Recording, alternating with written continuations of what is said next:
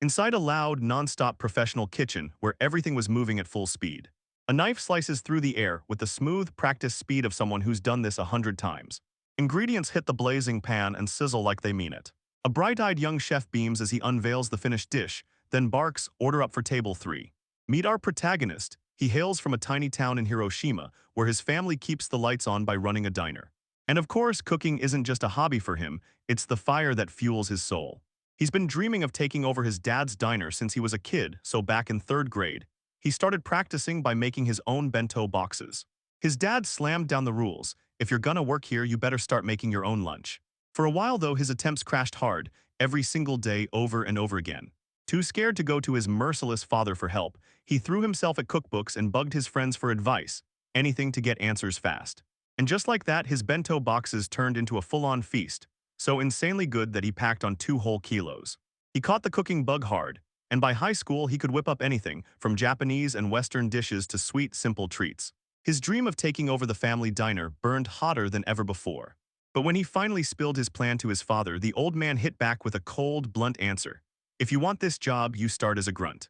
No special favors came his way, his life turned into a brutal grind. Up at 5 a.m. for PR then working until 10 p.m. after school. Endless dishwashing. But through that brutal training, his father pounded every single cooking rule into him until he had the soul of a real professional chef. Then graduation day rolls around and bam, his dad slaps him with one more bombshell: pack up and train somewhere else.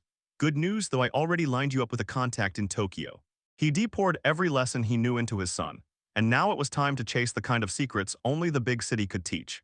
And just like that, the protagonist chef got shoved straight into Tokyo. His father had already handled it all, down to signing the apartment contract and getting him registered at City Hall, so there was no way he could say no. And just like that, everything changed. In spring at 18, his training in Tokyo kicked off. The job was merciless: grind from 5 a.m. to 10 p.m. 7 days a week. But when his days off finally hit, he dug into every yen he had and hunted down Tokyo's street food treasures, tasting his way through everything the city had to offer. But it never felt like a burden to him. Deep down, all he ever wanted was to cook, and that passion drove everything he did. A year later, the head chef leaned in and told him, "I've taught you everything, there's nothing more I can give you." And at 20 years old, he made up his mind. He'd rush back to Hiroshima and finally run his father's shop. Up until now, every single thing had gone perfectly, just like we planned. He charged onto the bullet train for the ride home. But the moment he planted his foot on the train's threshold, his eyes popped wide with pure shock. He didn't even move ahead, he just slid straight through like he wasn't there, shooting down into a bottomless sea of darkness. His world whirled wildly as he plunged quicker and quicker, until even the light vanished and everything went black. When he opened his eyes, he jolted awake in a bed he didn't recognize. Like fate had just snapped the world in half and handed him a brand new second life.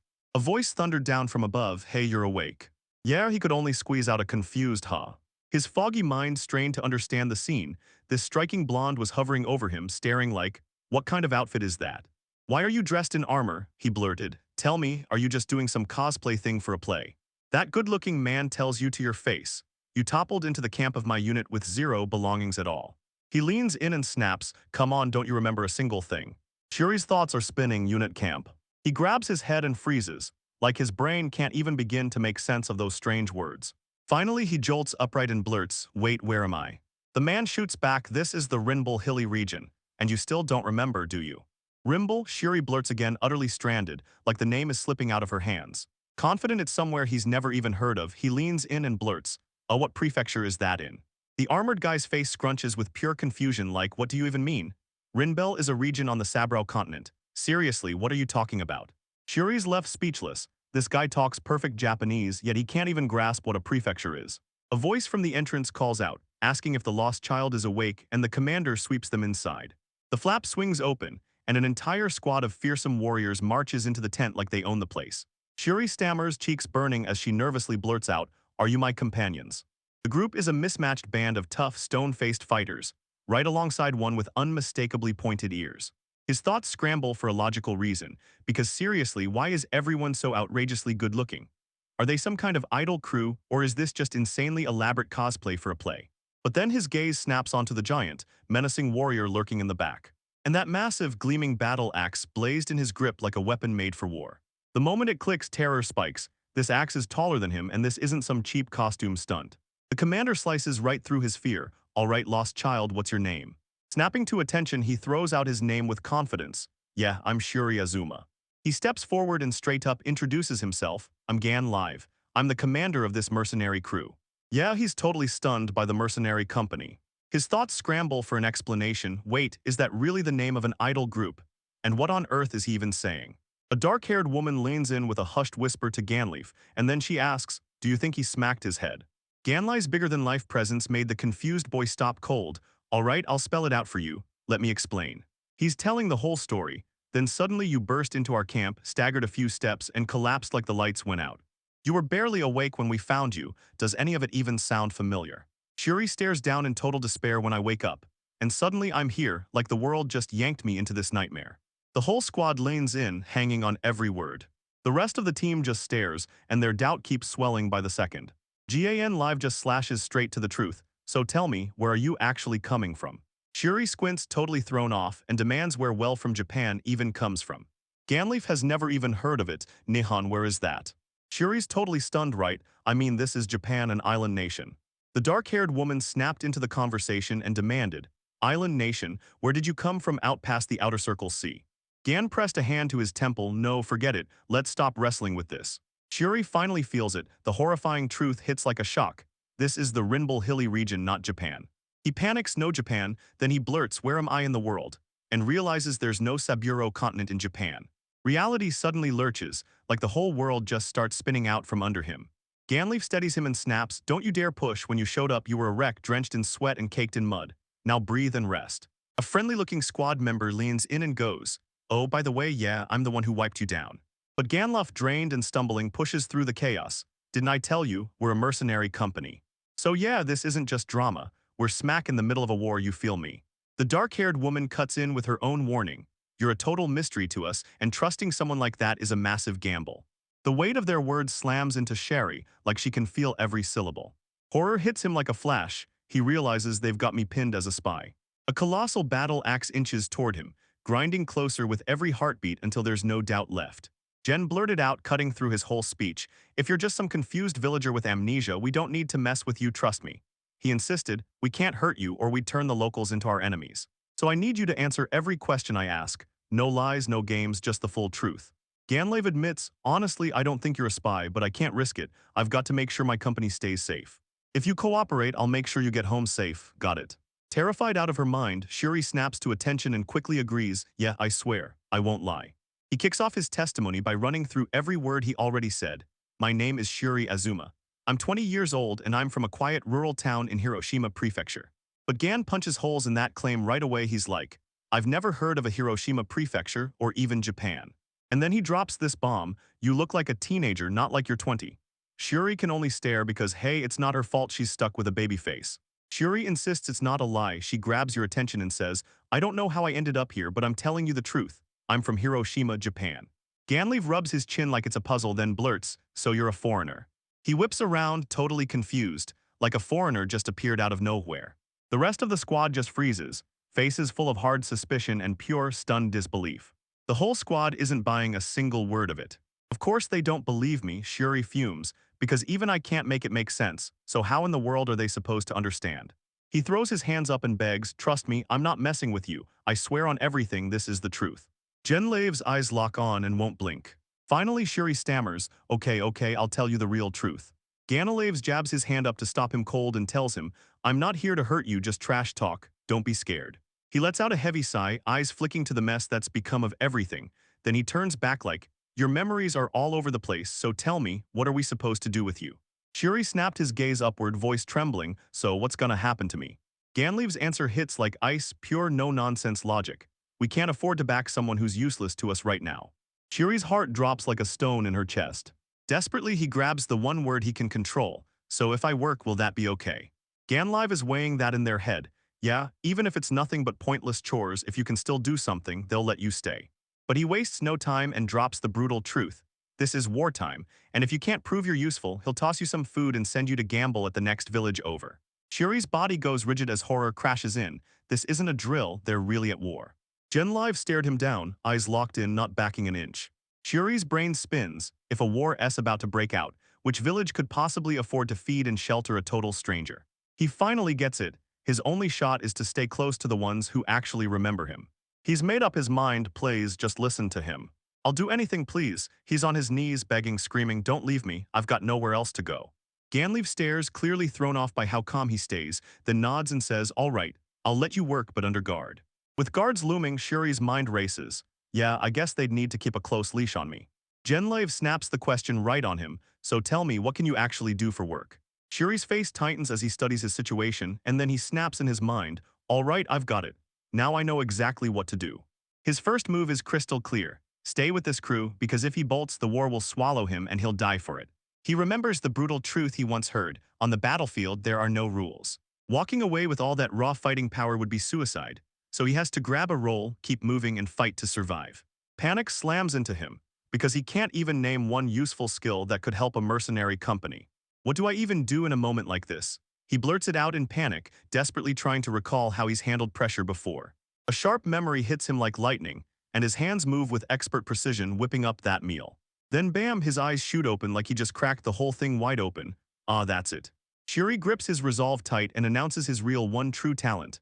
I want to cook. Genlei freezes. What did you just say? He snapped, his voice trembling with pure disbelief. Shuri shot him a nervous look, then repeated himself, I want to cook. Ganleaf's face snaps into shock. You can cook. He blurts, eyes blazing. Shuri nods. Yeah, she says, I've had plenty of training. Shuri's jaw drops as the hardened mercenary commander slams his fist up and roars. Yes. Yeah, he can only stand there, locked in that victory pose, just staring like it's the final boss of Smug. He whips his eyes around, and there it is. The whole squad is practically buzzing with excitement. What on earth has them this hyped? Ganleaf whips back to him with a huge grin. Oh, I've got the perfect job for you, you're gonna be our cook. Shuri is left totally speechless, staring like her whole world just froze. Shuri, the ultimate professional, immediately clocks the who's really in charge kitchen politics. Because come on, if someone else is already cooking, they're gonna feel it right. Ganleaf just lets out a tired sigh, and you can see the exhaustion written all over his face from it. It's way faster if I just show you, so come with me. He hustles Shuri out into a massive, roaring military encampment where banners whip overhead, each one stamped with a two-headed wolf crest. Shuri's eyes snap wide. This isn't training anymore, it's a full-on battlefield camp. He watches soldiers waste time playing cards, then sharpen their blades like they're ready to take heads, and you realize, yeah, this is a mercenary crew. With the squad flanking him, it finally hits. This isn't a drill, it's real. I might have just been dropped into another world. Then he looks around, and boom, this crazy crowd hits him, with hair in every wild color imaginable. GAN Live finally cuts them off right in front of a sketchy makeshift campfire, one pot dangling over the flames. With a deadly serious stare, the commander swings into action and declares, this is our kitchen. Shuri just freezes. Did she really walk into this kitchen like it's real? Ganley squirmed through a clumsy explanation. Our mercenary crew doesn't actually have a real designated cook. Shuri demands answers from the stunned cook, and all Ganleaf can do is groan helplessly. He admits it's on him, because any sane chef would never, ever choose to march onto a battlefield with those people. Another mercenary pipes up that the food's better and the streets are safer in town, but Shuri knows the truth. He has no choice but to trust these people. Ganlev admits they've got a cooking rotation, and honestly, at this point, anything that's even remotely edible is a major win. With the next battle breathing down their neck, the company's morale has hit rock bottom, and all they can do is starve in desperation, because they can't even cook up a decent meal for themselves. Ganlive sets the gauntlet, prove it. Cook me something you dare call delicious, and if I love it, I'll officially hire you. The gauntlet just hit the floor, now someone has to step up. A determined grin bursts across Shuri's face, got it. With his job hanging by a thread, Shuri dove into the workbench and thought, all right, let's see what I can build with this. He grabs his inventory, one pot, a ladle, and a knife, then hunts down the goods, onions, carrots, potatoes, butter, and flour. The absolute basics, all right, buckle up because this is where it all begins. There's milk, cheese, salt, and pepper, but with that tiny lineup, his confidence crumbles fast. He whips around to Ganleaf, a flicker of worry in his eyes, and demands, is this really all you've got? Ganleaf's face hardens. 3 months of war and our food is running on fumes. Tomorrow we're ending this battle. He tells them before the final fight we have to eat, but the soldier assigned to cooking today just throws in the towel, snapping that it's impossible.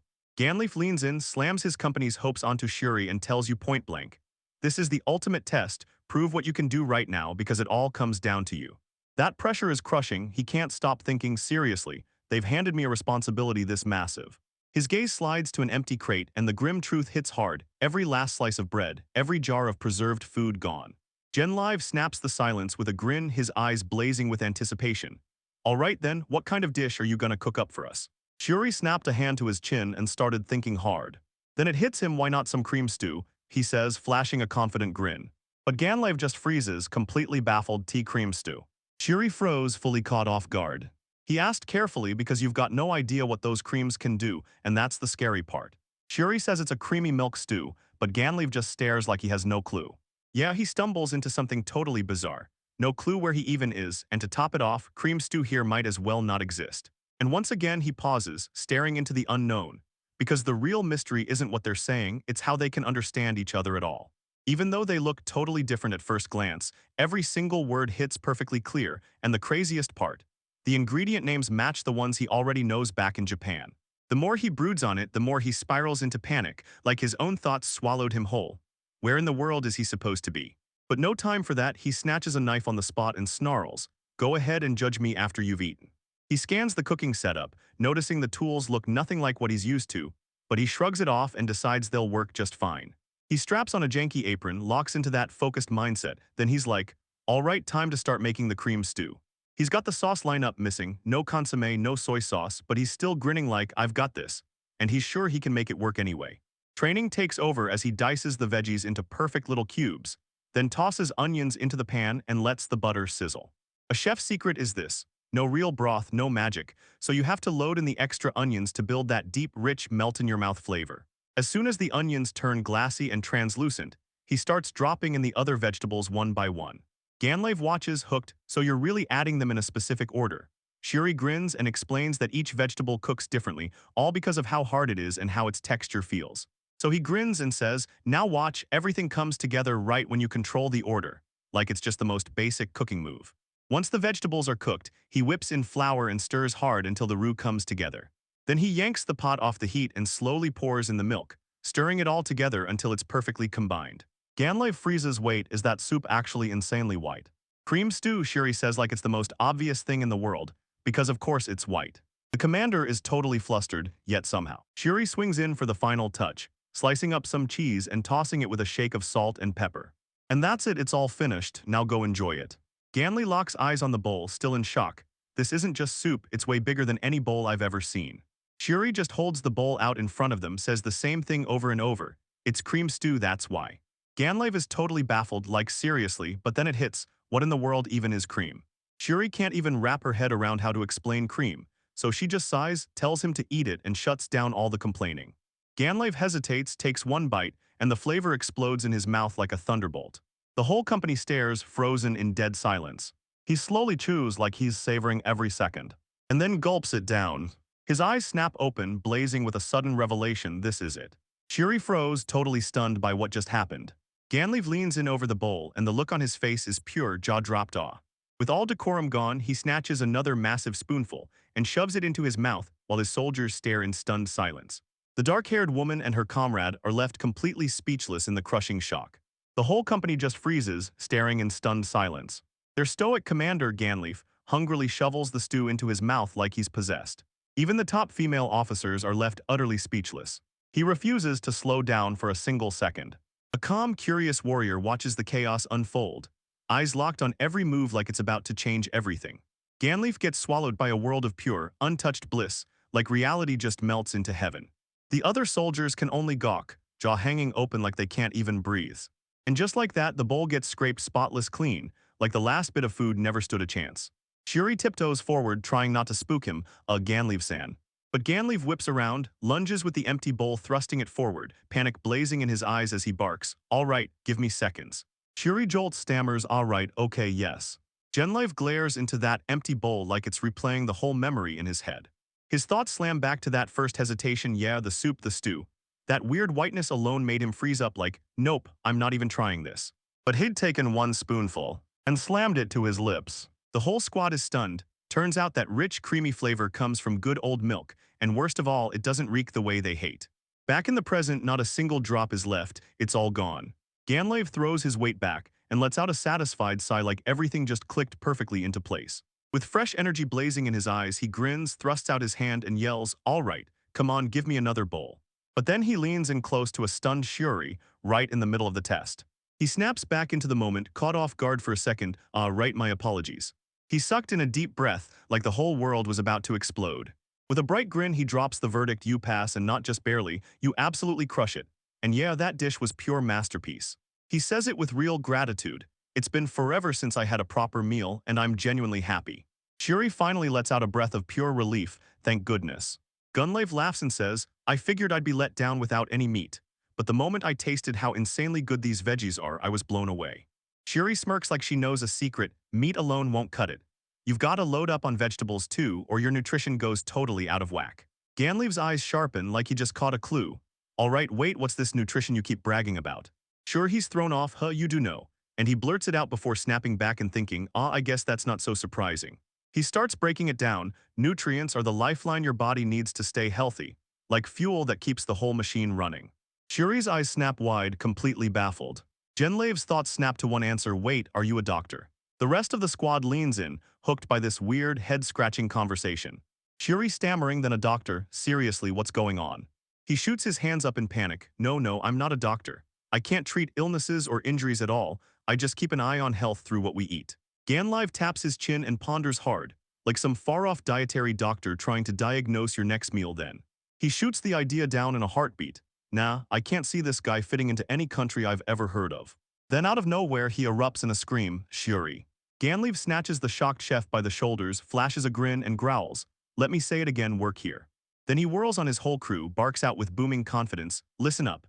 Starting right now, Shuri is our official cook, dig in, eat your fill and get your strength back. Right on cue, the whole mercenary crew erupts into a thunderous cheer. Ganleave locks in a hard handshake with Shuri grinning, welcome aboard, Shuri, I'm counting on you. But the narrator just slams the truth in our faces. This place is brutal and this world has only one law, war. Armies keep surging toward battle, tearing across the map for land, power, and the resources everyone wants. Commanders slam their fists and rally the troops, demanding a brutal blood sacrifice from their enemies.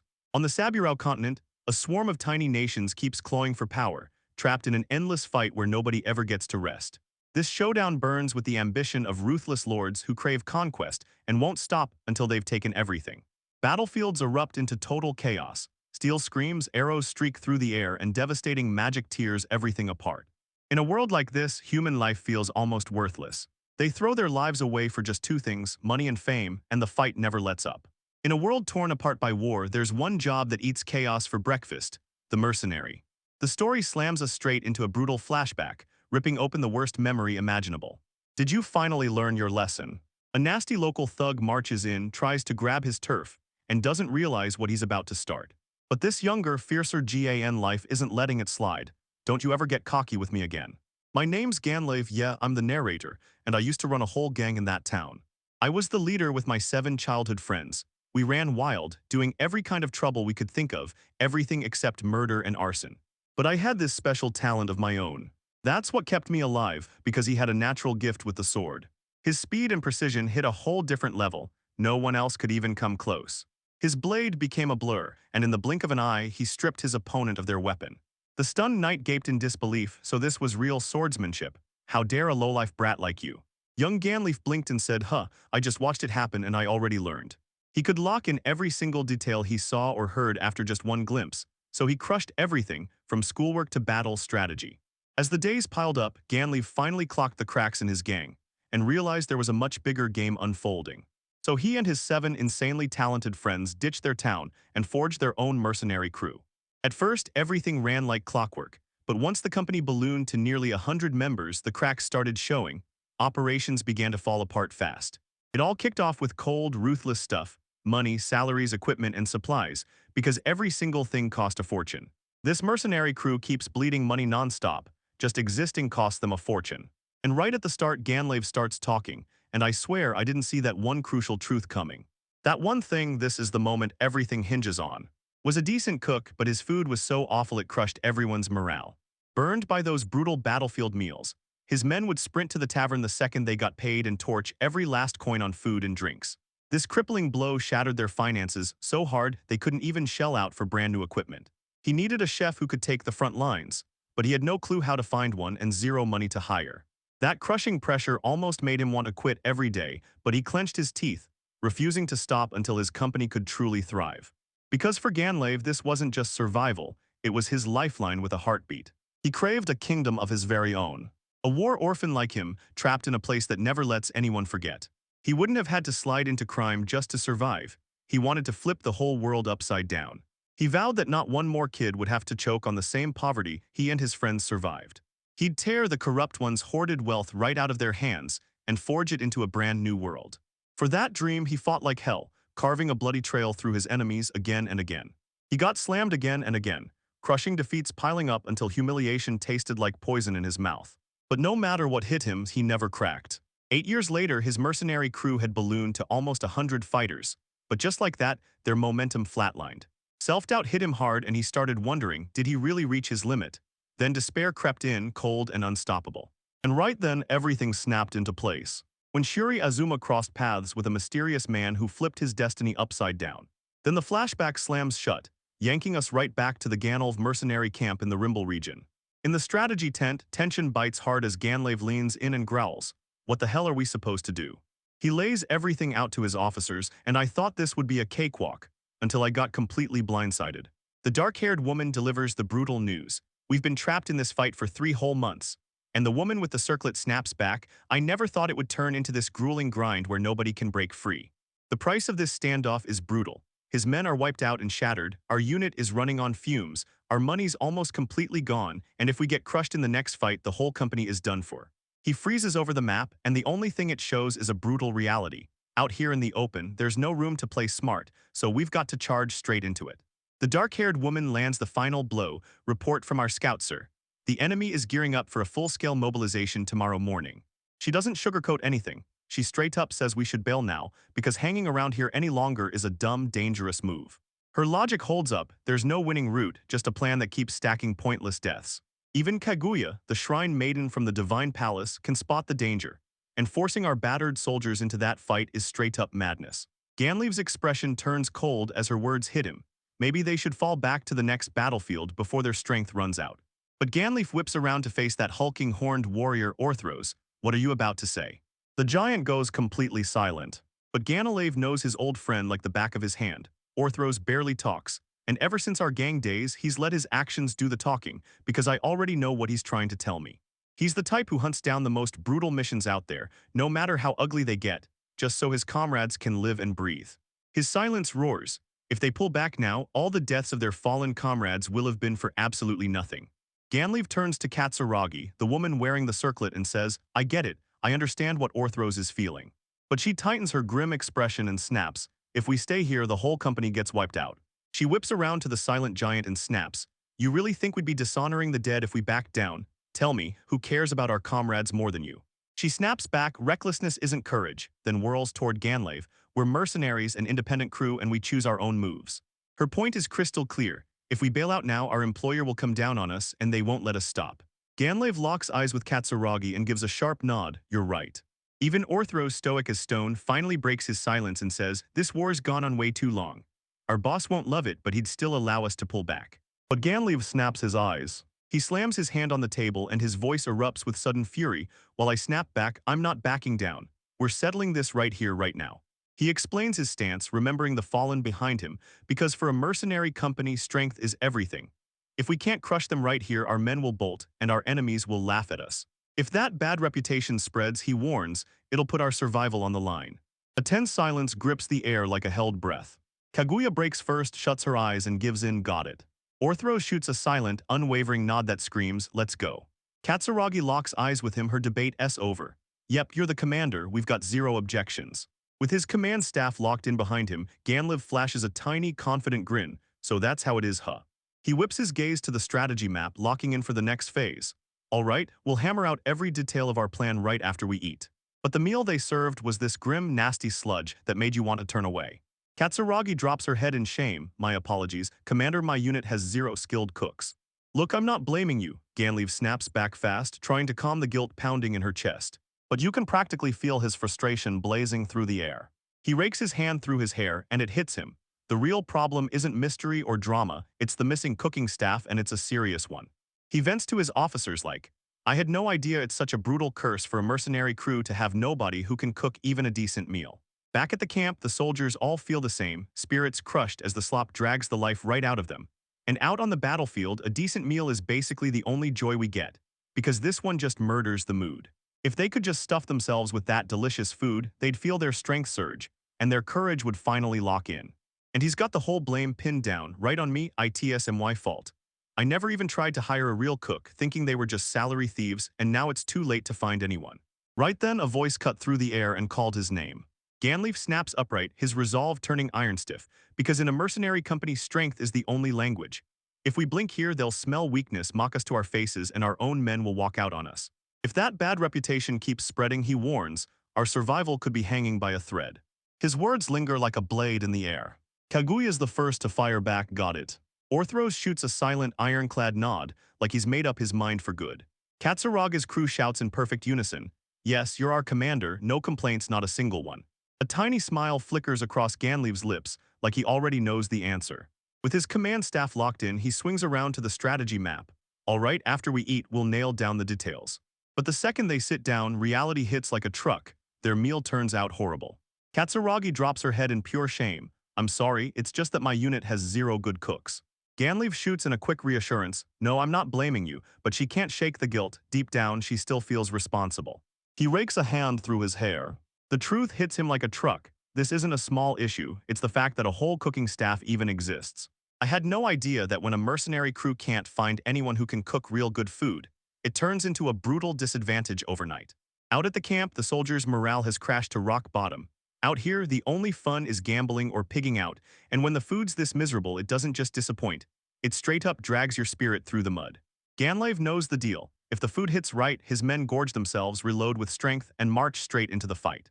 The truth hits him like a truck. This is all his fault. He'd shrugged off cooks as nothing but salary thieves, so he never even bothered to hire one, and now it's too late to recruit anyone.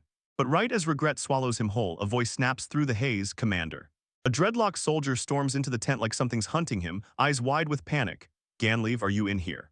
Ganleaf snaps back all riled up, Tag, why were you missing from the meeting? Tag is totally rattled, yeah, that's exactly how it goes. He whips the conversation away with wild hand gestures, forget it. Then he leans in like it's urgent, there's something you all have to see. He storms the command staff into the camp and blurts that it's a lost kid, pointing hard like he's sure, while Ganleaf just stares back, stuck on a confused huh. Ganleaf yanks a breath as he drags me all the way out here for this, thinking what's so off about this missing kid, but he can't quite nail it. Tag shoots back with insistence, worry creasing his face, because deep down he can't shake the feeling that something about them is seriously off. Ganleaf's eyes lock onto a tiny group clustered near the next tent, like something big is about to pop off. He crosses his arms and stares down with a heavy, exhausted sigh, then glares at them. You really weren't at the meeting either, huh? What are you, a bunch of strays? Kaguya, the shrine maiden, smirks like she knows a secret and chirps. All right, I'm curious, we're right in the middle of a battlefield after all. A female soldier with a ponytail tightens her gaze and I'm like, yeah, I'm curious too. Another woman flashes a grin and I'm instantly hooked. Anyone who just shows up out of nowhere like this is worth a long, hard look. Kaguya snaps to an exasperated Ganleaf, telling him, sure, they're troublemakers, but they've got talent and backbone. When it really matters, you can count on them to have our backs. Ganleaf sighs, waving a dismissive hand, fine, whatever. Show me that lost kid. He shoves the tent flap aside and freezes mid-step, like something just yanked the air out of the room. Inside, a black-haired young man is sprawled on a cot, knocked out cold. He looks way too young, his calm, almost childish face has no business being on a battlefield. Ganleaf freezes, staring at his own hand against his chin, completely baffled, because this situation is brutally hard to read. The rest of the officers swarmed around the tent, practically vibrating with curiosity to see what the whole commotion was all about. The female soldier with that creepy grin leans in and whispers, so he really is that weird, huh? The dark-haired officer wastes zero time, he slashes straight to the point. So tell me, from what direction did he suddenly appear? Tag's sweating bullets, looking on edge. Yeah, I know, but you're not gonna believe what happens next.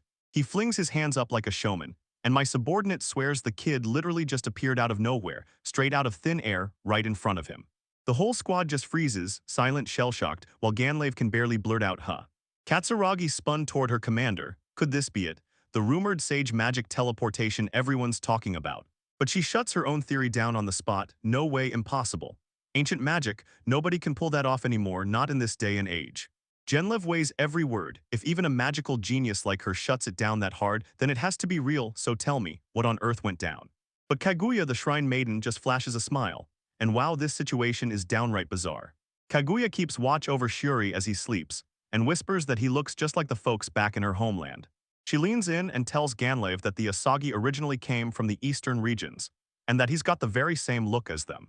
But she pauses, eyes narrowing like she's searching for the right words. And yet he's nothing like the people I know, how do I even explain that? She scans her comrades and suddenly catches the word, like he's locked in tighter than all of us. Ganlave can only repeat that eerie description, clinging to every strange detail. Katsuragi is still not convinced. What if he's just playing the part of some run-of-the-mill villager? But Tag won't have it. He says Tag looks way too frail for that, and the kicker is his hands have zero calluses. Kagya throws out yet another theory. Maybe he's the son of some wealthy merchant, because that kind of flawless skin doesn't come from nowhere. A red-haired soldier snaps her head side to side. She has no clue any merchant in town sells clothes like these. Another soldier jumps in, yeah, but what about royalty? That could explain how he got that polished upbringing. But Kaguya shuts it down. She's been in the Divine Palace for ages, and she's never once heard of a human like him. Ganlai's chest tightens. He finally realizes they've hit a dead end, and it feels like we're never getting answers. While Shuri sleeps, all they can do is watch in silence, because the longer they stare, the more confusing he gets. His face looks blank and his body screams not for fighting or any backbreaking work. Then Ganlai's attention snaps elsewhere, because his clothes aren't just different, they're downright not normal. A plain white shirt and blue trousers, nothing fancy at all, just the kind of outfit that screams ordinary. But when Ganlai leans in, his jaw drops. This is straight up impossible with today's tech, because the skill it takes isn't just better, it's on a whole different level. He stares at the collar, stunned. This shirt has no buttons and no collar at all, so how in the world is he supposed to shove his head through a hole that tiny? Every thread is woven like a masterpiece, smooth, tight, and flawless, while the stitching lands with precision so insane that it feels less like work and more like something divine. He's left totally stunned by the fabric, like what even is this material? It's gorgeous, tough as nails, and I've never seen anything like it in my life. A gut punch realization hits him. This single shirt could cash out big if we sold it through a guild, or better yet, spark a full-blown clothing revolution across the entire continent. Ganlai's gaze snaps to Shuri's trousers, and man, those aren't just any pants, they're the most valuable things in the whole world. He studies the design, and at first it only looks like plain blue, but then you realize that shade follows a carefully calculated rhythm. Every pocket is stitched into place to nail both style and purpose, and the whole thing feels genuinely flawless. The commander was dripping sweat, his brain totally shattered. This single set of clothes was pure treasure, like hundreds of years of future tech got squeezed into one insane outfit. A sharp-eyed swordswoman steps in, and I can't help it, he just feels like some strange outsider, like the air around him is warped, like he's from a whole different world. Ganlai sharpens every word, like she's staring into a whole different world. He leans down over the sleeping chef, and a sharp realization hits. Looks like I've snagged a real headache of a fellow. Kaguya smirks at Shuri's clueless face. Somehow he's the only one who can sleep that soundly, and no way is he a spy or a scout. Tag, the soldier who found him, says, the moment he showed up, he looked wrecked, drenched in sweat and mud. I wiped him down myself, and when he finally slept, his color came roaring back. Ganlai whips around to his most trusted buddy, Orthros. Tell me, what do you think? The hulking warrior stood there, completely silent. The eye-patch man speaks up, and honestly, I can't feel a lick of hostility in him, so I'm pretty sure we're not about to put him down. Ganlai swivels his focus to the red-haired woman, and honestly, Ruru, now you're staring at his clothes, aren't you? Ruru, the expert in all of this, calls it out, down to the sewing craft, the cloth itself, even stuff I've never seen before. And she says it probably isn't made from any animal or plant fiber. So what in the world is this material? The eye-patched man just stands there shell-shocked, because even Ruru, our resident invention maniac, apparently doesn't know. A sudden realization hits Kaguya like a bolt of lightning. She gasps, could it really be him, the one they swore was born from the legends? Her mind races with dangerous possibilities. Wait, that's too fast. But if we ignore this and the Divine Palace learns the truth, they'll come for us and try to silence everyone. Ganlai snaps into action, catching Kaguya's distress. What's wrong? Tell me, does this somehow link to the Divine Palace? She snaps herself back together. No, she's fine, just nothing at all. But she locks it away in her mind. Later, she'll grill him about it. Once the meeting wraps up, Ganlai steps straight to their guest and says, all right, I'll handle this, go wait outside. The next morning, Shuri finally drags herself awake, only to find the commander staring right there. Oh, you're up. As his vision finally clears, he realizes this isn't just GAN life. Every command staff member is gathered around, staring him down like they've been waiting for him. Trying to piece it all together, Shuri blurts the only question that makes sense to him. This is Japan, right? Japan, the island nation. That island nation hits them like a thunderclap. Ganlai blurts it out and Kaguya gasps, an island nation? Your Excellency, did he sail in from across the outer sea? The rest of the squad is frozen in pure, total shock. The razor-sharp swordswoman stares in shock. There's no way he crossed that sea. Another officer snaps her head away like she can't believe it. I've never heard anything like that in my life. Tag can't shake the crushing implication, so wait, are you telling me there's another continent out there besides this one? Katsuragi shoots back, rock solid and sure of himself. No, I've never heard a story like that in my life. Ganlave breaks it down. The outer sea is this enormous ocean ringing the whole continent, stretching so far it feels endless. Our land is hemmed in on all four sides by that sea, but no matter what, you can't set foot out there. Because this place is ruled by savage storms and brutal sea monsters that trap us in place for good. He whips around to Shuri and it hits him. If this kid truly crawled here from a beyond world, then this isn't just big, it's world-shattering. The consequences are absolutely mind-blowing. Ganlave rubs his head like his thoughts are melting, totally overwhelmed. If that's really true, my brain can't even begin to process it. He decides to shut everything down and really ground himself by recapping what they know for sure. All right, time for a recap. This guy's name is Shuri Azuma. He's from an island nation called Nihon from Hiroshima Prefecture. And get this, he's insisting he's only 20 years old, like that's totally unbelievable. But Katsuragi can't stop obsessing over one thing. He's our age, yet somehow his skin stays impossibly smooth. How does he do it? For now, Jen pushes the massive questions to the back of his mind. Fine, focus up. We've got to figure out what to do next, starting right now. Ganleaf weighs his choices, and the plan sounds simple: send him back. But we can't do it because we don't even know where home is for him. The next move is simple: just toss him out and be done with it, because that's the fastest way to end this. Shuri grips her nerves as Ganlave keeps talking to himself, and she can't afford even a second of extra baggage. He leans back and studies the boy, and I'm left with this one clear impression after talking with him. He's not just inexperienced, he's painfully naive, like his brain can't see what's right in front of him. A faint smile curls on his lips because he's not a bad guy. And if I left him out here to die, I know I wouldn't be able to sleep a wink. His eyes harden with pure determination, so yeah, the only move left is hiring him. We're gonna throw him straight into the camp, making him handle every last odd job. A fist tightens into a hard, trembling clench. Shuri dropped to a desperate bow. Please, I'll do whatever you ask, just don't leave me here. Genleif watches him stare off in thought, and somehow he's weirdly calm about the whole thing. Once the decision's locked in, Tag doesn't waste a second. He hits the real question. All right, so which unit are we throwing him into? Ruru shuts down the idea on the spot. Not with me. She shuts me down with one cold sentence. No space in her unit for anyone who can't hack magic engineering. Katsuragi shuts that down too. My unit's a no-go as well. We're all women, so if we add some guy who can't use magic, it'll just spark trouble. Ganlive gets it, because their units are packed with razor-sharp mages and magic engineers, not some random guy you can just toss in. A smug officer lights up with his cigarette holder, then chimes in. My unit refuses too. We're special ops and he knows it. Again, the size and the rules are ironclad. Put it that way, it'd be downright weird to drag a non-combatant into the mix. His eyes slide over the hulking Orthros like they're sizing up a monster. But Orthro just rams his massive helmet with a violent shake. So your unit's out too, Ganley of size of course. And the 2nd Infantry, pure frontline steel, there's just no way Shuri can make that work. He even shuts down his own unit when he realizes Shuri probably can't ride a horse. Dark-haired intelligence chief snaps her head side to side. My unit's impossible too. Alright, Ganley finally admits it. Turns out the intel unit isn't the right match either. The sharp-eyed woman darts her gaze between herself and Tag, so it comes down to whose move it is. Yours or mine. Tag snaps into instant panic. No way, this is impossible, my unit can't be. But the sword-wielding woman just coolly says, if he's only an archer, we'll handle it. My unit can take care of his weapon training. Ganleve's eyes widen in pure shock. A terrifying grin flashes across her face, then she declares, we're training him Spartan style. Ganleve shoots the idea down on the spot, shutting it with a hard no, because if they put him in her unit, Shuri is going to die. With the final combat unit cut out, Ganleve realizes there's no one left, so all that remains is Tag's unit and Shuri's hope shatters. But right when it feels like everything's about to fall apart, yeah, he finally stands up for himself, and I'm like, all right, I'm cooking. A flicker of hope bursts to life in Ganleve's eyes. He whirls around, disbelief blasting out of his voice. You can cook.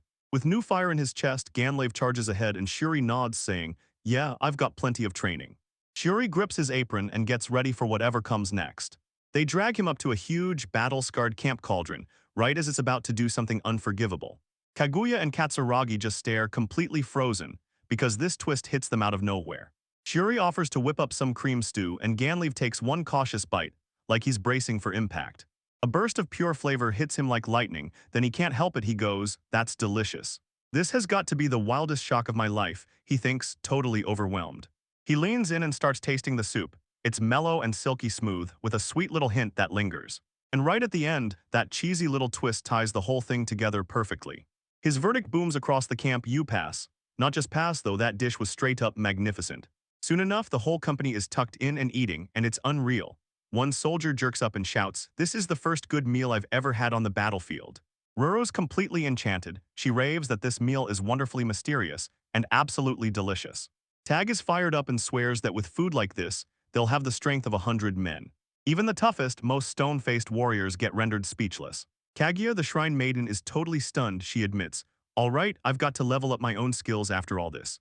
Even the magical prodigy Katsuragi can't help blushing as he admits, "Yeah, I've still got a lot to learn from you." The sharp-eyed swordswoman flashes a grin, "This is delicious." While another soldier whispers, "You don't see Ruru this satisfied very often." Ruru savored every bite, then dropped the real takeaway: food that tastes good is just delicious. The sword-wielding woman nods fast, like her soul's already cheering, "You're right. Good food is good food, and that's all that matters." The whole command staff, once split over what should happen to Shuri, now hangs together like a family, bonded by one jaw-dropping meal. And again, he leaves those watches behind, like a warning written in time. I caught myself thinking because I swear, I've never laid eyes on anything this weird on a plate before. Just as he serves up more food, Kaguya's suspicion flares back up with fresh force. Maybe his tale about coming from across the sea isn't a lie after all. Genlev's mind is in overdrive. If this food is a peek at secret knowledge that came from beyond the sea, then Shuri is pure gold and he can't be lost. I've got to protect him, he steels himself, with everything I've got. With what Gantlev knows and what he's seen him pull off, he figures there's no way he should be doing anything else. He whips around to a flustered Shuri and blurts, "You showed up at the perfect moment. This food is the best. Thank you." The whole camp explodes into cheers, circling their brand new hero chef like he just saved the day. Ganlev's face lights up with a warm, determined smile. Suddenly, a hard hand clamps onto Shuri's shoulder. Ganlev yanked him in close and snapped, "Welcome, Shuri. You're my go-to from now on." Shuri freezes in shock. Ganleveson. The commander's eyes blaze with pure warmth and real excitement. Shuri pauses, processing the offer like it just hit her in the chest. With a dazzling smile, he nods and accepts. "Got it, I'll be in your care." Ganlev stared down at Shuri, his brand new chef, and said, "All right, starting now, you're the one who's gonna feed us and keep the whole crew running." And this tiny agreement sparked a legendary journey, one that would echo through generations like a hero's bedtime story. The narrator hits you with the truth. The Sabero continent got hammered for a full century, crushed by non-stop war. An era of relentless slaughter, the dark age of war, where the ground itself soaked up blood until it all ran red. But this age of darkness wasn't meant to last. It was doomed to break sooner or later. Then the moment the man destined to rule as the Continental King showed up, Ganlev Danjua Blairda, everything changed. He became the first king of the unified Ganlev kingdom. This unstoppable hero clawed his way through every hardship until he was hailed as mankind's first and last great hero king. And his legendary deeds refused to fade. One day, a retainer slipped up to the king on his throne and demanded, "Majesty, how did you crush the age of war? Was it your genius military plan, your magnetic charisma, or your flawless diplomacy?" Everyone in the court leaned forward, desperate for you to lay out some massive heroic moment. But King Ganlev only. That one single bowl of stew was the thing that slammed the war shut forever. While the court spun in confusion, the king pressed on, sure that military power matters and so does charisma and diplomacy, because that's exactly how you forge a great nation. But the real truth is way more basic, and it demands something deeper. What people really need is one mouthwatering meal, 3 good meals a day that settles the soul, so they finally get the peace of mind to see the world clearly. And that's what he swore this stew ended the war. A warm, bittersweet spark flickered in his eyes, something I learned from my friend.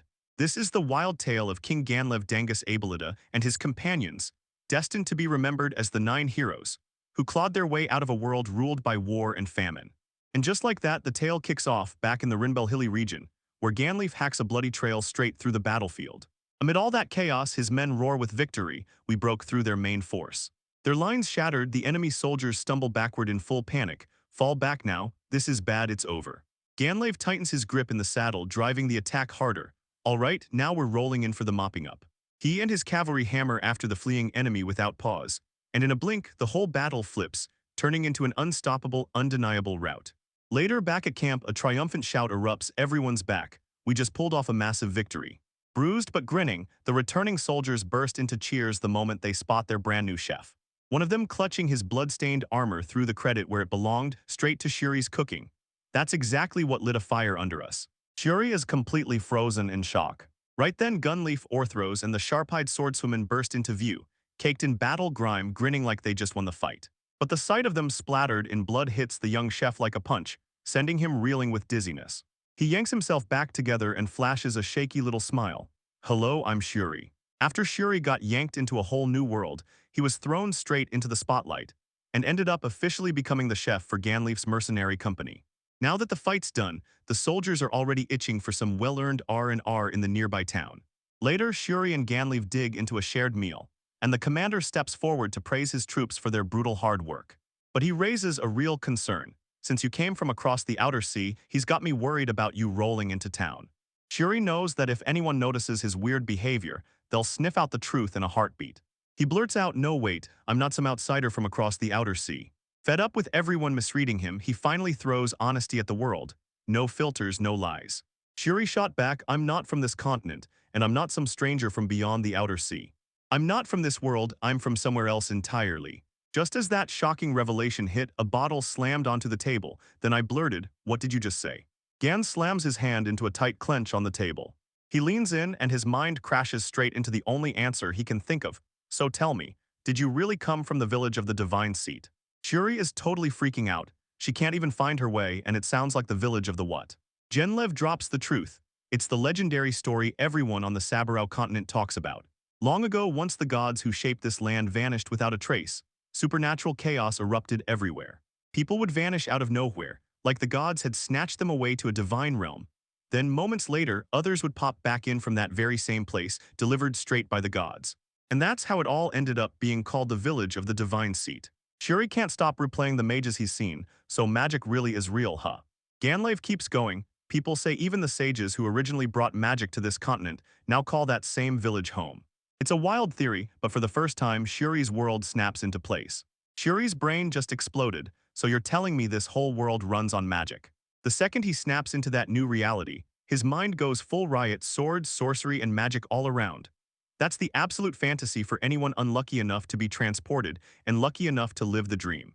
A spark ignites in his eyes, and if this is anything like the manga and anime I've binge-watched, then I'm sitting on a hidden magical talent. Ganleaf slams it shut on the spot. Yeah, you've got zero talent for magic. Ruru and the others already checked. And just like that, all his dreams shattered into nothing. Don't sink like that, Ganleaf tells him, pushing him to breathe.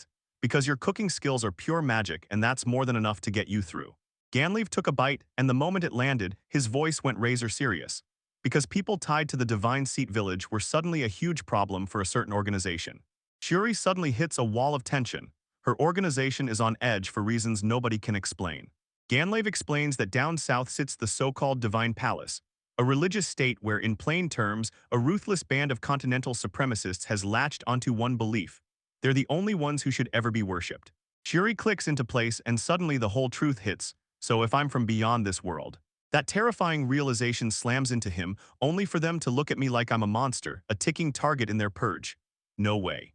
But Ganleaf just grins. Don't sweat it, there's no way they'll sniff out your special knowledge.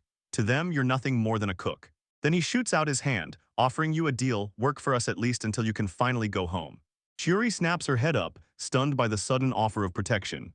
Ganleaf wears a calm, reassuring smile that settles everyone's nerves. Shuri's face lights up the second he accepts. Then he grins, saying, of course I'll repay you for taking me in. Ganleaf takes a sip of his drink, and that's why I can't bring you to a town just yet. Tell me, what do you want in return for your work? Shuri takes a quick moment to herself, thanks.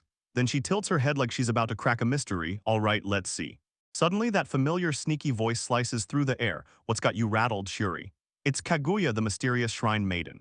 Shuri snaps her head toward her, squinting like she's trying to catch the right name. Wait, you were with Ganlev, right? She pauses, then blurts, Azajisen. Kaguya gives him a sly, knowing smile, and with it comes the truth. I'm the captain of the Special Operations Unit, and I'm also a childhood friend of Ganlev's. His gaze snaps to her daring outfit, and he sputters, SS Special Operations. She leans in with a teasing pull on her top, like she's daring him to blink. So what's the problem? You want a closer look, don't you? Shuri's completely flustered. He waves his hands like crazy. No, I'm fine. I was just searching for Ruru's tent. Kaguya's grin stretches wider. So you're saying you're into Ruru's type, huh? He puffs out his cheeks, utterly fed up. Can you please stop steering this conversation into the weirdest direction? She bursts out laughing at his reaction, and honestly, tormenting someone that innocent is just way too much fun. After all that fun, she finally swings him toward his destination. Ruru's tent is right over there, can't miss it. Nervous as a heartbeat, Shuri obeys Kaguya's orders and slips a peek into the tent. Excuse me, Ruru-san. In a workshop packed with books and bizarre gadgets, Ruru snaps her head up from her chair. Huh, and there it is, Shuri. She doesn't even look shocked to see him. And honestly, I've already gotten the full rundown from Ganleaf. Shuri's face brightens with a hopeful grin. Thank goodness. I was really hoping you could whip up some cooking utensils for me. Turns out Ganleaf had already filled him in on everything, explaining that the tools in this world are nothing like what Shuri's used to. Ganleaf dubbed Ruru's craft *** magic engineering ***, a spell-driven technique that reshapes objects and can even load them up with wild special powers. And Ruru, he told me, is the captain of the whole magic engineering unit. Right here in the present, Ruru studies Shuri's rough sketches and just freezes, because a kitchen knife, a cutting board, and a frying pan. Shuri shoots down the idea instantly. No soup goes in that pot. It's made for grilling and stir-frying only. Ruru's not buying it at all. Do you seriously need a cutting board, or does this unit already have one? Shuri demands we keep every ingredient spotless, but this unit's board is a joke. Too hard to lug around and impossible to clean, so I need something actually useful. He straight up declares it's totally unusable. He shudders as he replays yesterday's nightmare, the moldy, blackened board they shoved into his hands.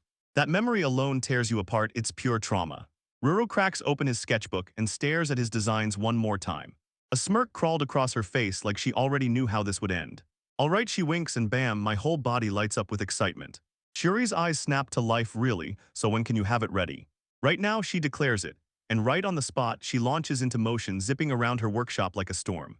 With a thunderous thud, she slams a chunk of raw ore and a heavy block of wood onto her workbench. Shuri just stares, totally baffled. Metal and wood, why are they even using that? First up, Ruru snaps, clutching the kitchen knife as a vicious dark magic aura swallows the raw ore in her hands. She starts crushing and reshaping the solid metal like it's nothing but clay. Shuri's jaw drops in pure, heart-stopping disbelief. What kind of monstrous strength is he even yelling about, until it hits him like a lightning bolt? This has to be the power of magic. Ruru leans in, eyes locked, and spills the details. First I knead it and pour in magic, she says, and that's how the metal turns rock hard. Shuri's jaw drops. Wait, you can just crank up hardness with magic like it's nothing. Then he drops his own know-how. Back in my world, we toss in carbon and crank up the heat to burn off the impurities. Ruru abruptly freezes in the middle of everything, and her full focus shatters into nothing. The invention maniac just stares, completely thrown off. What do you mean? Ruru leans in fast, eyes wide with shock and blazing curiosity. Hold up, what you just said, I need you to explain it. Shuri, rattled by his intensity, blurts out, I'm no expert, but raw metal is stuffed with impurities, you know. He breaks it down step by step. First you crank up a furnace, blast it until it heats to the exact melting points, and watch each material liquefy as it hits its limit. Ruru's brain was trying to wrap its head around the alien idea that melting has a specific temperature. One number, where something finally turns from solid to liquid. Shuri kicked it off, and then I spilled every scrap of science I could still remember. He continues. She mutters under her breath, piecing it all together. Then something suddenly snaps and burns, and it spits out carbon dioxide. Suddenly her eyes blaze with realization, and I can't help but think, wow, this is insanely fascinating. She drops her gaze to the rough lump of raw ore she's been carving into. You hand it to Shuri, and she squints at it before saying, yeah, right now this is the same high-grade iron I've been using. Ruru leans in and stares at the ore like it owes her answers. Yet, from what you told me, the continent's magic engineering is still rough, so this iron's gotta be packed with impurities. So she snaps her head back to her workbench and says, all right, then I'll just take them off. Ruru's eyes blaze with pure resolve as she slams her hands onto the ore, and it erupts with a deadly, dark glow. Her hands blazed with magical power as she demanded that solid metal. Shuri stared in total disbelief as she yanked the dark, unwanted stuff straight out of the iron, so those are the impurities. Panting from the effort, she mutters, just mix in the carbon, mix it in, like it's the only way to make it work. With a blink, a flawless, shining steel ingot drops onto the table like magic. Shuri was completely stunned. Wow, what a gorgeous finish. That was incredible, Ruru. She puffs her chest up like she owns the whole sky, pride blazing in every breath. Heck yeah, you get it, she says, dragging out a tired grin that somehow still screams I won. Ruru is straight up incredible, so Shuri thanks himself, like he's the reason it all happened. His face lights up, brimming with unfiltered admiration. Alright, Ruru-san, he blurts it out as he lays his designs on the table. Can you make these for me? And right away, she nods with total confidence, ready to do it. Time drags on, then suddenly it's later. Ruru hands over a spotless frying pan and a real chef's knife like a pro. Shuri's jaw drops. This is unreal. With these I can finally cook to my heart's content. But that effort absolutely crushed her, she groans. I'm done, I'm completely wiped. And honestly, your requests were way too specific. But the second Shuri snatches the knife, his whole attitude flips. He snaps that it won't cut right and Ruru's left reeling because he's way too picky about his tools. The moment his critique kicks off, something's warped. He points straight at a tiny microscopic flaw and declares it like proof. Look, I know I've put you through hell, Shuri, she says with the focus of a master craftsman, but can you tweak it just a little bit more for me? To snap the tension, Shuri whips her gaze across her messy workshop, then she shoots you a curious question. So what do you normally build? Ruru's exhaustion evaporates the second she springs back to life. Glad you asked. With a bold thumbs up, she declares that magic engineering is her true obsession, and she's living for the next wild thing she's about to build. She proudly holds up a tiny, fancy, ornate card and says, look, this little piece of paper can send your voice anywhere, anytime. But when Shuri gives it a test run, she laughs it off and admits, yeah, it's still a work in progress. It's basically just a megaphone for now. Undeterred, she shoves another invention into his hands.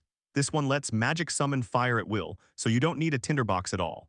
But here's the catch, she sighs like she's already lost, because magicless people simply can't use it. Shuri then spots a floating board. He blurts out, a flying one.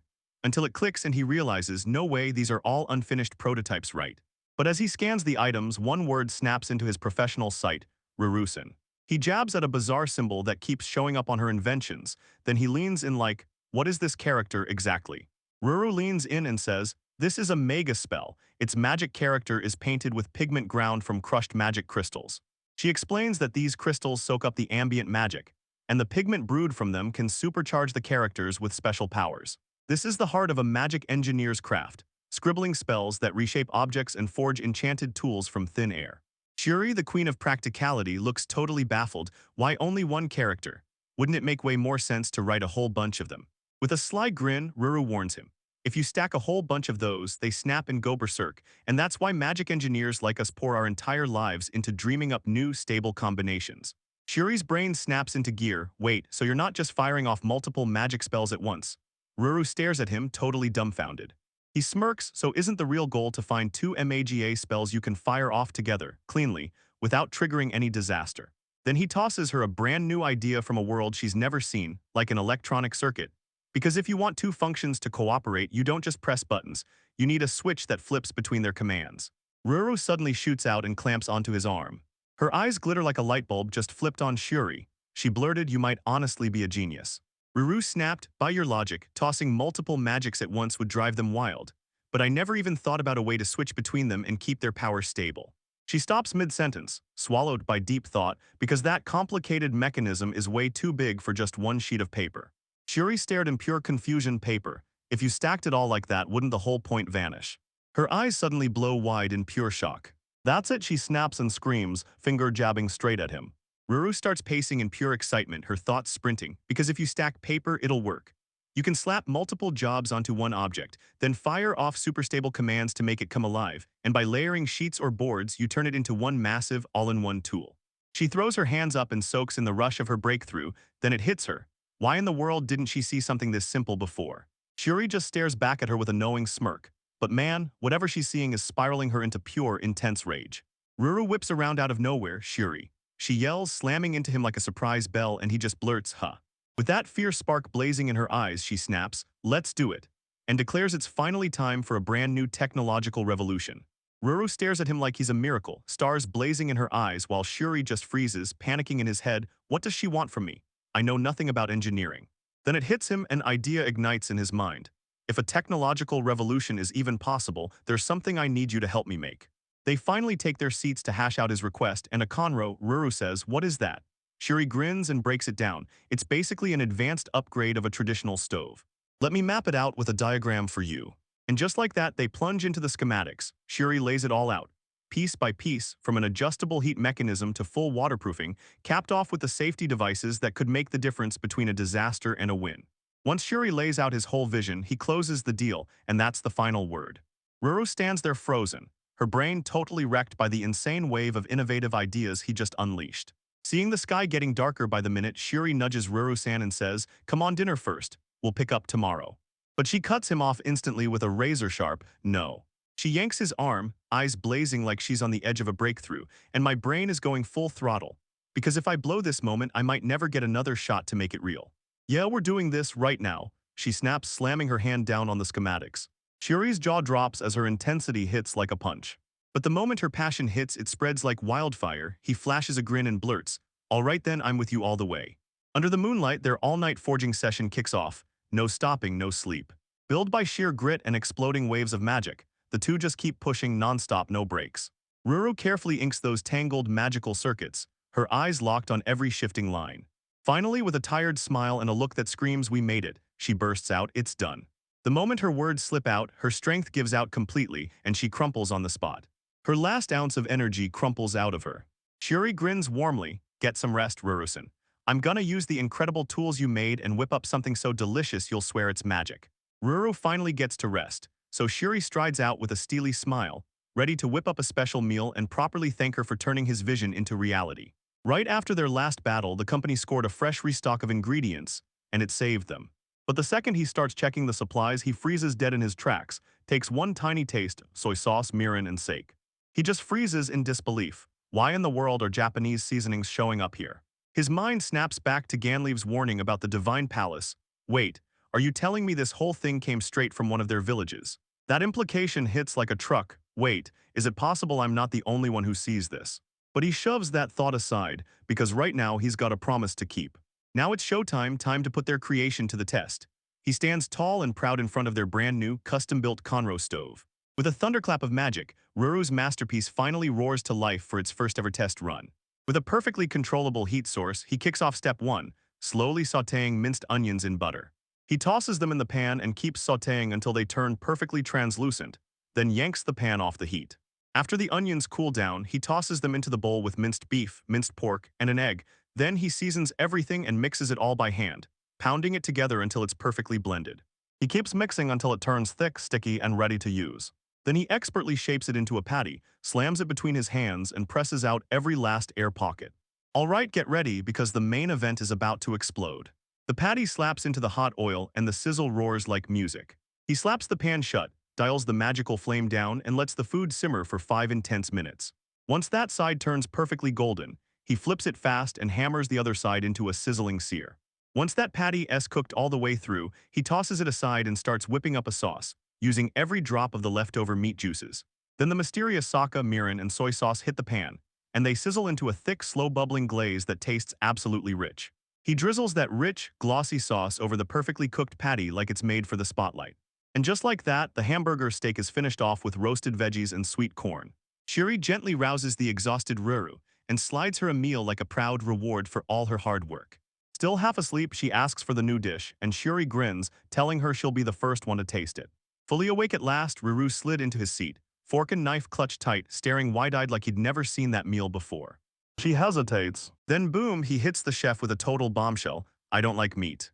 Shuri freezes in shock, then blurts out, "Wait, what is it about meat that you hate so much?" Ruru inhales the air like a detective, her instincts buzzing, because it's almost always the scent that messes her up. But this time she smiles with full confidence and declares, "This'll be fine." Shuri tells everyone the sauce is packed with garlic, soy sauce, and mirin, so it hits deep with flavor and shuts down that nasty meaty smell for good. With that, Ruru dives in and slices into the juicy steak. She raises the first bite to her mouth, and you can see it, nervous jitters and wild anticipation crashing together in her eyes. She bites down hard, chewing thoughtfully, and swallows. Her eyes snap wide with pure, unstoppable joy. "It's delicious," she blurts out. She dives right back in and snatches another bite without hesitation. She can't stop blurting out, "This is amazing," shocked that she's actually loving the meat. Shuri grins, and you can practically feel the weight lift off her shoulders, relief and pride pouring out of her like sunshine. "I'm so glad." Shuri flashes a smile and tells you, as a chef, nothing hits harder than turning someone's hated food into a meal they finally start loving. With eyes blazing bright, Ruru scoots her now empty plate forward and cheers, "Seconds, please." Shuri lets out a delighted chuckle, thrilled to help. "Sure, you'll get it, but you've got to wait just a tiny bit longer." "Don't rush," she says, grinning so hard you can practically feel the excitement buzzing off her. And just like that, everything shifted. Shuri just kept cooking hamburger steaks non-stop, like he couldn't stop, until the rest of the company finally came back, and he even started to worry that Ruru might stuff herself too much. He even dives into plans for their next project, a food processing machine, so he can whip up healthier stuff like tofu burgers. Ruru juts her chin and puffs out her chest with a cocky grin. Leave it to me. Yeah, Ruru's a real genius. My name's not famous yet, she declares, chin high, but trust me, I'm going to carve my name into history. She lays it out clearly. Her gift, magic engineering, isn't just another spell, it's a whole different kind of power, nothing like strict sorcery. Magic, she says, is the art of bending your own power, pulling wonders from nothing like they just appeared out of thin air. Magic engineering pours that power into an object, rewiring what it is, reshaping it and hardening it from the inside out. Sorcery snaps the impossible into existence, bringing life from pure nothingness. Magic engineering is worthless if it can't plug into a real physical medium. Ruru blurts that she once yearned to be a sorceress, but once she found her way as an engineer, she knew that path fit her way better. So she threw herself into her craft, spending her days buried in books and burning through trial and error until she finally invented something that worked. For Ruru, it felt like pure joy, but for Ganlave, those same moments turned into non-stop headaches. Ruru's skills proved absolutely priceless, whether it meant building rock-solid fortifications for the company or tackling any mission that needed muscle and brains. Her research and development ate up astronomical money, and it became a non-stop nightmare for Ganlave. He had to juggle strategy and even the accounting all by himself. He'd get caught staring at her expense reports, grimacing like it hurt, and out in the shadows Ruru watched, guilt chewing him up from the inside. Ganlave couldn't shake the worry off her chest. Let's be real, most of her inventions are still miles away from actually working. That only cranked up Ruru's impatience. She threw herself at the problem with everything she had, desperate to forge something useful for the company, until she pushed past every limit she had. Suddenly, a voice sliced through her thoughts, all while the cooking utensils clattered. It was Ganleo. Shuri's hometown tools were nothing like ours, he said, and then he leaned in. I need you to make exactly what he wants. Shuri just joined the crew and she's our new cook. And his food, I've never tasted anything better in my life. But Ruru confessed that she'd been too nervous even to talk to him. She kept watching him from a distance, and the whole time he felt impossibly mysterious. Then he cooked, and his skills were on a different planet, to the point it honestly intimidated her. Ganlave just grinned at him like, hey, don't drag yourself down over this. Honestly, forget Ruru. If you give him a chance, you'll probably find him way more fun to talk to. Wait, what do you mean? She blurted out, still not fully believing it. You'll see, he said, flashing that knowing smile like he already had the ending in his pocket. Ruru finally admits that back then, she had zero clue what Ganlave was even talking about. But she was seconds away from the truth, and it was about to hit her like a punch. When Shuri first asked Ruru for a knife, a cutting board, and a frying pan, Ruru's excitement crashed. She wanted to build huge inventions, not dumb little cooking tools. But the moment she leaned in and stared at Shuri's blueprints closer, she stared at the tools, and every shape and idea on them felt brand new, like nothing she'd ever seen or even imagined before. She watched his obsession never waver, and suddenly it hit her. Shuri wasn't just cooking dinner, he was a master craftsman, built to create the perfect tools for the job. A sly grin tugged at her lips. Just like Ganlave promised, talking to Shuri was seriously addictive. And it didn't even slow down for a second. Shuri casually started laying out how his world works, like how you can mix carbon into metal and completely change it, or blasting it with heat to burn away every last impurity. In this world, only blacksmiths and weaponsmiths had the power to use techniques like these. Ruru's brain just short-circuited. Wait, hold up, explain it to me right now. He just spilled a trade secret that everyone thought was locked away forever. So hush hush, Ruru even got booted from a forge once, because she tried to dig into how it worked. To Ruru, Shuri's knowledge felt like an unbeatable treasure chest of alien ideas, stuff nobody had ever heard before. Pelted him with questions, she demanded to know what metal it was even made of. His reply only left her even more baffled. Atoms. Shuri plunges headfirst into a chemistry crash course, blasting the truth that every bit of matter is built from tiny atoms that snap together to make molecules. Ruru is totally swamped, like the world just slammed down on her. She starts firing off questions about what everything really is: the air, the earth, the water, and even the food they eat. And every time Shuri spoke, it felt like her next answer was even more mind-blowing than the one before. Staring at the iron ingot, she suddenly snaps into realization. Shuri's right. This continent's magic engineering is still crude, because the metal's riddled with impurities. The trick is simple: wipe them out. Even though it's her first shot at this kind of magic refinement, Shuri's know-how feels like a hand steering every spell she casts. She suddenly gets it. Magic engineering isn't about raw talent at all. It's about believing you can do it and going for it. Just like the legendary magic engineer Ultraria once said. And right then, everything finally clicks. She forges an ingot of equality so new it's never even been seen. Ruru Shuri can't believe it. He blurts out in awe, staring at the brand new pan, and says, With this, I'm about to whip up dishes that will be ridiculously satisfying.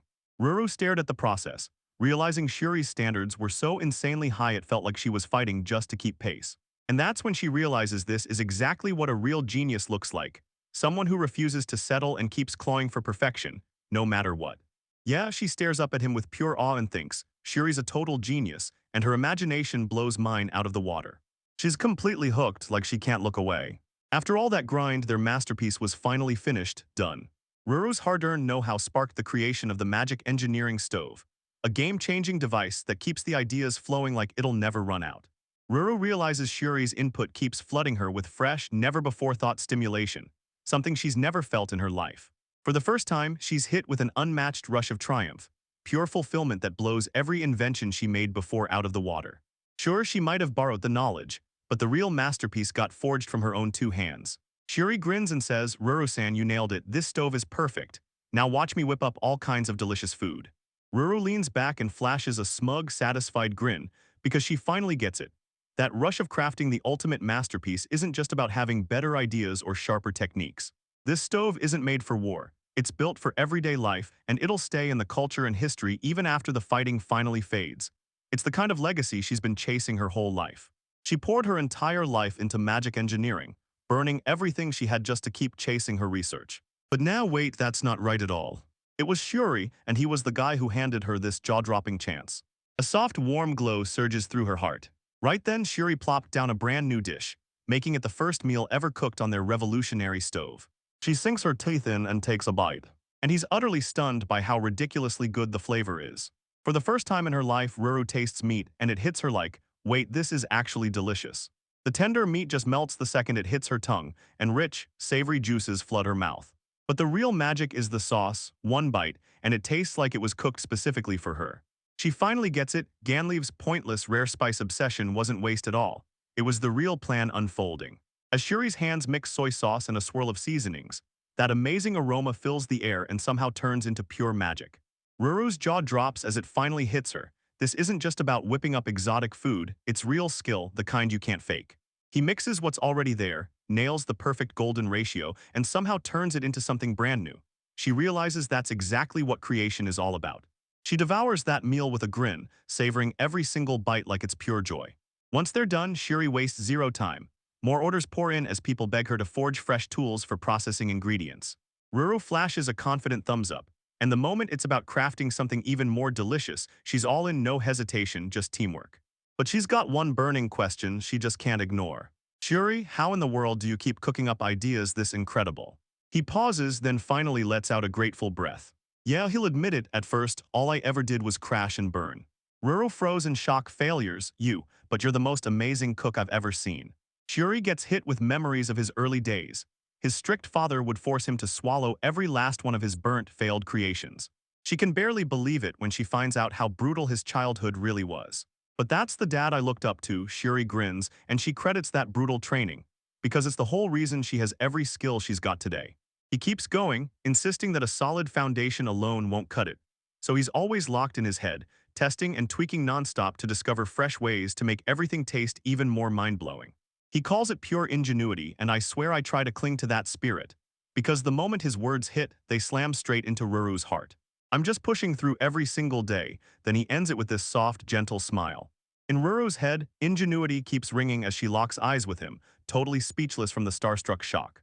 It hits her like lightning. Wait, what in the world has she been doing this whole time? And that invention she was so proud to show off. It was nothing but a sloppy pile of half-built junk, born from pure arrogance and total refusal to put in real work.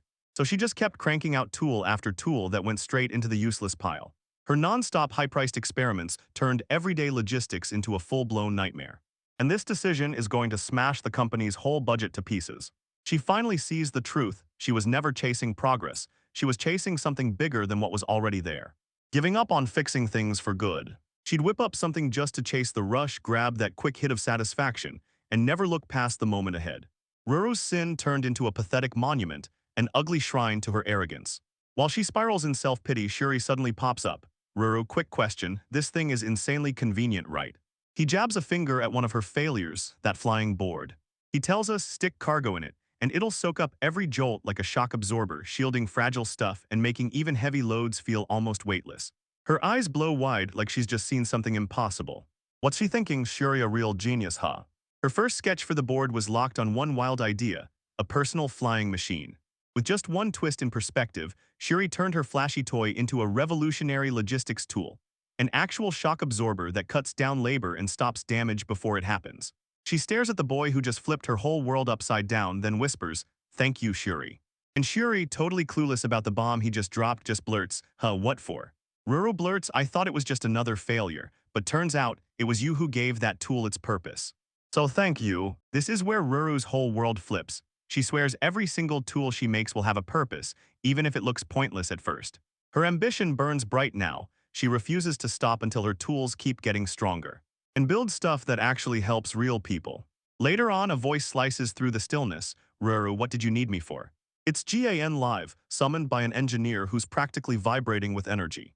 With fire in her eyes, she grins and declares, "I need you to witness my brand new invention." Genleave's face drops instantly. "Are you really back with another work in progress?" He snaps the words out, already seeing that hefty bill in his head. Ruru shoots him down with a confident smirk. "No debate, no delay. This time it's a finished product."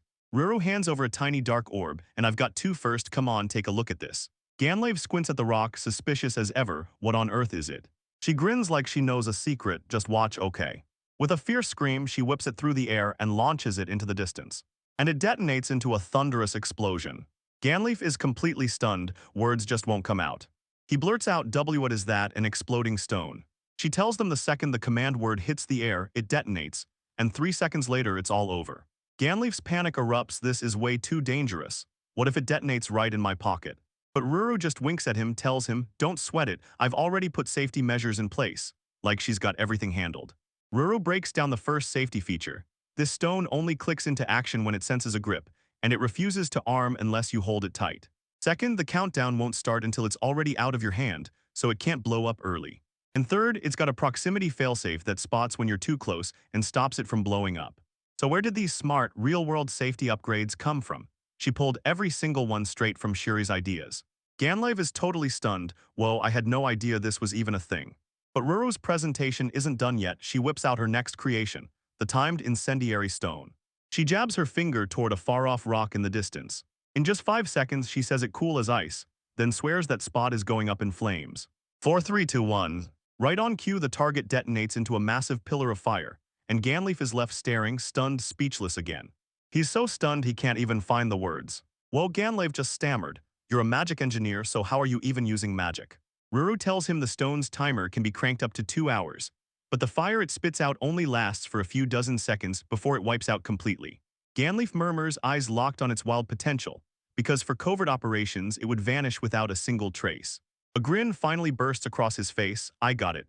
This isn't just another pricey toy to you." Then he nods and starts moving the money. He hands her the job of digging deeper and making it better, and Ruru coolly nods, accepting without hesitation. As Gan live gapes at the crater, he can't stop himself. When the heck did she cook up a tool that insane? Ruru answers like he's straight up reading Ganliv's mind, and the moment Ganliv hears it, he's left completely dumbstruck. "Hey, stop messing around." He sputters, "There's no way you can pull off a spell with all those wild effects in such a tiny window of time." But Ruru snaps in, cutting him off on the spot, and tells him this isn't some brand new spell. With a sharp, knowing look, she urges him to look closer. Ganliv freezes, staring at the stone like it just messed with his mind. "Tell me, how many magic runes did you carve into this? With that many, it should have gone berserk already." But Ruru didn't stop at carving runes. She took a concept she learned from Shuri and forged a truly revolutionary creation. She chained the runes together to steer magic precisely, building a rock-solid setup that could do intricate things, like touch control and keyword activation, then christened the whole invention her magic gram. Genleave burst into laughter. "Ruru, you're a genius," he blurts, stunned to the bone. "I can't believe you made something like this." But Ruru refuses to see herself as a genius, no matter what everyone else thinks. To her, the real genius is Shuri, and she didn't just study his mind, she straight up borrowed a piece of his brilliance. She stares back at her past self, an immature inventor so drunk on her own brilliance that she skipped the basics. But starting right now, everything changes. She finally understood the truth. She didn't lack talent, she lacked the grind to learn from those who came before and the freedom to build on their steps. And that's real ingenuity. She decides to become a creator with real purpose. then digs in and vows to grind until her own ingenuity finally outshines even Shuri. History would sing her name Roro Blanche, the hero who remade civilization's future. Even today, her inventions still power daily life, especially the magic stove, the one device nobody can do without. She sparked the whole world into motion, dreaming up communication devices, magic-powered vehicles, and a flood of tools that keep modern society running.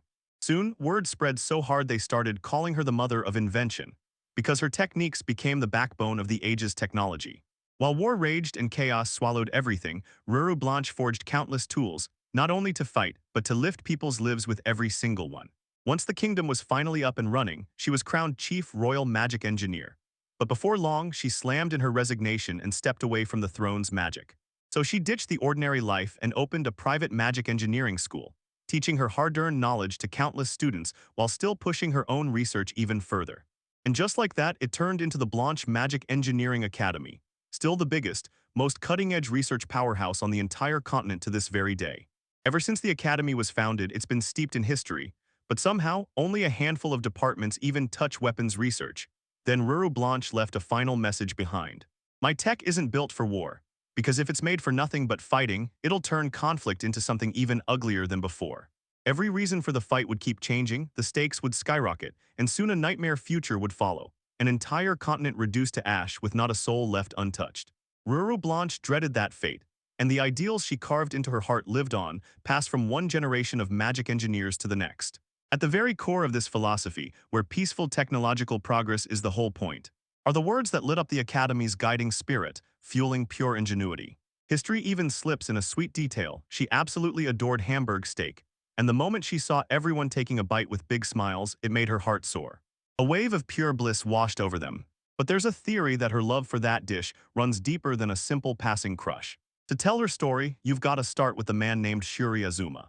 They say the gap between a fool and a genius is so tiny it might as well be drawn in ink on a sheet of paper. To get who this guy really is, you gotta rewind to his elementary school days, back when he was just a kid named Yamagishi. He and Shuri were inseparable from day one, stuck together through every year of high school. Their friendship sparked in third grade and never really cooled off. The moment Yamagishi spotted Shuri's lunch that day, a violent wave hit him. His stomach lurched and he nearly vomited. It was a bento box packed with pitch-black, crunchy food that looked absolutely doomed from the very first glance. It kept happening week after week, and Yamagishi watched Shuri grow thinner and thinner, until horror started to claw at his chest. At his breaking point, he finally blurted out, "Wait, are you okay? Did your mom cook something awful or what?"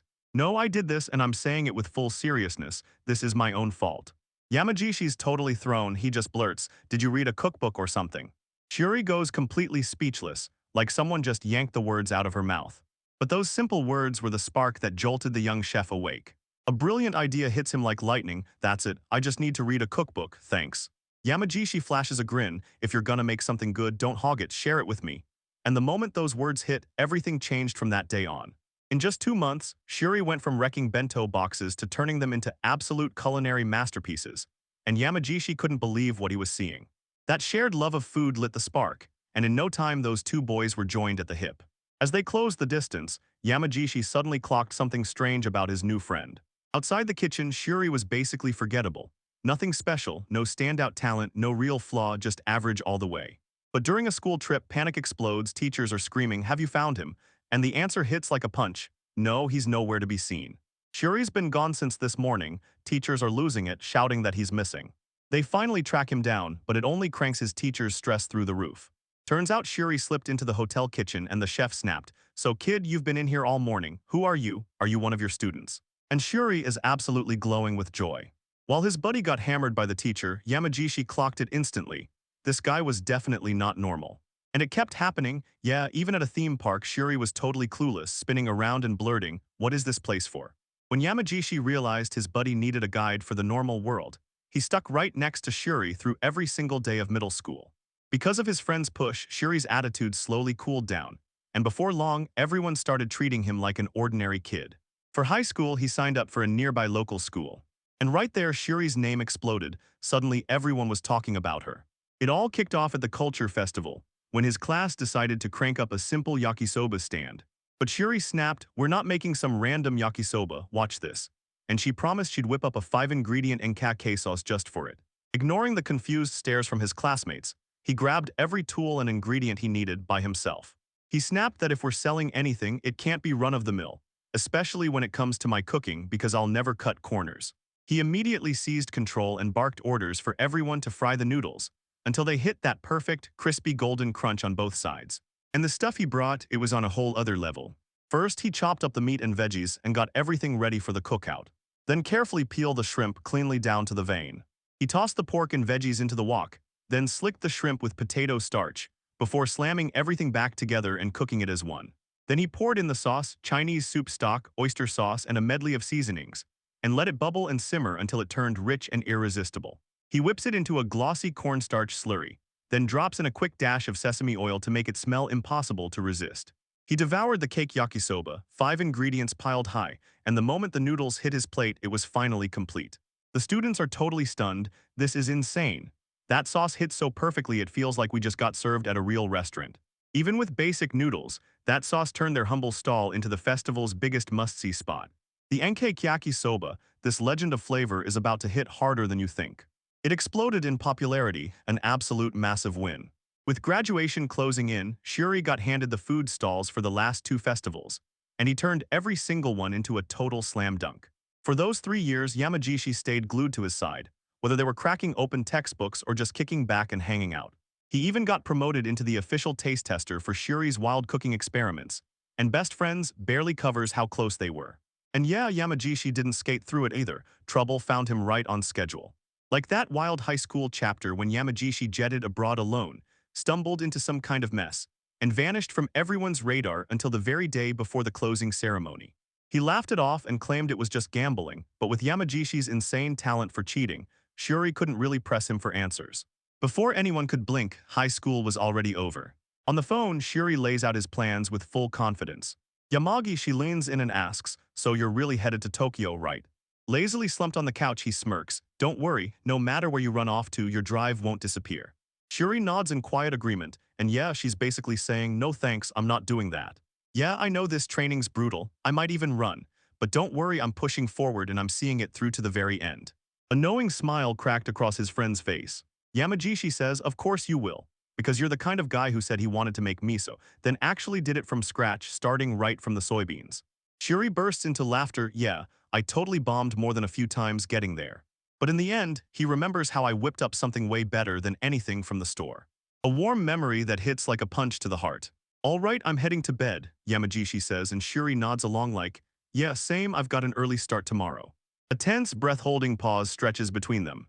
Then Yamagishi finally cuts in, "Hey," and the whole moment snaps into motion. Shuri leans in, eyes blazing with curiosity. "It's nothing," his friend says, flashing a soft smile, then, "See you in 2 years." Shuri gasps, eyes blazing wide, and just like that, their conversation slams shut. But 2 years later, Yamagishi and Shuri would be ripped from each other for good. They'd never cross paths again. This was the last chapter of Shirai Azuma's life on Earth. The moment he took that one fateful step, the moment it all began, his story leaped into a whole new world, one so wild it couldn't even fit inside his wildest imagination. We cut back to this frustrated memory, like, what even counts as talent and what's the point of effort, because right there it all feels useless. A younger Sherry is scrambling in the kitchen, and no matter how many times I try, it all falls apart. So tell me, what else am I supposed to do? Shuri pauses, and when they throw that question at her, her mind blanks so hard she can barely find the words. Talent is your starting spark, but effort is what builds the skills you unlock later. A brutal lesson carved out of sweat and crushing failure. My dad never spelled it out this clearly, but back in the present he flashes a calm little smile and steps up like, "Hello, I'm Shuri." A month has already thundered by since Shuri first crash-landed on the Sabro continent. He spent every second panicking, digging up any scrap of info he could find on his world staples, soy sauce, sake, and mirin. But he's got zero clues and absolutely no way back home. The continent's been brewing its own dark, fermented seasonings for centuries, recipes so old they taste like secrets. But right there, boom, the trail cuts off. Now the company charges into a fresh fight in the coastal forest, where the whole war boils down to salt rights. Salt is non-negotiable. Without it, even Shuri's cooking would crumble fast. He knows that without salt, even Ruru's latest obsession, the Hamburg steak, would flop into a full-on culinary disaster. Speaking of Ruru, she was the hero from the last battle. Her wild inventions raked in a huge stash of reward cash, plus mountains of food supplies for the company. As the company keeps expanding, Shuri snaps to it. He can't stay small, and he's already gearing up to ask Enlave for more kitchen staff. While the company sets up camp in the coastal forest, Shuri is already locked in his kitchen, cooking like there's no time to spare. He's whipping up yet another morale-boosting meal for the troops, like he's fueling their hearts as much as their stomachs. He pauses for a quick little taste test, when he spots something strange lurking at the edge of the woods. A lone cloaked figure lurks in the trees, staring you down, then disappears into thin air before you can even blink. He whips around to a nearby soldier lugging a mountain of plates and blurts, "Excuse me, did you happen to see someone over there?" She flinches at his sudden question, and her grip slips away. Shuri bolts over the second the plates slam to the floor, but when she checks on her friend shrugs it off. "I'm fine." He gasps. He recognizes her instantly. It's Kaguya. Turns out she's the captain of the intelligence unit, basically the company's eyes and ears. Turns out Kaguya isn't just some girl, she's a shrine maiden backed by the Divine Palace, a religious org, which means she's a legit holy warrior with the credentials to prove it. When Shuri hears Shrine Maiden, his mind instantly rockets back to those pure, graceful, refined women he worshipped as a kid. But he also remembers another kind, dangerously irresistible, the kind that hooks you fast and leaves you broke for good. Right as he drifts into his thoughts, a giant hand swoops in and lifts the plates back into place. Kaguya shot the giant a look and called out, "It's okay, Orthros." The guy stepping in, it's none other than the hulking powerhouse himself, Orthros. "You got it, Orthros' son." He runs the 2nd Infantry, the company's frontline fighters, the ones who hit first and fight hardest. Standing tall like a giant and flexing rippling muscle, he's the living symbol of pure strength. And there's one more thing you should know, he barely ever says a word. He's the kind of guy who lets his actions shout first, what Kaguya calls a real nice guy. She whips around to Shuri, "All right, what did you come for then?" "Yeah, I figured I spotted somebody over there." Kaguya and Orthros both whip around to stare, and the giant just sits there deadly silent. A beat slips by and Kaguya's eyes sharpen. She gets it in an instant. With a tired little sigh, she asks, "Please tell me it's not Kiwaga again." Shuri is totally clueless again, and it's only getting worse. Kaguya tells them that every time that person hits a wall with their sword skills, they storm off to train alone, right there by themselves. It's Kiwaga's go-to trick, their #1 way to smash through every problem. Oh, so that's how it is. Shuri clicks into place and realizes the mysterious figure isn't dangerous at all. Once the mystery was cracked, the camp erupted back into full swing and never stopped buzzing with life again. A soldier releases a deep, satisfied groan that practically says, "Yeah, that hit the spot." Shrimp today, that's pure luxury, no doubt. They all agree on one thing: shrimp goes bad fast and reeks like crazy, but that's exactly why a coastal town feels so damn thrilling. Shuri swings through the area and barks, "All right, how's today's stew?" "Amazing." A soldier cheers and Shuri grins right back. "Fresh fish and shrimp," she says, and suddenly even the plainest ingredients taste like pure heaven. The other soldiers light up, because they're not just calling shrimp valuable, they're calling it a rare local delicacy that's worth celebrating. Shuri snaps the puzzle together knowing it's a one-time miracle, because once it's done, it can't last. His thoughts snap back to modern Earth, and he can't believe how cleanly everything was preserved and shipped, like that miracle was just normal to him. Then that familiar ache slams into him again as he whispers, "When will I finally get to go home?" He shook that thought off and snapped his gaze to Ganlave. "By the way, I just saw Kiwaga slip into the forest a little while ago." Genlive glance is officially done, no more waiting, it's over. "That idiot again." He lets out a heavy sigh. "Yeah, they're probably just out there practicing in the forest still." He can't shake the feeling they're stuck in some kind of slump. Shuri lines in and says, "Hey, maybe you should go listen to what they're really worried about." But Ganalave shuts that idea down because that would backfire hard. "We just stay away and let them cool off." When it comes to the sword, he says he can't do a thing to help them. Shuri's face crumples in confusion. "Wait, what do you mean?" Gun life isn't backing down, it's taking a no-nonsense stance. He locks eyes with Shuri and says it straight to her face, because Kiwaga's swordsmanship is the real deal. He tells me in this whole company, the only ones who can actually stand their ground are Arya's with her long-range firepower, Throws with that ridiculous physique, and of course, me. But Kiwaga, he swears he's the sword master, so far beyond everyone else that nobody can even come close. Shuri is left utterly stunned, because she's facing a true master with a blade. Shuri's mind is sprinting a mile a minute. Yeah, this is a world where swords and magic rule, so that means the blade skills have to come with some wild, fantasy-level techniques, right? But Ganleaf shuts it down in a calm voice. "Nah, nothing special. Kiwaga's swordsmanship is just ordinary." He leans in and tells them this region is full of legendary swordsmen who fight with magic, but Kiwaga isn't like any of them. Shuri's eyes flare bright. She's found him. A magic swordsman. Honestly, that's the kind of dream every boy lives for. But then he freezes. Hang on, isn't Kiwaga supposed to be different?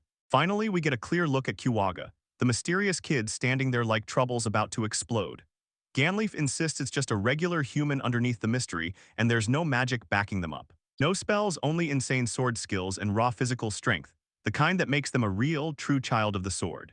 A grim flashback smacks Ganleaf in the head, like there was this one time. Shori had his eyes glued, totally spellbound, like nothing else in the world could pull him away. In a flashback, Kiwaga stands alone on a battlefield choked with arrows, until he charges way too far ahead and gets ambushed, not by a few but by hundreds of them. Ganleaf shot back that this was a hopeless mess, like everyone else had already said their goodbyes and stared death in the face. But Kiwaga mowed them all down, not a single one even got a scratch. Shuri's completely stunned like, whoa, this feels straight out of a manga. He's not just a protagonist, he's a whole next-level hero, and I never in my wildest dreams thought it would get this big. How in the world can you team up with someone that powerful? Shuri demands. Ganleaf just smirks. Relax, I've got a killer memory. I only have to see a technique once and I can shut it down with a counter. Orthros hits you with pure, unreal physical strength. And they can still throw down from outside the fight's engagement range. Ganleaf basically admits it. If we try to take on Kiwaga their way, every last one of us loses. The only way I can stay ahead is my memory, and a couple of bargain basement tricks I pull when it counts. He shoots a grim look like he's sizing me up. With talent like that and someone who never quits training, one day he's going to bury me in the dust. Shuri just freezes, stunned by how brutally honest the commander is. So tell me, what could possibly scare a legendary swordsman like Kiwaga? Shuri demands answers. Ganlei's sheer size and yeah, I honestly have no clue how to even describe it. He can't even wrap his head around it. Kiwaga's way of thinking about combat is so far beyond him that it feels totally impossible to understand. It's like I just caught a peek behind the curtain, where a prodigy ends and a true genius opens the door, Ganleif admits. All I know is they're clearly in over their heads, and if they think locking themselves in the forest to train is the way out, then I'm not about to step in. But you don't have to worry one bit. Ganleif smirks like they already solved everything, because this is the kind of person who figures it out solo. Shuri shoots you a grin, so you really trust them, huh? Ganleif flashes a smug, knowing smirk that says he's already one step ahead. As his commander finally lets his guard down, Shuri slides him another drink, right into the moment. That's exactly what Ganleif barked. The very next day, Kiwaga vanished into the forest again, solo like the woods had swallowed him whole. Even with his commander sounding so sure, Shuri can't stop the worry from clawing at her mind. He can't shake the gut feeling that something is terribly, deeply wrong. This is terrible, he thinks. What am I even supposed to do here?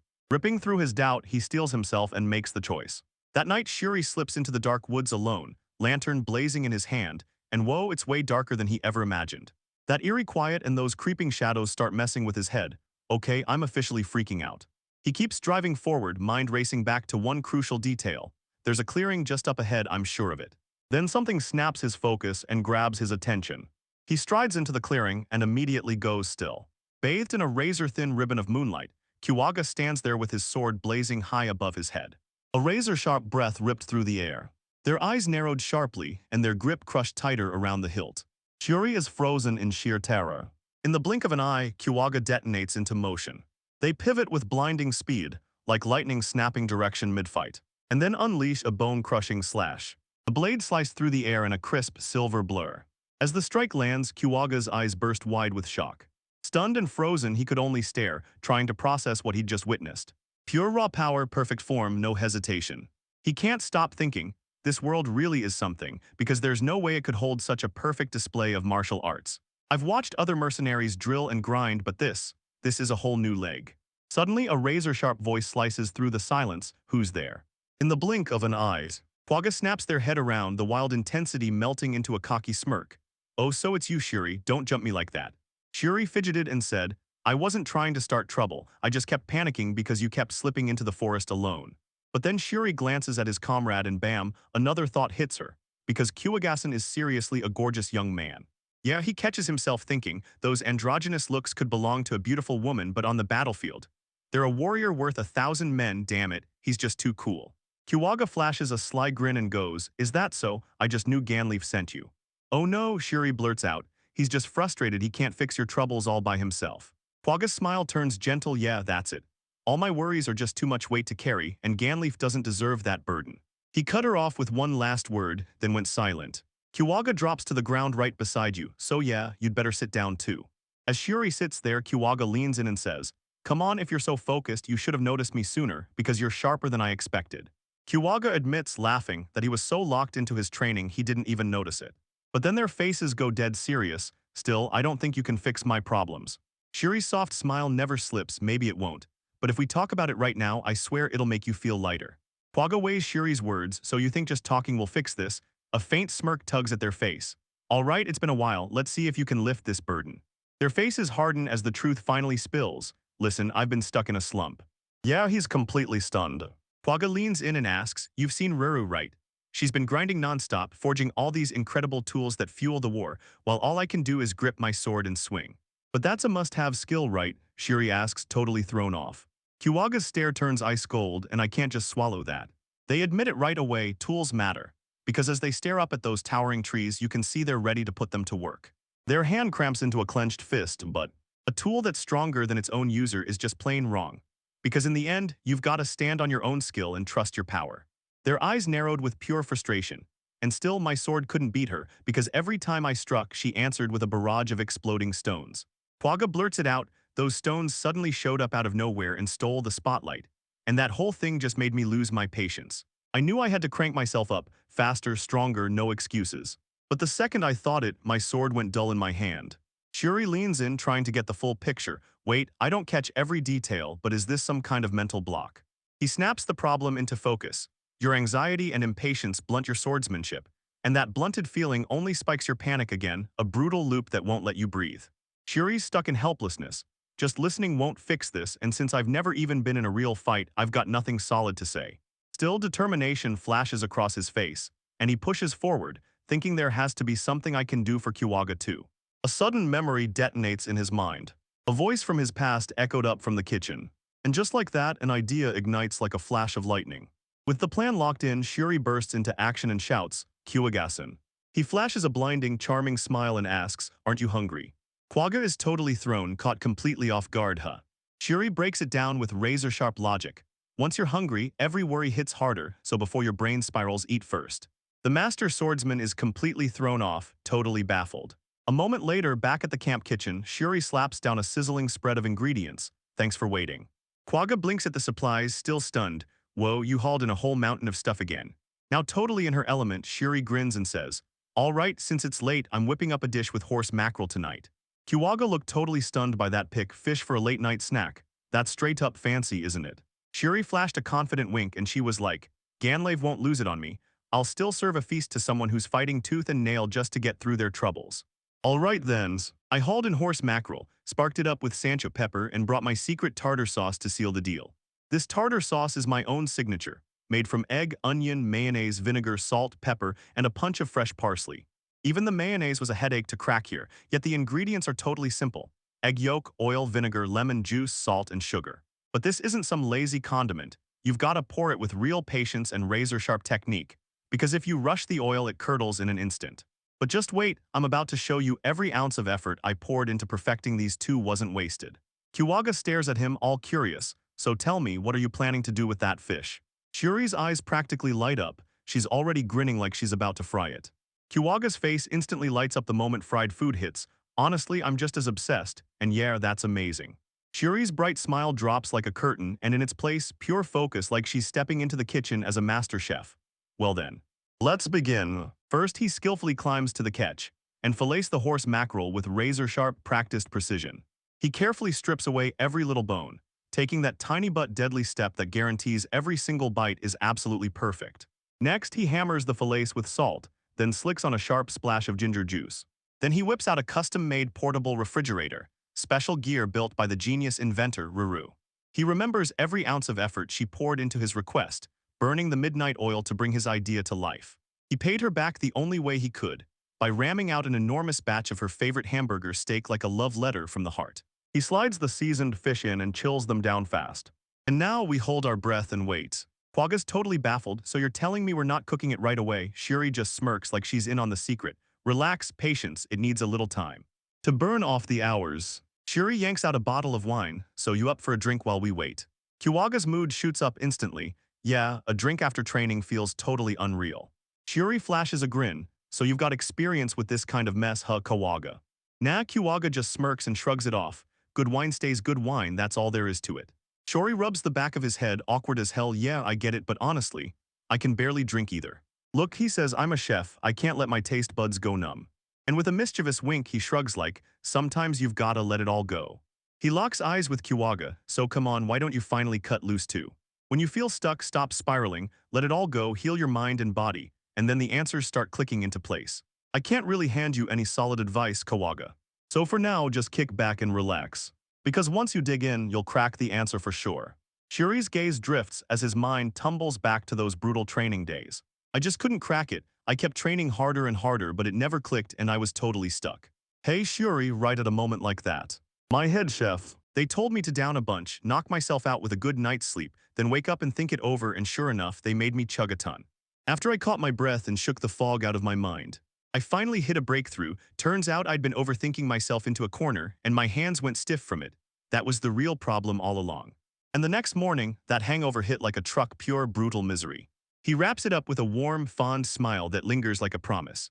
Kiwaga leans in close, eyes locked on the chef as every word hits and clicks in his mind. I get it, there it is, that faint smile tugging at their lips. I genuinely thought my talent finally hit a hard wall and ran out of steam. Lately, no matter how big or small the enemies are, I can't land a win. And I've started to fear this is as far as my power will take me. Shuri snapped her head back, totally stunned. Your limit was right there. He refuses to swallow that, Kiwaga, you with your talent, your skills, and your non-stop training. Even Ganlev admitted you'll eventually ditch him and leave him in the dust. Shuri stared at the sword master, who stood poised and deadly in the moonlit clearing. Shuri's jaw drops, she's completely stunned. Don't you dare shrug off something this huge with those depressing, throwaway words. His eyes blaze with unshakable conviction. Your swordsmanship is gorgeous, he breathes, every swing carves flawless, elegant arcs through the air. You're not at your true limit, you just slammed into a wall and that's all. That's what it looked like to me. So that's why you can't quit. You've got a real duty on your shoulders, because only someone with your kind of talent can carry that responsibility. You've got the power to make dreams real for people who think they have no talent, and you inspire them just by existing, so they follow your lead. Kiwaga is left completely stunned, totally without words. They let out a small, thoughtful smile like hope finally cracked through the despair. As Kiwaga falls into thought, Shuri's voice slices through the night. All right, I think it's about time. With his spirit finally steady again, the chef straightens up and shouts, all right, now we go for the final touches. He kicks off his culinary therapy by giving the horse mackerel fillets a careful wash, then patting them dry like he means it. Next, he crowns them with a killer mix, salt, pepper, and ginger juice, simple but absolutely spot on. He whisks up the egg wash. As the oil hit the exact 160-degree mark, Sherry ignited the pan with a burst of flash-frying, crisping, fragrant Sancho leaves. Then he tosses those fragrant leaves into a tray of panko he's already lightly misted with water, setting himself up for that perfect, crackling crust. Each fillet gets dipped in a quick airy batter, then gets swarmed, generously coated in that special Sancho panko mix. He cranks the oil up to a scorching 180 degrees C, lays the fish skin side down for a full minute, then flips it over and lets it sizzle for 20 more seconds. Shuri plates her masterpiece like pure magic, crowns it with a juicy dollop of tartar sauce, and then Aji Fry hits the plate, fried until it turns golden and crisp. Kiwaga just locks eyes on the dish, completely hooked. Yeah, it's fried food all right, but I've never seen fish this insanely delicious before. Go on, Kiwaga-san, Shuri grinned, and I slipped in a little spicy kick just for you. Kiwaga doesn't even pause, he chomps down with a massive bite. A wave of pure bliss crashed over him. Their eyes snap wide with pure shock, no way. That crispy coating shatters on the first bite, while the fish inside stays insanely fluffy, and then the sweet and sour sauce hits just right, lifting Sancho's fragrant magic to the top. In the blink of an eye, the plate gets wiped spotless, and it's crazy satisfying. Kiwaga lets out a breathy sigh while Shuri watches, grinning at what she sees. Kiwaga leans back with a smug grin, then tells you straight up that your knife skills are on a whole different level. I'm super picky about how I handle my knives. Then Shuri just answers with a calm, confident smile. Kiwaga's curiosity snaps on like a spotlight. Watch this, for example. Shuri points out, using fish as the example, that if you hack it roughly, you wreck the flavor, so you've got to treat those delicate bits like gold and slice with razor precision.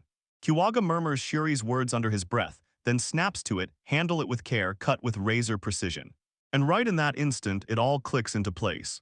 Whoa, wait, I've got it all wrong, Kiwaga blurted, suddenly thrown off and flustered. With my physique, brute strength is off the table, and I can't just win with techniques alone. As they mutter, a fresh idea sparks. What if I forge my swordsmanship on a foundation that strengthens my body and sharpens my technique at the same time? Their faces crack into a dazzling grin. Shuri, you did it. Because of you, I finally hit the breakthrough. Shuri just stands there staring in pure awe. Because of course a genius figures it out, solving their own mess with some genius move, and honestly I don't even get it. Alright, I'll do one last try, Kiwaga says, spinning to leave, then I'm crashing for the night. You, though, go on ahead and get some sleep. With grit in their eyes, they beg, please just give me a little space. I can't lose this feeling. Tomorrow, I'll be back to my old self. Shuri flashes a warm smile, and I swear she just decided for me, because the very next day was already here. Next morning, right on schedule, Kiwaga came charging back, looking brand new, eyes shining and bursting with life like he'd never left. Suddenly, we're slammed into a fresh battle, explosions tearing open the enemy lines as the chaos erupts all around us. The enemy commander loses it, screaming, impossible. How many mages did you bring? We had 0 reports of this. But forget mages, Ruru's new invention just lit the battlefield. Ganlai's soldiers erupt in cheers as these exploding stones tear the sky open. While his comrades throw a party for that ridiculously easy win powered by the new tech, Kiwaga just freezes, stunned silence swallowing him whole. Their minds drift, and then, Kiwaga, captain of the 1st Infantry Unit. My job, my pride, sprint straight to the front lines and carve a path through the enemy. My subordinates feel the same fierce pride, because they know we grind the hardest and come out on top. Of course, the only ones getting a fat paycheck are the high-paid mages. But I've got nothing except this one two-handed sword, and with it alone, I've carved through every enemy that dared to block my way. This is the battlefield, the only place where my gift hits its full power, or at least, that's how it used to be. Everything exploded when Ruru's talent finally kicked into full bloom. Her inventions, those exploding stones and clockwork incendiary stones, were absolutely wrecking the battlefield. My unit practically exploded with joy, cheering like, now we can steamroll even more enemies without breaking a sweat. But as for me, I just couldn't force myself to celebrate. I took pride in crushing my foes with my own 2 hands, powering through with nothing but the strength of my arms. But if these exploding stones can do everything for us, then a terrifying idea started to bloom in their minds. And that's a hard no, there's no way I'm letting that slide. If you want to know why, you've got to trace my sword skills back to the very beginning, back to the slums that forged me. Ganleaf and I carved our way through the slums' filth by leaning on each other every step of the way. And I was always so sure of myself, like my sword skills were unstoppable. Ever since I was a kid, I've been cutting down guards and thugs, sharpening my blade in one brutal life-or-death fight after another. Ganlive was the only one who could keep up with me, just a rare genius like that. A true prodigy, he could lock onto any technique after watching it just once, and my blood poured in for the privilege. But now that he's a commander, Ganleaf doesn't charge the front lines anymore. So yeah, my job is to be his vanguard. I forge the way with my sword and turn his dream into something real. But my sword's blade has dulled to a useless edge. A crushing pressure slammed into me to beat those new tools. I had to prove I mattered, and in that rush, I started losing my way. My blade falters mid-swing, my fundamentals collapse, and my body moves on pure instinct. No control, no discipline. In his own head, Kiwaga imagines himself staring up from the bottom of an endless staircase, whispering, so this is it, maybe this really is the limit of my talent. Right now at the training grounds, a furious voice suddenly explodes out of nowhere. Wait, what was that? Say it again. It's Kiwaga snatching one of his own soldiers mid-stutter, yelling, Captain, I'm just saying we're not doing sword training right now. The soldier fumbles out his nerves and blurts, wait, wouldn't it be smarter to focus on how to use those exploding stones the best? Kiwaga's face contorts with raw fury because we're soldiers and our duty is simple, tear down our enemies with our own blades. But the soldier refuses to budge, Captain, trust me, that's the way to get results faster, safer, and with far less risk. Enough, Kiwaga roars, whips around, and turns their back on the whole squad. A strained, bitter smirk that looked like it hurt to wear.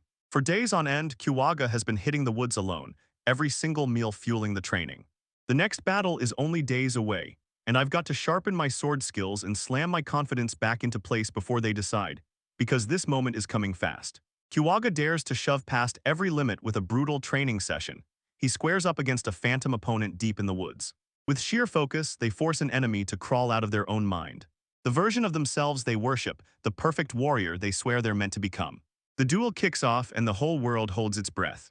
Their blades slam together at lightning speed, sparks flying like a flashbang in the dark. But the moment Kiwaga steps in, the phantom's perfect form crushes him. He flails, fighting to stay standing. Their sword screams and buckles under the crushing pressure. The phantom's assault won't let up. Like Kiwaga's own self-doubt is driving every single strike. In the blink of an eye, the ideal warrior whips Kiwaga's blade away from the strike. With his chance gone and his strength shattered, Kiwaga can only stand there as their perfect self crumbles into nothing. Forget it, there's no way this works. I'm a total failure, Kiwaga snaps. My whole chest is in chaos and my blade trembles right along with it. Their confidence gets ripped to pieces. They're tearing their minds apart, begging to know why their blades suddenly dulled to death. Is it because their soldiers now ditch old-school infantry pride and get trained entirely by relying on exploding stones? Now that's not it, something's off. So if you can wipe out the enemy with the right tools, why wouldn't you? Kiwaga says it like it's obvious. Then I snap back, why am I hesitating? Why does it hurt so much? The answer is fear, because once the tools vanish, their comrades will die for no reason at all. They picture the soldiers' last seconds, praying not for more power, but for one more blast of that exploding stone. Kiwaga can't stop thinking it. If they'd sharpened their skills just a little more, maybe they'd have survived, maybe they'd have won. I've got zero regrets if I go down giving everything I've got, because dying with regret is the one thing I just can't stand. That's why I've got to prove to them that when it all comes down to it, the only power you truly can count on is your own strength. But right in the middle of their brutal training, everything gets ripped to pieces suddenly. A mysterious present waits out in the woods, just begging to be found. Kiwaga snaps into a full defensive spin the moment the threat hits. Who's there? A familiar face bursts out of the trees with a lantern in hand. Wait, excuse me. It's me. Kiwaga's eyes bulge with shock. Shiori, what are you doing here? They're still talking about that kid who started at their company as a chef just a little over a month ago. Ever since he walked in, Kiwaga could feel it. The whole company's atmosphere shifted, like everything suddenly got better. Kiwaga remembers how Shiori's cooking turned their brutal days into something to actually look forward to at the table. I can't shake this gut-punching distrust I feel toward Shiori. They still can't figure out how he just popped up out of nowhere on Rinbel Hills that very day. The food he whips up is nothing like anything they've ever laid eyes on. So how in the world did he learn to cook like that? So where the heck did he train to get that strong? Kiwaga slams the thoughts out of his head. Nope, not right now, he can't afford to bring that up. They stare at Shiori's teary eyes and can't help thinking, why does it feel like it was him who got crushed? It hits them at once. Shiori must have been terrified every night, watching them sneak into the forest alone. That's why he pushed through it all, traveling the distance just to find them. He tailed me the whole way. Kiwaga drops their sword as Shiori's lantern slices through the dark. That Shiori even noticed me struggling like that still hits me hard. Koga finally blurts out, I get it, I'm still so immature. They plop down side by side and Kiwaga spills it. Man, I'm in a total slump right now. With Shiori's quiet concern pressing in, Kiwaga finally clenches their courage and blurts out what's been on their mind. Tools matter, sure, but when everything's stripped away, what you can really count on is your own strength, right? Their hand drops toward their blade as they finally swallow the truth.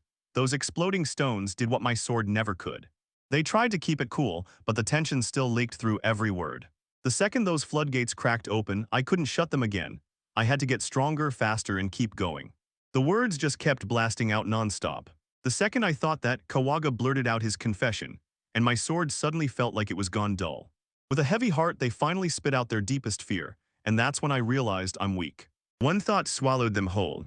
I'm staring at my comrade's success and it burns with jealousy, because yeah, I'm the worst kind of person.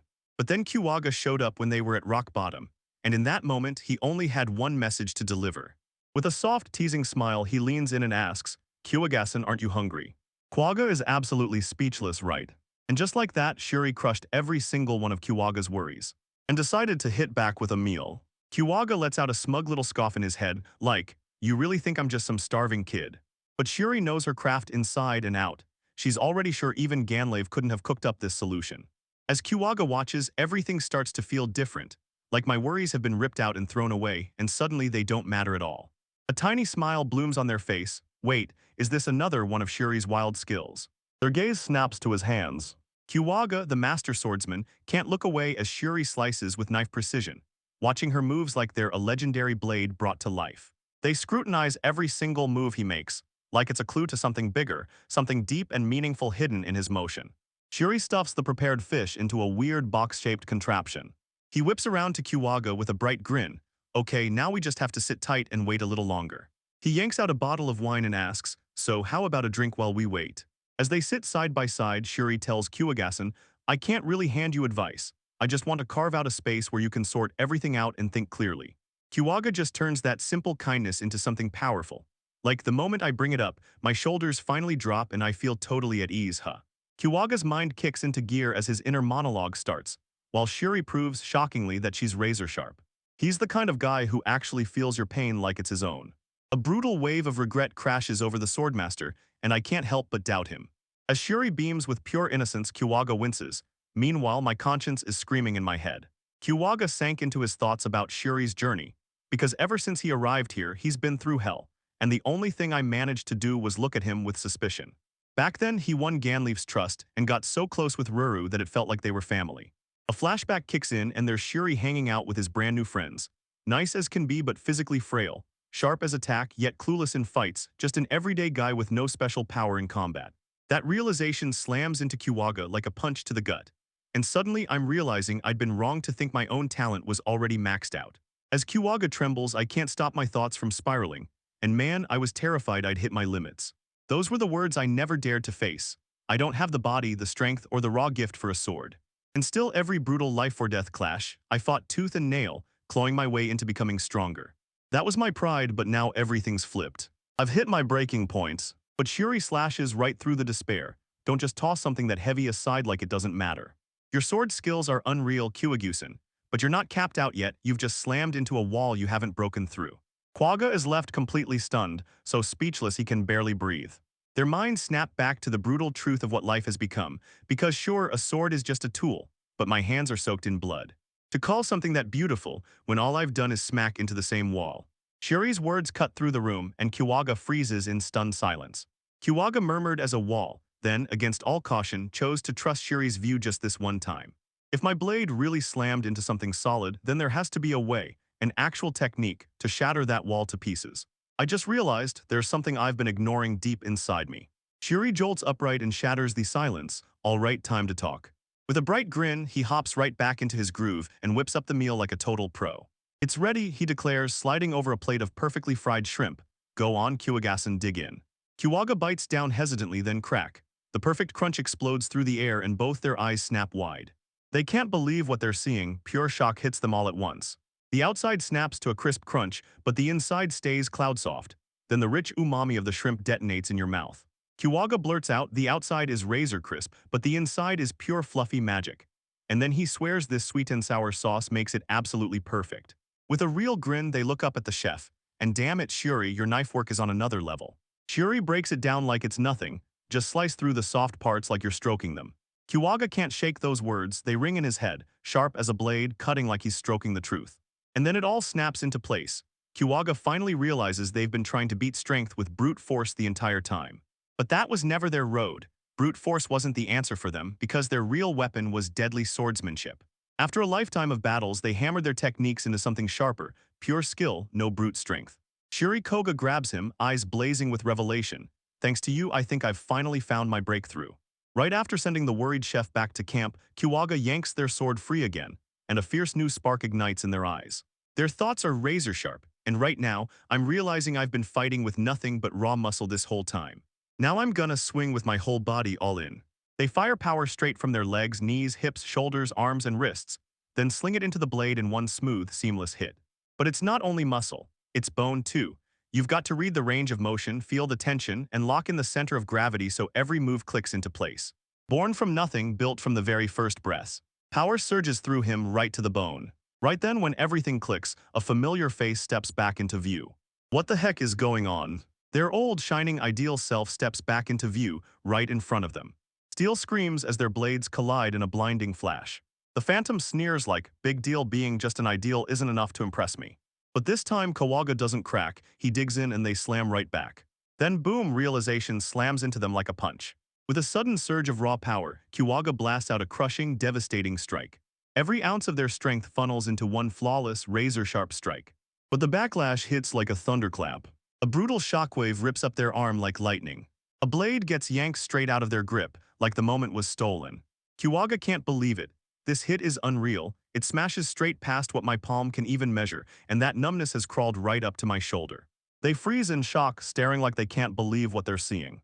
Even after it tore free from their hand, the sword still flew on pure momentum, cutting cleanly through a thick tree and slicing past halfway before it finally slowed. Kiwaga lets out a relieved laugh. It's exactly like Shuri promised. And then it hit them crystal clear. There was no limit. I just kept smashing into a wall I built with my own hands. All night long it kept going, hour after hour after hour. Kiwaga slammed their sword forward, like one swing had launched them 10 steps ahead in the blink of an eye. They grinded through the night, training like their lives depended on it, right up to the first light of dawn, which sparked a brutal, non-stop lecture from a seriously worried Sherry. A lecturer stood there with a soft smile, delivering every word like it was warm enough to trust. To Kiwaga, it was pure nightmare fuel, straight up terrifying. As soon as the scolding stops, Shuri leans in and asks, "So did that finally fix your problem?" Kawaga flashes a warm, confident smile. "Yeah, thanks to you." Later on, the drums of war thundered again as a brutal enemy cavalry horde slammed into the battlefield. From their defensive line, Ganleav's men spot the danger rushing in, the enemy S here, and they scramble shouting, "Get the exploding stones ready." Just as they're about to strike, a lone fighter rockets past them and slams straight into the enemy line headfirst. Soldiers are left frozen, staring in pure jaw-dropping shock. Captain, one of them yells, "This is too reckless to charge in alone." But Kiwaga stayed icecalm, replaying the moment it all clicked in his mind. Because that day he finally understood something. Enemy archers drew their bows and unleashed a thunderous volley of arrows. Kiwaga's thoughts keep rolling. "My sword has two blades and both of them bite." They burst straight into a hailstorm of arrows. First comes the Sword of Awakening the Jukin, also known as the Gentle Sword, and Kiwaga counters them all with impossible speed, deflecting every single projectile with zero damage. Kiwaga stands there completely unhurt, while a whole forest of arrows sticks harmlessly in the ground around him. The enemy soldiers are completely shell-shocked, mouths dropping open as disbelief hits them like a punch. But they don't get to rest. Cavalry is crashing down on them and Kiwaga's already thinking, while the other edge of my sword waits to strike. Is the blade of overpowering strength I've always carried with me. With a brand new name, Gyukin or the Hard Sword, they unleash it and slice straight through an armored knight and his steed in one brutal, clean cut. They slash straight through the enemy ranks, cutting a path as they go. Kiwaga's head is crystal clear. Meanwhile, my attack speed and reaction time stay locked in thanks to my composure and grind-built conditioning. They streak forward like a living blur, steel sharp, eyes locked in, and chaos hits like a perfect storm. And now they finally see it. Everything has leveled up to a whole other universe. Their own insane power-up hits them like a lightning bolt, so big it even blows their minds. One lone warrior erupts into a raging storm of death, tearing through everything in their path. From the sidelines, their unit can only stare in awe at Captain Kiwaga, because I honestly never thought fighting like that was even possible. That night, the whole camp explodes over one word: cheers. The victory feast is roaring right now. Another huge win, and it's all because Captain Kiwaga made it happen. Then one of his subordinates closes in, shaky and unsure, Captain." It's the exact same soldiers who once doubted them. Now they bow their heads so low they can barely look up, whispering, "We're so sorry for our insolence." He straight up admits it's shameless, then blurts, "But hey, could you teach us swordplay?" Kiwaga mid-chew can only think one thing: what a total 180. They wipe the crumbs off their lips and finish the bite. With a calm, gentle smile they say, "Honestly, that could be really nice." And just like that, a fresh chapter kicks off. Because keeping a kingdom standing means one thing: you need real military power, no exceptions. When the Tuitsu Kingdom was born, war forged countless martial arts.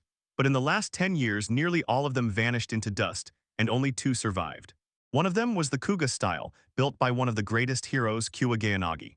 The moment this sword style first hit the battlefield, people swore every enemy got cleaved down by techniques that looked straight up impossible for a human to pull off. The plants soaked up blood so deep they turned a screaming red, and people later dubbed the whole place the Blood Garden. Yet even with records of Kiwaga's slaughter, nobody's ever been able to prove it as fact. But there was no doubt about it, Kuwageyanagi had that kind of power, the real deal. Even after they rose to become a top general of the Tutsu Kingdom, they still craved the front lines, cutting down enemies with their own hands and lighting a fire in their comrades' hearts. Their bold actions lit a fire in their subordinates, and the man who would rise to become king ended up cherishing them like a true dear friend. He'd later say, "Behind me, all I could hear was the silence of a mountain of corpses piling up. But it was him who jolted the truth into my head.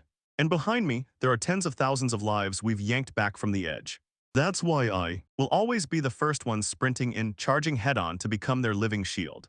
This whole philosophy gets a name, Katsu Jinkan **, the blade that breathes life into the world. A blade that ends one life to spare many, an idea that, as time roars on, morphs into the modern sword that doesn't kill. And just like that, Kiwaga's way of life got carved into countless plays and stories, so famous that the legend kept swelling until people started worshipping him as a god. And then in the end, they fell to their knees and worshipped him as the Kenshin, the sword god. After retiring, they slipped into a peaceful routine, plunging into their hobbies and trading mouthwatering meals with their childhood friend, the king. And at moments like that, they'd dig into Ajifri like clockwork, and their faces would light up with one giant grin, still hearty eaters even in their old age. But that future is still a long way off. So for now, Kiwaga and the crew just savor the sweet bite of victory and Shuri's seriously delicious aji fries. But the moment peace flickers in this war-ravaged land, joy gets choked out. because the screams of battle slam in just as fast. A surprise attack explodes out of nowhere. Then he barks orders for his men to keep that line standing no matter what. Amid the chaos, Shuri gets yanked away from the front lines before the fight can swallow her. But as the infantry digs in, another unit surges forward, and we're about to see what happens next. Shuri's jaw drops, completely stunned as she watches. Katsuraga's mage unit is the one stepping up. With one loud, unified chant, they start pulling in massive power like the world itself is charging up for them, and unleash a horrifying surge of black flames that instantly turns the enemy vanguard to ash. Yeah, he's stuck just watching horror pouring in like magic, and it's downright insane. Time passes, and the seasons roar into a whole new chapter. The sky darkens and winter's icy breath creeps in, chilling the air in an instant. In the camp, the soldiers crowd around roaring fires, chasing warmth before the cold bites down. Shuri's taking over. Hey everyone, it's Shuri, and I've got to tell you what's going down. Alright, time for a fast, no BS update on Ganalev's mercenary crew. Now that the war over the salt rights is finally settled, we've locked in a huge reward and an endless stack of food. Ganlev was buzzing with pure joy, already sketching out plans to grab more soldiers and level up everyone's gear. But he dropped the worst news on me: reinforcements aren't close yet, so I can't spare a soul to be your kitchen assistant. With a stern look on his face, he says, "Listen, I'm not sure we should share your techniques with everyone, but wait, is my cooking really that much of a problem?" The company uprooted everything and fled to a harsher, colder frontier, because a brand new war is already heating up over mining rights. Turns out this land is loaded with top-tier steel, and just like back home, people immediately start clawing at the same resources and fighting over them. Even so, it's brutally freezing. While slipping through his rounds, Shuri spots Ruru and flashes a warm greeting her way, only to realize she's literally turned to ice, frozen solid like a statue. He snaps a warm drink into her hands before she can even ask. That comforting warmth hits her like a shock. She comes roaring back to life instantly. He leans in and tells you about his homemade amezaki, this sweet warm drink he brewed himself. She took another bold sip, and you could almost feel the suspense hang in the air, and swears it's amazing, saying it's sweet to the tongue without a drop of alcohol biting back. Shuri teases her and warns, "It's still alcohol, so you only get 1 cup, okay?" He leans in and tells you this special amezaki is crafted from sakalis. Apparently, this world brewed its own kind of sake, and Shuri had to track down and leave and beg him to get it for him. But he's not handing it out to every troop, no way. Sure, a little alcohol can warm the body up fast, but no way are we letting soldiers get drunk while they're on the job. Ruru joyfully drinks every last drop, and warmth floods through her like a cozy wave. Suddenly, a fresh voice booms out of nowhere, asking, "Whoa, what's that delicious drink you're sipping?" It's Tag, and he's begging for some too. We find out that Tag is the captain of the mercenary company's archer squad. He's got dreadlocks and that handsome, laid-back look, though everyone mostly remembers the goofy grin he can't help but flash. Tag is the kind of person who clicks with everyone instantly. Seriously, it's so easy to get along with them. He's got this warm, friendly big brother energy that instantly makes everyone feel safe and calm. Shuri flashes a grin and tells you not to worry. She saved some just for you to Tag. Tag doesn't even think, he blurts out, "I'll take it." And he immediately starts chugging it down like he's racing the next heartbeat. Warmth floods through him, sweet, smooth, sliding right down like it was the best thing he's ever tasted. Shuri snaps, "Don't forget, it's still alcohol, just 1 cup," and Tag immediately wishes he'd savored it more. Ruru smirks and tells Tag that Shuri will crank out even more once the war's over, and Tag instantly yells, "You promise?" But Ruru's got a rule. She puffed her cheeks, gritted her resolve, and said, "Before anything else, you've got to make Hamburg steak for me." Tag's completely floored. "Wait, Ruru, didn't you just annihilate a whole mountain of Hamburg steak last time?" Ruru shuts her eyes and drops into pure zen. Yesterday stays yesterday, and today is today. Her eyes fly open, blazing with total conviction. And honestly, Hamburg steak tastes amazing no matter what time you chow it down. Tag, totally thrown off, blurts out to Shuri, "You okay?" Because her eyes look wild, Shuri just stares deadpan, and Tag realizes, yeah, she's probably fine. As Ruru keeps soaking up the sweet promise of future Hamburg steak, the story snaps to the command post, where Ganleaf is locked in a tense meeting with Kiwaga and Orthros. Shuri spots their commander cozying up with a steaming cup of that warm drink. Still, he snaps into focus. Ganleaf's brew is non-alcoholic, brewed from rice koji, because the commander can't be reeking of booze in broad daylight. Growing the rice into koji is brutal work. Koji mold is rare treasure, so he can't just hand it out to anyone. He overhears Ganleaf laying it out. This isn't just a meeting, it's a strategy session. Because their enemy is packed with soldiers who fight like it's second nature on snowy roads, and that's a huge blow to their odds. While Shuri listens in, he overhears Ganleaf mutter that it feels like one of the unit captains is gone. and it hits him someone is staring straight at him, like they're locked onto his every move. It's Katsuragi, and she's definitely not finding this funny. Shuri whips his head toward the archer captain beside him and blurts, "Yo, Tog-san, aren't all the captains locked in that meeting?" Tag's stomach drops, nervous sweat starts pouring. Wait, is it even okay if I skip it? He flashes an awkward grin and blurts out, "Look, I'm terrible at that thinking stuff, so I just hand it all to Ganlave." Shuri shoots him a deadpan stare like, "Seriously, you really think that excuse flies?" Right then, Ruru pops in with a bright "me too," and Shuri instantly realizes just how deep Ganlai's suffering goes. Back in the tent, the other commanders watched him, silently judging every move. A little later, the meeting slams to a close as Ganlave calls out the results. Then he orders everyone to rest up today because they're kicking off their advance tomorrow. Once the plan clicks into place, Shuri storms back to his own battlefield, an unforgiving mountain of dirty dishes. He slams his hands into the freezing water and scrubs like it's fire, the cold hissing back with every cut. Washing dishes on a day like this is pure torture, he sighs, and his breath turns to fog in the air. Right then, a voice cut through the room, and Shuri snapped his head up from his work. Standing there was a familiar face. "Can I help you?" It's the calm, unshakable warrior aura that takes over, like they're already in control. Shuri can't sit still, so she leans in and grills him about every kind of magic he's run into. He kicks things off by breaking down exactly what he thinks Ruru can do. They slammed her inventions into the category of magic engineering, power so wild it can directly mess with physical matter. Then he swivels to Arius and asks, "So, should we really call your power a kind of nature manipulation?" Arius shoots him a silent, crushing look, and with zero effort, she snaps a blazing flame to life on the tip of her staff. Shuri's mind snaps back to that horrifying magic he saw before. One brutal 1-meter fireball that rained down on the enemy like pure merciless hell. He catches himself thinking, "Arius, she's the kind of beauty you just can't compare, truly peerless." In his mind's eye, she's breathtaking, almost unreal, like an ethereal dream stepped into reality. He can't stop thinking, what if she were back on Earth? The entertainment industry would spot her in a heartbeat and snap her up for fame. But then his thoughts screech to a halt as he bluntly blurts out, "Her chest is flat." He hammers it over and over for emphasis, so I'm saying it again, flat, no hooks. With the force of a collapsing monolith, he delivers his final verdict, "Her chest is completely flat." Then he mutters the punchline under his breath, "By the way, I'm on team flat chest, so what's the problem with that?" Shuri finally snaps the silence and demands, "So why'd you come talk to me?" He catches himself thinking, "Honestly, I don't think she likes me at all." Arius just stares back, her face totally unreadable. "It's been a while since I started working here," Shuri muses, "and somehow she still acts like I'm invisible, cold, distant, totally indifferent. Her subordinates have started spilling the truth to me, but I can't shake the feeling that she's the only one who won't buy into it." But Arius's own thoughts spiral nonstop the moment this person locks eyes on me. He can't stop staring at my chest. What's his deal? Arius's sudden, brutal glare hits Shuri like lightning, and cold sweat explodes across her skin.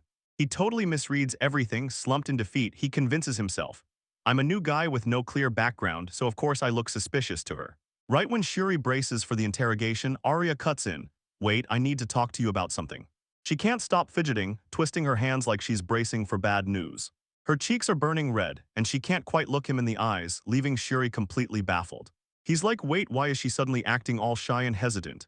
And the vibe, it feels weirdly tense, like something is about to happen. She fumbles for the right words, stammers so hard you can't help but feel it. "Well, you see." With a jolt of pure resolve, she locks eyes with him and blurts out, "Teach me how to cook." Shuri's totally stunned. Why would the captain of the whole mage unit even want to learn how to cook? But the moment he processes her request, it hits him bam like a light bulb popping on, and he blurts, "Wait, I think I finally get why." In his head it all clicks. Arius is head over heels for Ganlave.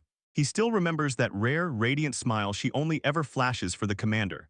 How her whole face lights up the second she locks eyes with him, and it's so clear he can't miss it. Honestly, he can't help but notice. Everyone in the company knows it already, and they're all quietly keeping a close eye on them with friendly smiles. She's convinced she's got it all tucked away, no one can possibly see through her. But the crazy part, Ganleaf's the only one who hasn't clocked it yet. How oblivious can one guy possibly be? Shuri snaps back to the moment, rolls up her sleeves, and gets down to business. "So tell me, cooking, do you have any real experience?" Arius shoots his eyes away and blurts out, "I don't." Shuri leans in and says, "Yeah, this isn't something I can just teach you like that." He thinks, yeah, the food looks simple, but learning to cook it, that's anything but easy. He goes straight to her and asks, "So why did her interest suddenly spike out of nowhere?" Arias totally panics, "You won't tell, right, please?" While Shuri smirks like, "My lips are sealed and nothing slips out." She clenched her hands tight, cheeks burning, ready to confess. Red-faced Arius blurts out, I'm in love with Ganleaf. Shuri smirks and yeah, everyone else jumps in with the same smug grin.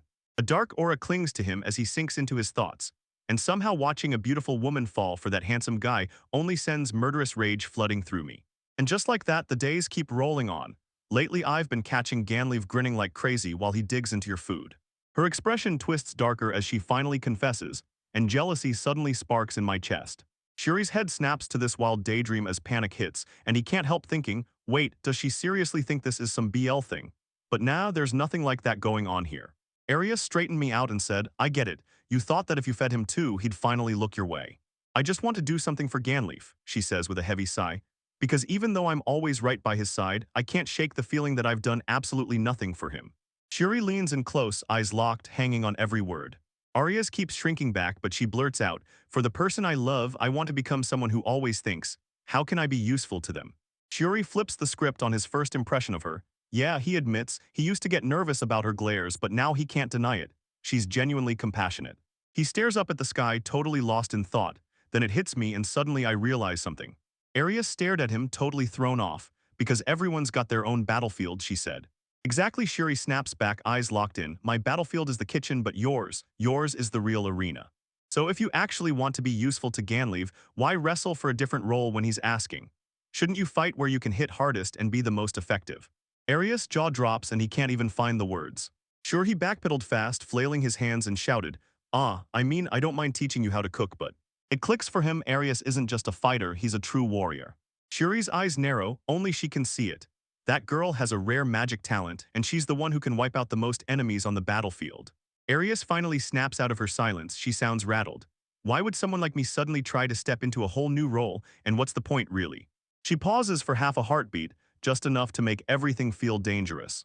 Before confessing with a troubled look, I've been stuck in a slump lately. Shuri's eyes snap wide, a slump, like Kiwaga right after all that.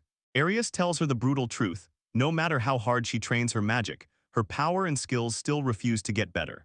I've hit the ceiling of my talent, she whispers, and you can hear the defeat weigh down every word. That's why I figured I could help Ganleaf another way, she begs, so I came to you. Tell me, can someone like me actually learn your techniques? Shuri sat in silence, eyes locked forward, already deep in a storm of thoughts. Yeah, you can totally learn cooking techniques, he says, choosing his words like they matter, so then. So Shuri snaps it into focus. You think you're useless right now, so you're trying to cram yourself full of a dozen new skills to make up for it. His face tightens good, but I'm done hearing you hide behind limits or whatever you want to call it. Don't toss around that word like it's nothing. I can't vouch for your magic, he snaps, then grins like he knows the truth. You'd still need a month or two to even learn cooking, and there's no way you'll be useful to Ganleaf right away. Arias's face crumples, no way. But Shuri's not done yet, and I can help you with matters of the heart. She stares up at him totally dumbfounded, like her brain just short-circuited. It hits her all at once, she snatches Shuri's arm, eyes blazing with hope. Really? Flustered out of her skin, Shuri tries to dodge the moment, so she blurts out, hey, by the way, have you and Ganleaf ever shared a meal before, just you two? Her hope crashes instantly, pure panic slams in, what? Red as a tomato, she stammers, what, no, I haven't. Shuri's eyes spark with a plan, alright, let's make this happen, I'll set up dinner just for the two of you. Arias freezes in shock as he keeps going, I'll whip up a special dish meant to bring you even closer. Her eyes brightened with fresh hope. Could it be true? Is there really a dish that works like pure magic? Shuri tells me about my hometown. There's a dish that's absolutely perfect for this season, and I'm inviting both of you and Gan. Arias' grin evaporates on the spot. Wait, you're going to be there too. Then the night of the huge date finally crashes onto the scene. Ganleaf steps in, eyes scanning the room with a nervous edge. Then he fires back, so, you invited me to dinner. He's so clueless it's unreal. Right then, Shuri strides out from a specially prepared tent. Then she nods, takes a deep breath and says, yes, I'll handle it. With a polished smile, he sweeps his hand inside and says, welcome, your table's ready. Inside, there's a surprisingly classy private dining room set up just for them. Quiet, elegant, and tucked away from the world. Right in the middle of the table, a pot softly burbles with a piece of kombu, laying the groundwork for that legendary classic dashi broth. Shuri tells Ruru that if he's going to build the perfect vibe, he needs him to custom-make the tent, the table, and the chairs. He even whipped up his own homemade ponzu sauce to dip everything in. With a razor-sharp professional smile, Shuri grins and says, all right, now watch me cook for you. Ganleaf is absolutely buzzing over the live cooking show. Wait, you're cooking right in front of us. But Arias is hit with pure shock, standing there stunned. She drills Shuri with a death glare, and our chef has zero clue what he just walked into. Her brain instantly goes off the rails. Wait, tell me this isn't foreshadowing a BL situation because I'm not ready for that twist. Still in total denial of the storm inside her, Shuri snaps into action and tells everyone the dashi is ready. It just needs a few final touches. He brings out the very first dish, an elegant yudafu, letting it gently simmer until it's warm all the way through. Shuri leans in and tells you he grabbed the kombu while they were staying in that seaside town. It was insanely good quality, like the kind you can feel in your bones. Perfect for whipping up a rich, mouth-watering dashi broth. And the tofu, that's homemade too, made from soybeans with a special secret ingredient called nagari, crafted with obsessive care. This nagari, nature's coagulant, turns into the key ingredient that makes real Japanese tofu taste the way it's meant to. To pull it off, Shuri first had to race out and grab fresh seawater. At the same time, he had to whip up a commission for Ruru. He set out to forge the exact specialized tools he'd need for the job. It was a brutal grind of trial and error, but after wrestling with temperature control, he finally cracked it. And yeah, Ruru's help doesn't come cheap. Shuri's drowning in Hamburg steak debt, and he's got a bad feeling Ganleif is about to drag him into a summon any day. Ganleif and Arya lock eyes on the plain little dish, utterly stunned. Wait, that's all. Shuri tells you that sure, you can toss in a ton of ingredients for this meal, but she swears the simplest option hits the hardest. It's the perfect dish for a cold night, he grins, because tofu keeps the heat locked in, warming you both from the inside out. Ganleif is totally on board. Got it, then I'm locked in too, and tell me, are you gonna serve us? With a sly grin he shakes his head, then says sure I'll help, but from here on out the real work is all on you too. Then he slaps down a single slotted spoon, like it's the next move in the whole game. He insists the real magic of a hot pot isn't just the heat. It's two people pulling together, passing food from the same pot like best friends or family. And then bam, the penny finally drops right on the spot. Shuri shoots her a knowing wink like got it, and that's when it hits, this whole play was a setup. Racing with nerves, Arius whips around to the commander and shouts, Ganleif, I'll serve you. Totally clueless, Ganleif beams and blurts, oh please do. With a shaky, flushed face, Arius carefully hands him the very first bite of tofu. With a soft, confident smile, Ganleif strikes back, all right then, I'll serve you. Arius is left absolutely speechless, like his whole world just hit pause. He hands her a piece of food, and for one heartbeat, they look like the perfect couple. Shuri grins from the sidelines. This is exactly the vibe he'd been chasing. He can't stop thinking, so this is what hot pot is really about. When we pass it back and forth, it hits deeper than food, it forges a bond. But Ganleif, the no-nonsense warrior, instantly shoves that steaming tofu into his mouth. Shuri panics and screams, watch out, this tofu is packed with heat inside. After what happened, Ganleif takes a careful breath and blows gently on the next piece. He leans in, bites down carefully, and tastes the moment like it matters. And his face erupts into pure bliss. Straight up, it's delicious. He can't stop staring. This tofu is blazing hot, yet somehow melts into pure softness. And that faint, sour tang of the soup in the air is a perfect match for that dipping sauce. Ganleif just blew my mind. I thought it was only boiled tofu, but now this hits different, warming me from the inside out like it's melting straight into my bones. Arya stared in stunned disbelief, thinking a dish this simple somehow sparked a reaction that big. Shuri beams, thrilled to see the two of them so shocked and so wildly happy. He breaks it down. Yujufu is the cozy dish that warms your bones from the inside out, so in cold season, it's the absolute best thing you can eat. Shuri grabs a fresh topping and sprinkles it right over the tofu. Whoa, what is this? Ganleif blurts out. Shuri grins and swears it's a magical seasoning, the kind that slaps a whole special accent onto the flavor. Curious, Ganleif leans in and tastes it. His eyes flare the moment he tastes that sharp sour kick mixed with blazing spice. This is chili pepper. Shuri also tosses out chopped green onions and grated daikon, then tells them to pile on as much as they want. Arius dives in first, grinning as the onions snap with a crisp texture and the radish hits back with a refreshing kick. Hearing her praise, Ganleif's hunger to try it himself spikes instantly. He goes, Arius, pass me the chili, and she beams right back, sliding it over with a warm smile. Staring at them, you can't help but notice their bright, shimmering beams. He stares inward and finally clocks it. He's there, the distance is gone, and it hits him hard. The only thing that kept them apart was Arius' own spiraling worries. But don't get it twisted, he's not finished yet, and with the final push burning in his chest, he keeps driving forward. He whips around to the commander and blurts out, Genlivessen, what do you think would happen if this pot had 0 kelp in it? Ganleif totally misses the point and shoots back, come on, it'll taste the same, right? With a sly little smirk, Shuri snaps him back, nope, not even close. The taste would be totally, dramatically different. He breaks it down. The kelp, the secret side ingredient, pours rich umami straight into the broth. Then that flavor boost punches up the tofu like crazy. Shuri insists that without that base flavor, it wouldn't be a real dish. And yeah, she even suggests the fun conversation you two just had wouldn't have happened either. Then he slams down a bold comparison and asks, is it the same with people? Who's the one feeding the main character their flavor? Shuri keeps driving forward, pushing back the one who's always at your side, thinking of you every single step. Aren't you forgetting someone important, Gunlavson, someone who's worried sick about you? And just like that, everything snaps into place. Gan bolts out of his mind. His eyes blow wide when he sees Arius, and a hot blush spreads across his face. Could it really be Arius? She's frozen solid, her face blazing bright red with sheer panic. With a timid nod, she quietly answers the question he never dared to say out loud. With his plan working like a charm, Shuri slips his head out through the tent flap, grinning as he says, "All right, my part's done." Then he points at that third wheel like now it's time to vanish. He leans back, grinning like he just hit a grand slam. Yeah, I've gotta admit, I'm not exactly terrible at this matchmaking game, am I? But that smug grin dies fast, and self-pity rushes in because honestly, I've never even had a girlfriend, so tell me, when is Cupid finally going to show up for me? Right out of nowhere, that familiar voice goes, "Ah," and he whips around to find Ruru standing there inches behind him. He's caught completely off guard, like the world just blindsided him. And it's not just Ruru, everybody's gathered there. The whole command staff, Kaguya, Tag, Orthros, and the rest, crowding in around something, while Ruru kicks things off with Kaguya's sharp question, "Why are you all huddled together?" With all of them leaning in and smirking like they knew everything, Shuri suddenly clocks the truth. They'd been watching the whole time. Shuri's absolutely mortified. "Why are you staring at me like that?" Kaguya flashes a sly grin, like she can't resist, because staying quiet during something this entertaining would be downright cruel. Katsuragi adds with a soft smile, and honestly, our worries were only about one thing, how their love story would finally play out. The smug officer with that cigarette holder snorts back, and I tell him we need to shut it down right now. Fat Egg shoots back on the spot, liar, and she even brings up Kiwaga, saying it's our duty to see this through. Ruru just flashes a calm little smile, and I'm like, honestly, either way is fine. "Oh, don't act clueless," Ruru, Kaguya teases, "because you were the one who couldn't wait, claiming it was essential for your life experience." Even the stoic Orthros stands there, silently, caught in a storm of thoughts over the chaos unfolding.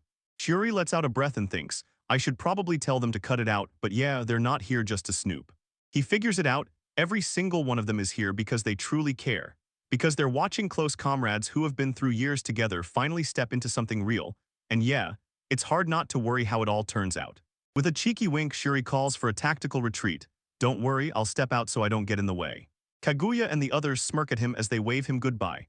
"Relax, you won't be a bother, not even for a second."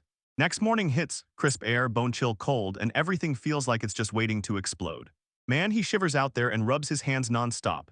"This cold is brutal, my fingers are trembling like crazy." A soft voice drifts through the air, calling out, "Shuri, good morning." He jerks his gaze upward and freezes, because Arius is there, blazing like he's glowing from the inside out. She flashes him a gentle, glowing smile that lights up the whole moment. Shuri snapped back like she'd just been pranked, mock shock on her face. And then she burst out, "Arius-san, why are you suddenly glowing like that?" He's left totally stunned by how fast her whole mood flips.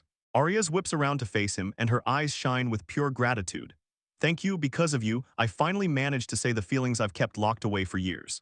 Shuri flashed a proud grin like he'd nailed everything. "I'm so glad." But the second she speaks, his ears shoot up like antennas. And right away, his brain snaps straight to the most scandalous conclusion imaginable. "Wait, are you two seriously saying you were together last night?" With a confident grin, Arius makes it crystal clear. "We're a rootless mercenary crew, so we can't even tie the knot yet. But once we land our dream and finally own land, we'll be husband and wife." Shuri snaps to what he's done and starts punishing himself right away. Panicked, he blurts, Shuri, what on earth are you doing?"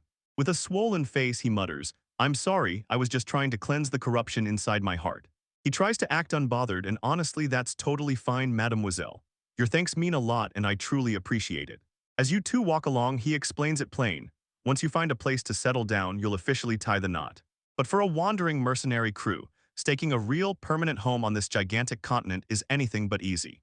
Shuri grins softly, but I can't shake the feeling that these people really might pull it off. He catches himself thinking, I was just happy for them, but when I see everyone around me smiling and finding joy, it hits me too. I feel happy right along with them. Shuri kept spinning his tail, and right after that, I kicked back and chatted with Arius like it was nothing. She grilled me about Udafu and dropped some simple science on the table, so I just blurted out everything I knew. Then the fight erupted, and we crushed it, because right after it turns out Arius was basically unstoppable. I swear it was like she just plopped a whole sun right in the middle of the battlefield, pure insanity. But that victory memory slams Arius into a darker nightmare when Ganlave was impaled and fading Ganlave. He pleads, "Hang in there, Ganlave." A younger Kaguya Kawaga bursts into panic yelling, "Kaguya, stop the bleeding right now, I need cloth and hot water." As Arius cradles him, Ganlave gasps weakly, "Arius, the enemy." She forces a shaky grin, "It's okay, we slipped away." Tears of pure relief spill down her cheeks as she blurts, "Is everyone okay?" Then softens her voice, "We all survived." Barely hanging on, Ganlave rasped, "I see." As Arius' memories keep pouring in, she spirals back to one thought, "I've got someone I love." He was the one who always took the lead, even back when we were just kids in our gang, orphaned and desperate, stealing to survive and hurting people just to keep breathing. But he took every bit of that sin onto his own shoulders, standing right in front of us so we wouldn't have to drown in guilt. I wanted to shoulder that weight with him and stand right by his side. The second it hit me, this was love, no doubt about it. It wasn't long after we launched that mercenary company together. It was when he was in serious danger, and my gut screamed he might not make it. That battle was the absolute worst, every nerve in us screamed, and we got stuck as the rearguard during a desperate retreat, holding the line while everything fell apart behind us. In the end, the retreat pulled off the escape, but it marched away with bodies piled behind it and unit captains left gravely wounded in its wake. His body was battered beyond belief, and he clung to life by a thread. Back then we were getting wrecked from the inside, self-loathing crushing us like a slow, relentless weight. Even after all that, he simply smiled, relief washing over him as he realized he'd made it out alive. And in that exact moment it hit me, yeah, I love him. Then it hit him hard and fast. The moment I saw that smile, everything finally clicked for me. I'm Arius, and I run the mage unit for the Ganleaf Mercenary Company. On the battlefield, a mage isn't just a fighter. He's a living weapon, a terrifying disaster waiting to strike. We unleash fire from the sky, freeze their arrows mid-flight with icy walls, and slice through cavalry as wind blades rip the charge apart. Magic turns our power into real, solid matter, and I just happen to be the kind of person who can mess with the physical world. People who can wield magic are already few, and out of that tiny crowd, even fewer can bend the physical world, turning into magic engineers or magic soldiers. Think about this, out of 100,000 people, only one even has the magic aptitude, and just a sliver of those can truly learn how to wield it. But here in our mercenary crew, there are only 4 of those rare mages. That's exactly why our company barely ever loses, but it's also why we can't just keep growing and stack our forces like we want. Bottom line, personnel costs are insanely high, mages are booked solid, and if the pay isn't great, they'll bail and join another army. I talk the mages I command into taking a cut in their salary. But to make it happen, I had to push them to balance their pay with what they'd built together, our crazy shared dream, and my subordinates were swallowing their anger, fighting that dissatisfaction day after day. They've gone totally silent, no whining left at all. And the reason, Shuri, she's the one who set everything in motion. People always say the same thing, yeah, the pay's trash. But the food is so ridiculously good you'll swear it doesn't exist anywhere else. Because they're absolutely thrilled with Shuri's cooking. They've stopped eating out and it's somehow made their money situation way better. Because this wasn't a debate, it was a unanimous decision. If Shuri wasn't there, my unit might already be gone by now. The story snaps to a massive snowy wasteland, where the whole crew has set up camp, gearing up for the next fight on those brutal, frozen plains. Katsuragi slips into her unit's tent and catches them halfway through a meal. Oh, Captain. But she instantly freezes in her tracks. Her gaze snaps to their cups. Oh wow, that smell is pure sake. She storms in, furious. So you're really downing drinks in the middle of the day without my say-so? And what happens if a battle erupts right now? Her mage is frozen solid, totally broken and absolutely unstoppable. But one voice stayed icy calm and said, "Oh no, Captain, this isn't trouble, it's a Meizaki, the drink Shuri made for us." Then they added, "The alcohol is barely there at all." Everyone jumps in, "Yeah, it's sweet, it warms you from the inside out, and I swear I've heard it does wonders for your skin." They swear it's great for your health and your beauty. Shuri's basically a wizard with it. As her squad cheers, Katsuragi facepalms hard in pure exasperation, Shuri again. She strides through the camp, and ever since he showed up, you can feel the whole vibe of the company shifting under everyone's feet. She whips back to her unit, like back before you'd all be snapping at each other, right? So what's it like now? Realizing she's right, the mages lower their eyes and Katsuragi thinks, "You handled it with real maturity and somehow that helped me calm down too." The narrator hammers home this wild shift. Shuri's pull has even reached the top, and now Ganlave is zeroing in on the stuff that really matters, the food supply and the logistics behind it. And Ruru, fueled by Shuri's wild new ideas, keeps pushing out next-level tech that just won't stop evolving. Kiwaga, like they've just seen the truth, keeps leveling up their sword skills until their blade feels unstoppable. As Katsuragi watches her friends bloom into something bigger, panic claws at her. because somehow it feels like she's the only one getting left behind. She waves it off like it's nothing, but her mind keeps drifting back to that sweet, delicious amezaki. Nearby, soldiers were grinning, already plotting stronger drinks the second they rolled back into town. One of them leans in and says, dead serious, his influence is unreal. And that's the real problem. Shuri Azuma is thinking, great, but I can't help feeling jealous of him, while I'm standing here like, I'm grateful too and it still stings. He burst in out of nowhere and right then, bam, Ganleave and everyone else instantly trusted him completely. And the craziest part, his past is a total blank, no clues, no answers, and that makes him even more suspicious. Because I keep thinking like this, she suddenly jolts, realizing it, and my stare turns razor sharp the second I look at him. He's probably seething at me for it. Katsuragi got swallowed by her own thoughts and wandered through the loud, bustling camp. She just slams the brakes, stops dead in her tracks. She watches Gun stroll off like he owns the place, casually sipping his drink and enjoying every second. He whips his head up, and Katsuragi snaps right in front of him. Ganleave, what are you doing? Drinking? You could get summoned for negotiations any second. But Ganleave just grins. Oh wow, this is a whole new kind of amezaki. A different kind, no, she's not buying it for a second. I can't afford to smell like alcohol, so I refused, he says. Then Shuri steps in and makes me the version that's totally free of any alcohol-based ingredients. It's another one of Shuri's brilliant inventions, made with zero alcohol, just pure purpose and mind-blowing ingenuity. Making it take serious effort, but the payoff hits hard, sweet, delicious, and it warms you from the inside out. Ganleave beams. Right here, Ganleave grins and tells him, yep, this is your share. Katsuragi takes a tiny, hesitant sip, like he's bracing for impact. Her eyes pop wide with shock and it's sweet, but in the nicest way, like the alcohol is barely even there, just whispering through the taste. A soft, comforting warmth blooms in her chest, chasing every trace of chill away from the inside out. She glances around and spots her mages and the other soldiers smiling right along with her. This is the perfect warm drink for a cold night, right when they're stuck on standby.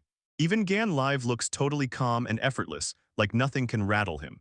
But for Katsuragi, that feeling is pure frustration, grinding at his nerves. She thinks Ganleave really has a soft spot for Shuri, and the fact that he trusts him so much to have his back right now says it all. But trusting someone on the battlefield is a whole different kind of risk. No, he's handing his back to Shuri, trusting her completely, so he can push forward on his own path. She can't help but feel jealous, because he's the one by Ganlei's side, quietly running the show behind the scenes. She catches the real trust glowing in Ganlei's smile, and finally realizes Shuri has won the faith of the man she loves. Her frustration bursts out in a sharp, defeated sigh. As she trudged back through camp, the amazake hit her again in her head. Sweet, perfect, and proof that today's meal absolutely nailed it. If I could cook like that, she thinks, then a bigger question hits her. Could I deepen my bond with Ganleave too? A sudden flicker of an idea ignited in his mind. And then it slams into her. She swears to herself, if I can learn to cook, I'll finally chip in the only way I know and become useful to Ganleave. In her fantasy, she can almost hear Ganleave singing her praise, the exact approval she's been aching for. My magic hit a wall, she spits out, eyes blazing with fresh determination. So she decides that if I learn a whole new skill, a brand new road will finally open for me. Katsuraga's mind is made up, no hesitation. She chooses the perfect moment and moves fast, marching straight through the camp with fresh, burning purpose. She spots her target in a flash, there you are, and yells as she spots Shuri crouched near the tents. But her triumphant smile wavers for the first time. She spots him kneeling by a stream, scrubbing a mountain of dishes with nobody's help in the freezing cold. Then she blurts, why are you out here alone? Where are the other cooks? The truth is in Ganleive's orders from earlier, tomorrow we march, so everyone fall back, rest up, and get ready. And yeah, that's exactly what the company's top players are doing. Kiwaga keeps their blade razor sharp, while Ruru and Arius finally crash into a rest they've earned. But Shuri knows that before a huge battle, you don't burn a soldier's strength on pointless chores. You save every ounce for the fight. He stares at his own hands, raw, red, and burning from the icy water. Because he won't risk asking his comrades to do something that would freeze their hands over right before they have to swing their weapons. And just like that, he shouldered the whole weight himself, no one else left to carry it. Katsuragi just stands there, silent as the night, and that steady dedication of his lands on her heart harder than any spell. She realizes his hands must be totally raw from the brutal cold. He's been stuck doing it all, cooking up meals and tackling that mountain of dishes every single day. Since he wasn't built for fighting, it felt like he'd have to prove his worth in other ways. But the company keeps booming, and somehow Shuri is still the only official cook they've got. Even the other soldiers have caught it, and they're starting to panic, because Shuri's workload is getting way too brutal to handle. So what did I even do? I seethed with jealousy over his success, until his food and drinks totally won me over. She tightens her fists and steels her courage, ready to finally say the words to him. Excuse me. Shuri spins around, stunned to find her staring back. She clings to her resolve, convinces herself he's quietly grinding behind the scenes without a single complaint, then blurts out, "I'm sorry," and finally chooses to trust him. She takes a shaky breath and asks, "So will you teach me how to cook? I need to keep pushing for Ganleif's sake." But Shuri's answer hits completely off guard, and it blindsides her at every turn. "Everyone's got their own battlefield," he murmurs, and then he smiles.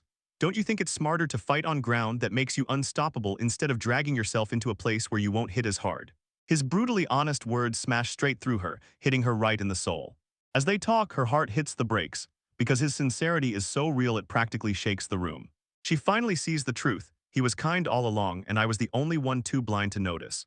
He leans in with a smug grin, and then out of nowhere, a violent nosebleed hits. "I know you like Ganalev," he snaps, wiping the blood from his nose. "I heard your confession, don't act like I'm stupid now." Katsuragi finally slips up and admits it. "I've been in a slump lately," and it hits like a punch to the gut because nobody saw it coming. His sincerity hits her hard, and suddenly her worries spill out before she can stop them. "I can bust my butt training and still nothing changes. I swear I'm not getting any better. On the battlefield, I can't tame my magic the way I need to. And I'm terrified that if this keeps happening, I'll lose my place beside Ganleif." Shuri sits and listens, calm as a blade, then she answers with no sugarcoating, "I'm not magic trained, so I can't really help you there." Her confidence crumples and her face falls instantly. But Shuri's face lights up in an instant. "Don't worry," she says, "I can help you with your heart problems, no doubt." Shuri's proposal to her was finally on the table, because she made the move that changed everything. To arrange a secret dinner just for her and Genlevy. But this is a massive deal. Ever since their gang days, Ganlev and his officers have always shared meals together, so a one-on-one dinner is something nobody's ever dared before. Shuri wastes zero time, she dives right into it, plotting every last detail with razor-sharp precision. Katsuragi froze in shock. Seriously, he'd go to those extremes just to fix someone else's love life, convinced he's the sweetest guy alive. The moment clicks into place, Shuri steps in and hands them yujifu.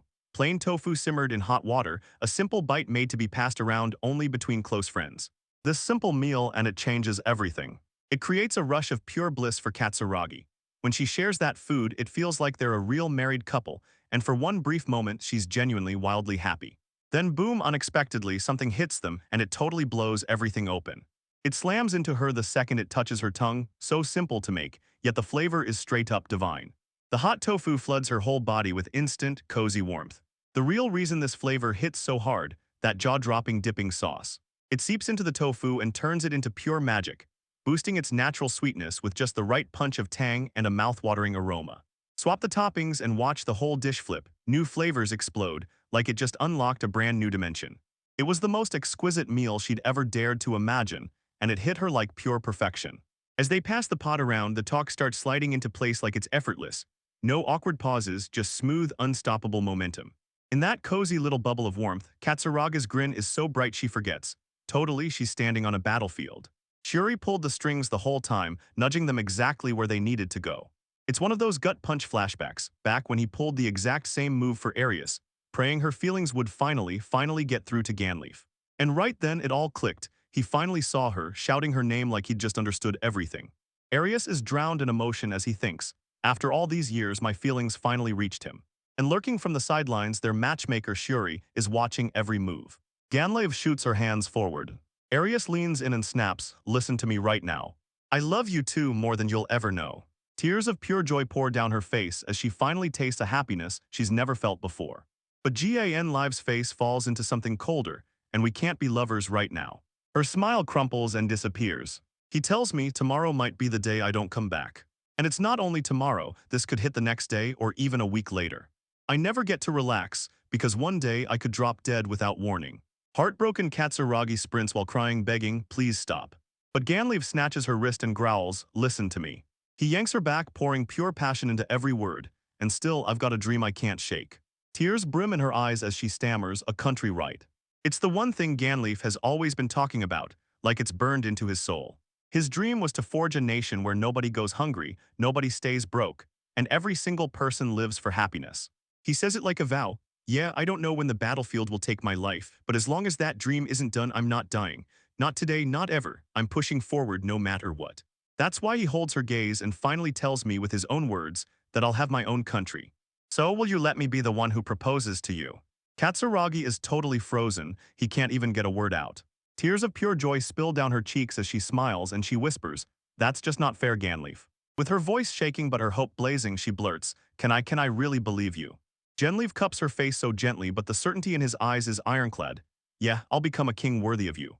With that promise still hanging between them, he closes the distance, and they melt into a tender, heartfelt kiss. He leans back and locks eyes with her. "This is my vow, the only thing I can give you right now." Overwhelmed, Katsuragi can only nod again and again, gripping the guy's hand tight. "Yes, yes." Just as it starts to get intimate, the door explodes open, and the whole command staff storms in roaring congratulations. Katsuraga's face flushes crimson as shock hits him like lightning. And Ganleaf looked absolutely horrified. Kiwaga's glowing with pure joy. "Congrats, you absolute legend." Kaguya shoots you a sly wink, like she's been waiting for this moment, and boom, you're finally together. Tag flashes a goofy grin, and wow, things are about to get seriously hot, aren't they? Arius even breaks into a calm, real smile. "Can you believe it? Congratulations." Orthros just stands there, eyes locked, watching it all unfold. Ruru shot a playful wink and basically said, "Congrats." Ganlive is totally rattled. "How long have you guys been standing there?" Ruru grins, "From the very start." While Kiwaga mutters, "It was pure torture watching you scarf that warm, delicious meal while we were stuck freezing outside." Katsuragi just snaps, she buries her face in her hands, completely mortified. "This is so embarrassing." Ganlave says that after everything went down, every single childhood friend turned on them, cracking ruthless jokes nonstop. Through all the teasing, they still got real, heartfelt congratulations, somehow flipping that embarrassing moment into something genuinely joyful. Even Arya's, secretly harboring feelings for Ganleaf too, breaks into a calm, heartfelt smile as she welcomes the new couple. Katsuragi shuts her eyes, gratitude flooding her chest. "Thank you, Shuri," she whispers, knowing she finally managed to stand by his side. The very next day, everything's about to explode. Katsuragi finally tracks down Shuri to give him a real heartfelt thank you, spilling how she and Ganlave were, after all that time, finally able to connect. She couldn't wait to show how grateful she was. But for some weird reason, Shuri suddenly started punching himself. Wham wham, he started slugging his own face over and over, until it was a grotesque swollen mess, like he'd lost it in this ridiculous self-purification ritual. Katsuragi stared at me like I'd just dropped a bombshell, unless he was actually congratulating me. Trying to shake off the awkwardness, she blurts out a new topic, "And I'm seriously blown away by how you somehow know everything." Shuri leans in and says, "Back home, I've been soaking up all kinds of lessons since I was a kid." Katsuraga's jaw drops. "Wait, you mean this kind of education is just normal back home?" Her thoughts start sprinting and now it clicks. "Why did you say those weird things before, like how the umami in kombu is too small to even see?" Shuri leans in and tells him, "Back in his world, everything is built from microscopic pieces called atoms and molecules." He shows her a quick example, the fire triangle, and says, "To make fire you've got to have three things: fuel, oxygen, and heat. And it's those countless invisible particles," he keeps insisting, "that snap everything together to build the entire world." A spark flashes inside Katsuraga's mind, then it hits her. Mages don't just cast spells, they bend the same tiny particles around them with magic. That's how they slip into the world. Boom. All the fuzzy doubts and burning questions she had about her own magic finally click into place. Then it hits like a lightning bolt through the soul, and the answer she'd been chasing was right there in her face the whole time. Shuri doesn't just know how to cook. She dives into science and chemistry, chasing the world's deepest secrets like they're the key to fundamental truth. And when Katsuragi locks eyes with that humble chef, she realizes the truth. Yeah, he's modest, but his understanding is way beyond her reach. Katsuragi locks eyes on him and her thoughts spiral. Who is this man really? But she snaps the idea out of her head in an instant. He's the one who's kept her afloat and fought right beside her too. And honestly, she decides that's all she needs to know. The scene flips and there they go, marching straight through a howling blizzard like it's out for blood. Ganleaf and Arya's huddle up, bracing for the cruel cold that bites like ice. Their opponents, they're locals bred for this brutal weather, used to fighting through every inch of harsh conditions. But right when everything looks hopeless, Katsuragi steps up, snaps her gun down and declares, "Gun leave, I'll open the path." Her thoughts slam back to Shuri's words. What if this whole world is nothing but particles stitched together by chance? She charges straight ahead alone, walking right into the storm's heart. Then her theory on how to control it should have hit the nail on the head. She shuts her eyes tight, and her brand new understanding clicks into place.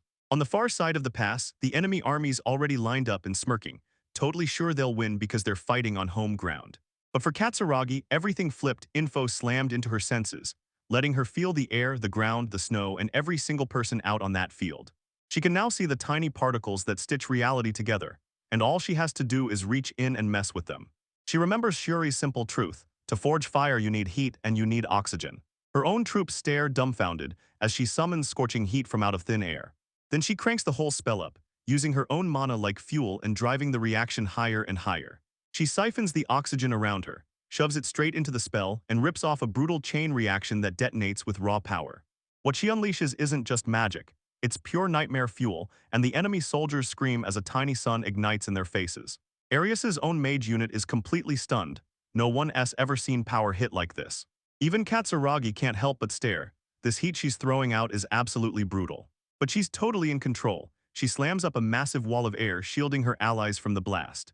A brutal blizzard snow vanishes in a flash, like it never existed, slamming the enemy's heavy armor from an advantage into a scorching, suffocating death trap. With one sharp gesture, she swivels toward the gun, yells that their edge is gone, and snaps, "Let's move." Kenlake grins like he can already see the road ahead, wide open and waiting. He barks the order, and the whole company surges straight into the breach. The next fight turns into a full-on rout. Kiwaga and the others slice right through the enemy's crushed, broken lines like it's nothing. Katsuragi keeps firing spells with razor-sharp precision and raw power, something she's never even realized she had. The battlefield goes dead quiet, choked with the bodies of the enemy it just crushed. In the ranks, Arius and the other mages are totally stunned. One of them blurts, "Captain, what was that? The fireball, the windblades." Arius freezes in shock, whispering that she's on a whole different level than before. Katsuragi whips her head toward her, eyes full of thought, and then she nods like, "You're right." A confident smile dances across her lips. With a dazzling wink, she tells me I finally got it. The truth clicks in my head, all because of Shuri. The narrator kicks off the dark age of war by saying mages were treated like legends. Every nation chased their power and worshipped them as heroes. In that era, one woman climbed to the very top of all magic, untouchable, unmatched, and legendary. She grabbed a truth so deep even today's mages can't wrap their heads around, and people swore she could call the sun itself to burn her enemies in battle. They called that legendary figure the Witch of Truth, Arius de Anjou Abolida. She was Queen Arius de Anjou Abolida, the wife of Tuitizu's first king, Ganleif, and her greatness didn't stop on the battlefield. Her biggest win wasn't just figuring out the truth, it was making sure the world never got it. So she founded the National Magic Academy, throwing every ounce of her energy into training mages, and taking the seat as its very first director. She single-handedly forged the very foundation of the elite mages who still protect the kingdom to this day. Beyond her powers, she was also called a peerless beauty, and people swear the number of men who poured out their love for her was as endless as the stars in the sky. All her life, one love burned brighter than anything else, King Ganleif, and it proved just how real and devoted her heart truly was. Her legacy didn't end with the war, it lived on through her three disciples, the famed three sages who took over the academy and ran it in her place. And ever since, nobody's cracked the truth, proving just how impossible to understand Queen Arius' knowledge really was. But the legend says the moment she finally dared to tell the truth, she slipped one tiny clue behind, right where the secret of her power could be found. One lone chef cooked up a single dish, and that creation went on to become the Tetsu Kingdom's most beloved winter staple. A bland-looking bowl, just tender tofu simmered in salty kombu broth, nothing else, and yet it hits like a secret plan. The queen devoured her favorite meal again and again, like she couldn't get enough. With every bite she grinned and said, "This yudafu is packed with the truth, real knowledge, straight from the source." Just wrapped up a wild win in the snowy fields, the Ganleif Mercenary Company barrels south from the present. One soldier mutters that the rumors crawling in from the south are downright unsettling, but with this whole continent in flames, who's surprised anymore? Ganleif suddenly looks like he's distracted, like something else just yanked his attention. "Are you okay?" He's talking to a Sherry who looks absolutely wrecked. She can only groan, and then he pauses like, "Huh, what is this? Why now?" "Nope, look at you," Ganleif snaps, "you're seriously pale as a ghost." As the wagon bounces and rattles like it's falling apart, Shuri grips the side with white-knuckled fear and blurts, "I can't believe I'm saying this. I'm really sick. This ride is awful." Then bam, one sudden jolt hurls our poor chef straight over the edge, as he fights with everything in him to keep it from spilling out. One of the soldiers blurts, "Don't you dare puke in here," and the miserable Shuri can only slump and sputter out an apology. He crumples onto the floor, raging that this is what you get when a wagon has zero suspension, no bearings, and tires made of nothing but hard truth. As Ganleif rode beside him, he told him, "You'll get used to it, just hang in there," and promised that with a little training, the motion sickness would start to fade. But Shuri tilts her chin up, eyes blazing, and snaps, "It's not that I can't get used to horses, it's that horses can't get used to me." He tells you he's got some curse in his blood, horses hate it, and the second he steps close, they buck like they're trying to throw him off for good. Ganleif just lets out a sigh like, Seriously, no matter how awful you feel, you never drop that effortless, cool, nonchalant vibe of yours. But he shoots back with a grin and tells Sherry, that's exactly the kind of guy you are. Out of nowhere, that familiar voice snaps through the air, and it's Ruru, the one you were hoping for. Shuri shot a glance over and blurted, hey Ruru, why aren't you riding a horse? Ruru's face turns dead serious as she answers, so simple it shocks everyone, her legs don't reach the stirrups. Tag chimes in from nearby, saying Ruru's been cooking up some seriously strange research lately. He tells him she's been getting those crazy, detailed tattoos inked all over her arms and legs. Shuri suddenly remembers the magic symbols she showed him before, but this time they feel nothing like the last. He starts to squirm with nerves thinking, is it really okay for me to cover her skin like this? But right then, whoa, the whole world starts to violently shake out of nowhere. Ganleaf blares the alarm, hey Shuri, what's going on? He whips around, staring back at the wagon, and demands to know what happened to their chef. Even that usually calm Tag looks straight up worried. Inside, Shuri's body gives out. He's on the verge of collapsing, begging them to stop the wagon as a brutal wave of fever and nausea crashes over him. The whole company slams the brakes mid-march, drops camp in the field, and focuses on keeping their chef fed and taken care of. Inside the tent, Shuri lies pinned to her bed, drenched in sweat, breathing hard like she's fighting for every single breath. He tells them the non-stop journey drained him, and the sudden jump from freezing cold to warm weather battered his body until it gave out. Even with his condition dragging him down, he still frets over everyone's meals, but when the time comes, he has no choice. He's forced to take the day off. A sharp voice from the shadows snaps at him to shut up, stop spouting nonsense, and get some rest. Ganleaf and Kaguya show up to check on him, right on the dot. Shuri rushes to apologize for slowing the unit down, but Kaguya is already gearing up to treat him. She tells him, sure, I've got the medical know-how, but I'm not out here chanting magic spells. Instead, her healing runs like Eastern medicine. She diagnoses first, then writes up prescriptions and treatments like moxibustion to get to the root of what's wrong. As Shuri needles her way through acupuncture, she realizes the truth. Kaguya isn't just young and brilliant. She's a medical prodigy who uses her healing skills to spy deep in enemy territory. Kaguya slams out her final report and announces that the emergency treatment is officially under control, for now. She admits it's freezing cold, but warns him that with their supply stash barely hanging on, his condition could tip into danger at any moment. She leans in and gives Shuri one final command, take care of yourself. With that, she bursts out of the tent and disappears into the night. All alone with his thoughts, Shuri gets crushed by guilt, berating himself as useless for getting sick and dragging the whole company down. But Ganleaf stayed behind and quietly offered his apology.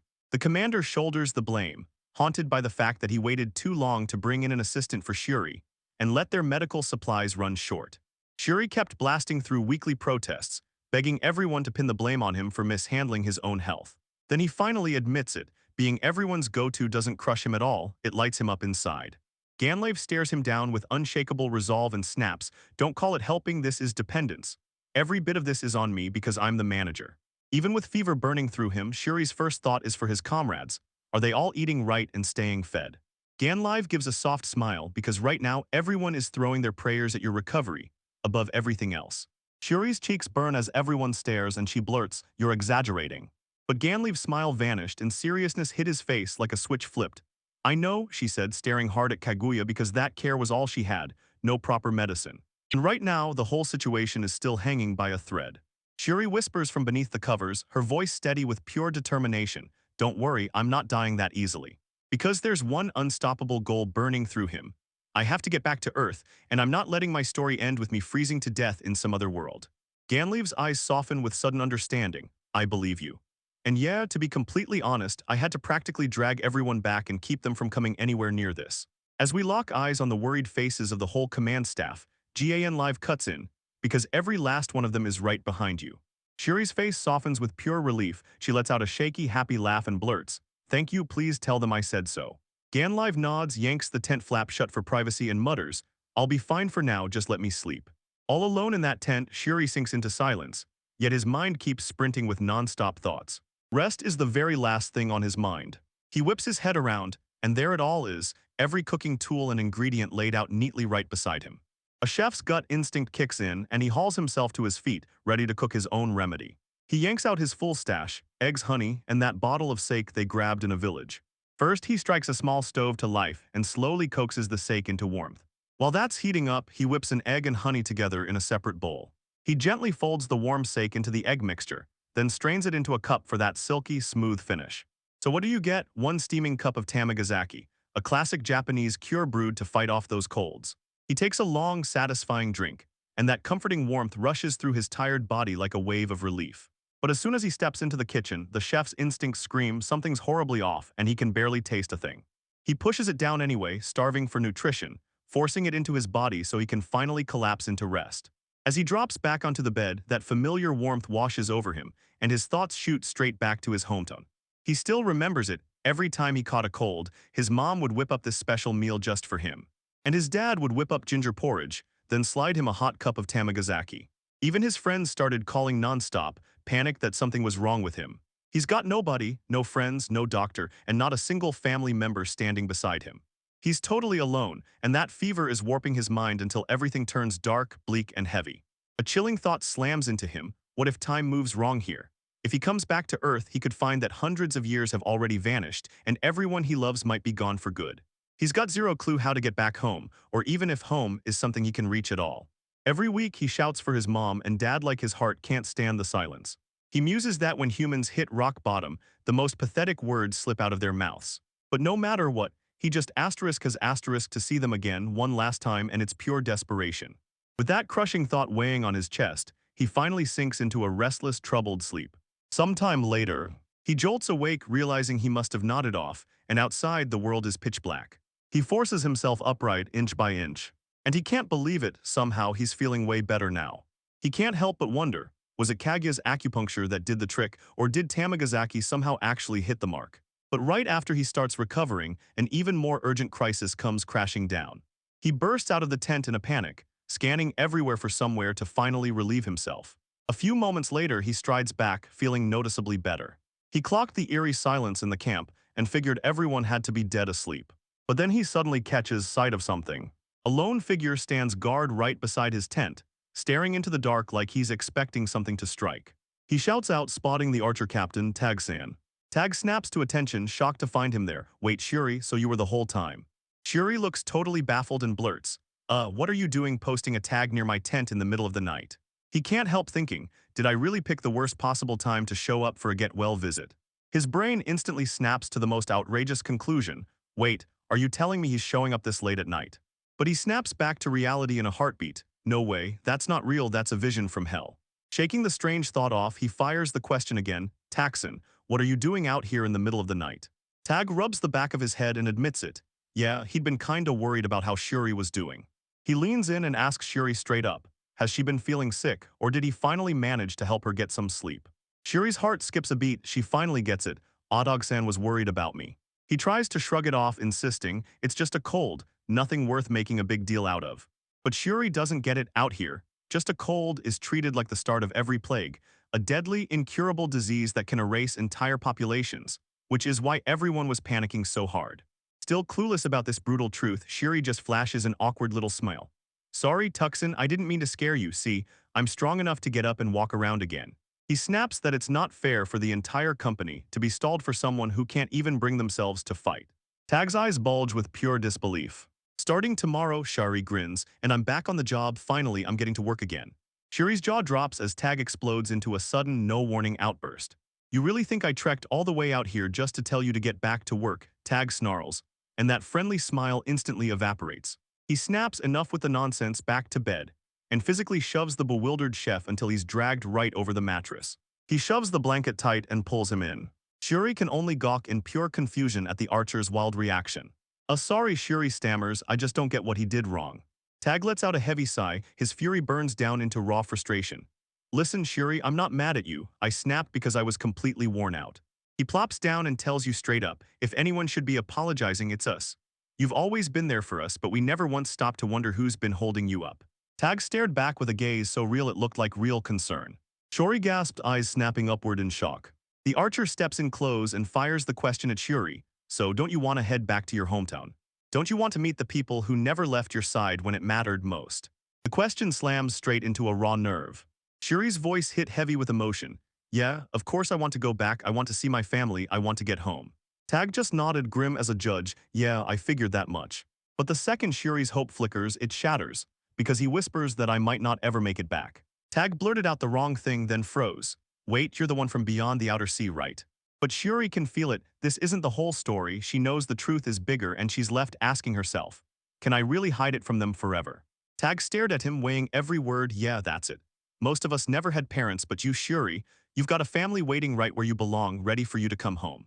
And then it hits him. Gandalf and the rest are all orphans. They didn't just start a mercenary crew, they forged it with their childhood friends.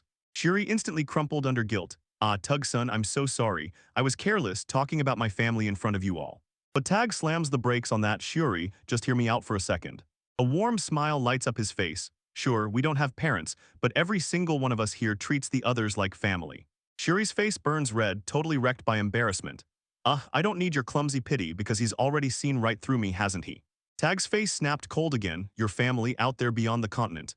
And then the truth hit hard, you might never, ever get back. Fresh determination tightens his gaze, but crossing that sea, I swear, I never even dreamed of it until right this moment. Shiori's stomach drops, she panics, thinking it's already too late to say anything, and she blurts in her head, how am I supposed to tell them? I'm from another world. Tag swings in to leave, tossing you one final piece of advice.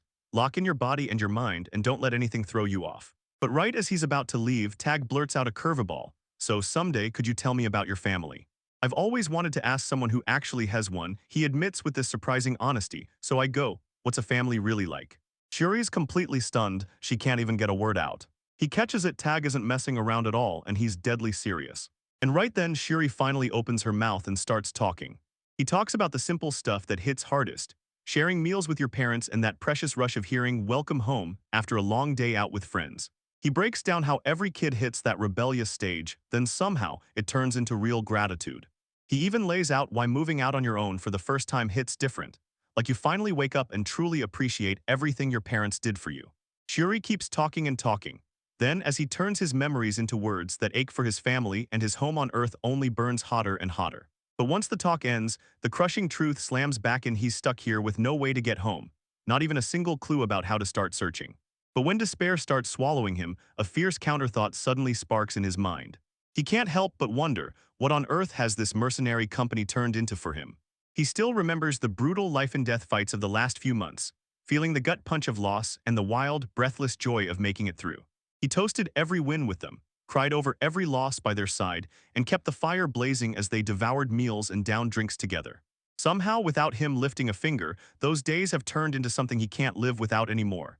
No replacement in sight. That shocking realization hits him so hard a tear slips down his face. Tag after tag popped up on screen, all shouting his name and screaming with concern. Shiori gets blindsided, tears of his own betrayal him as shock hits. He shoots out his hand to scrub them off fast, insisting to everyone that it's nothing at all. But Tag's face twists into pure worry, like he's already seen the truth, and it's terrifying. Tag's face softens, and he tells Shiori that someone as kind as him shouldn't be stuck in a place this bloody. He'd be way better off with his own family.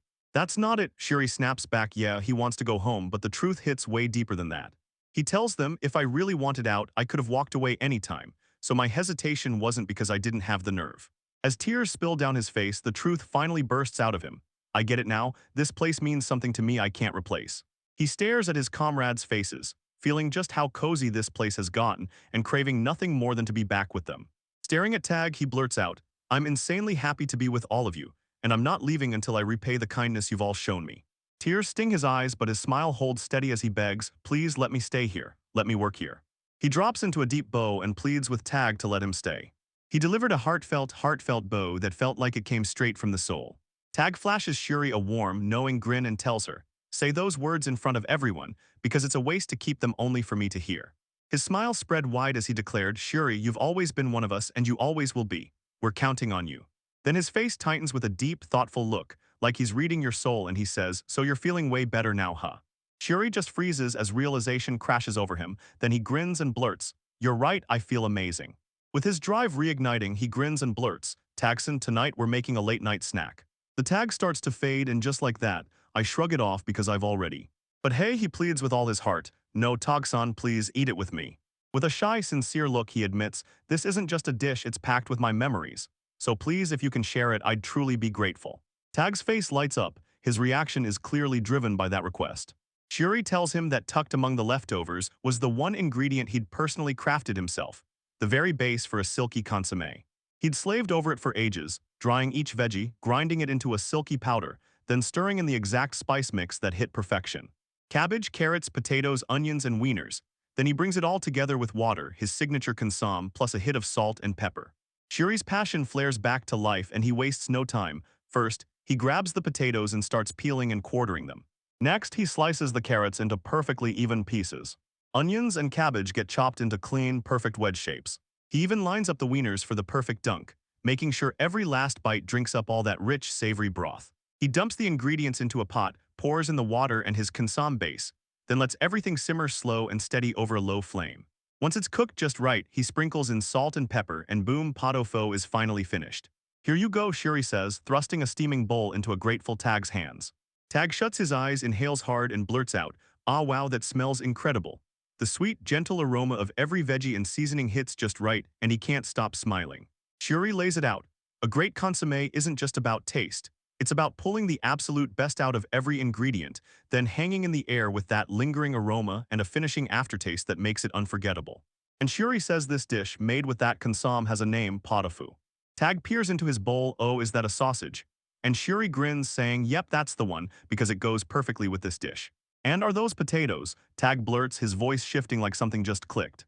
Shuri, your food always blows me away, so why does your face look like a storm just hit it? Those potatoes are supposed to be perfect. He breaks it down. Potatoes are a staple ingredient, they're served constantly, and honestly the soldiers are getting so fed up with them. Shuri flashes him a knowing grin and tells Tag, don't worry. Then bam, those potatoes hit and they're straight up delicious. Tag's confidence slams back into place. And hey, it's not like you've ever made something bad, I know. Stealing his nerves, he bites down. He slowly chews like he's savoring every second. And his eyes snap wide, pure disbelief exploding across his face. Tag's eyes light up like fireworks. All right, this is the good stuff. Yeah, the potatoes are amazing, he says, but even the carrots are ridiculously tender. The flavor hits him like a tidal wave, and it completely buries him. And this soup, he blurts it out. The aroma is insane, and the flavor is so soft but somehow so rich. He admits his palate isn't fancy enough to explain it perfectly, but he's sure of one thing, this food is unreal. And the potatoes have basically gulped up every last drop of flavor on a whole different level. He takes a spoonful for himself, eyes locked in like he's dead focused. As he takes a bite, he can't help but think, yeah, I still haven't cracked my family's recipe. He whips around to a surprised Tag and blurts, yeah, this dish is something my family used to cook for me. I got hit with this wave of nostalgia, so I decided to jump in and make it, because I don't just want to watch from the sidelines, I want to be here with this company for real. As the company banner snaps and flutters behind her, Shuri's voice cuts through the air with total conviction. Every word hits like the truth. With a soft, bittersweet smile, Shuri leans in and admits, yeah, I'm still a little homesick. Tags is so shocked by the stares that he's left completely frozen in place. Then he snaps into a sudden shout, like he's calling out to us right now. We're orphans, clueless about what our parents even looked like. Every face we've ever truly known belongs to our comrades. His voice shatters with emotion as he proclaims, every single one of us sees the others as family. Don't you dare forget Shuri, she's been your comrade from day one and she'll always be your family. When that whole company image hits his mind, the words click into place. Like he knows it's all true and you're right beside us, one of the comrades we call family. So if you're feeling lonely, lean on us. Take it from me, we've got your back, we're your family for life, you hear me. Yeah, he freezes in shock thinking, oh my god, I can't believe how unbelievably lucky I've been. Tears of pure joy pour down his face as it hits him. Sure, he only showed up a few months ago, but they've really welcomed him. He chokes out, thank you. Tag smiled warmly and his promise hit Shuri like truth. We'll always protect you, so think of us as the place you can always come home to. And knowing your cooking's coming, that's what fuels us, so yeah, we can push through anything. He takes another bite of that stew and pure bliss lights up his face. So warm, so delicious it makes me think, if we'd ever had parents, this is exactly the kind of food they would have cooked for us. He locks eyes with you, voice brimming with gratitude, like he's saying, you deserve it, we're the ones who should be thanking you. Shuri kept wiping the tears from her face, looking back on that night, and I swear it hit me hard. Having friends who call me their comrade, their family, made me unbelievably happy. The very next day, I pumped Shuri back to life and she hit the camp running, good morning, everyone. The moment she said it, the whole squad erupted in cheers. Whoa, Shuri's back, seriously, it's a miracle. He's immediately mobbed by the magic engineering unit. Shuri, we were freaking out, so he reassures them, I'm totally fine now thanks to all of you. But their relief snaps into brutal demands. Who's supposed to cook for the guerrilla squad's hamburgers now? Shuri sweating as panic hits her brain. Wait, that's my job, isn't it? They burst into laughter. Just kidding, and right there, packed in with his friends, Shuri feels it. That deep, real sense of belonging, like this place is home. With his apron on and fire blazing in his eyes, the narrator swore that right then, right there, that's when my resolve was finally forged. My mind wandered, I'd already decided, but I kept hunting for a solid reason to back it up and feel sure in my own choice. He sees it clear as day, his parents firing a message across worlds. Dad, Mom, I don't think I'll make it back home. With his new family circling him, his doubts finally crack, and suddenly his purpose locks in. I found my calling here and I'm going to follow this path. His eyes burn with determination in this world, like I'm watching the real thing for the first time. And right now, I swear I'm giving it everything I've got. He waves along with Tag, sending his message in silence. Don't worry about me, I'm happy here. Tag grins and then he adds, and I really hope everyone on your side is doing okay too. Shuri stares at the archer captain, gratitude blazing in her eyes. Then she turns to Tag and blurts, thank you. He remembers Tag's usual goofy grin, the kind that breaks the tension and turns everything into laughter. But he also remembers that man who actually listened.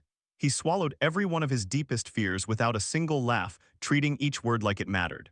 Shuri realizes something terrifying. Since Tag recovered, he's been training with pure savage intensity, and the strength he's piling up is straight up unreal.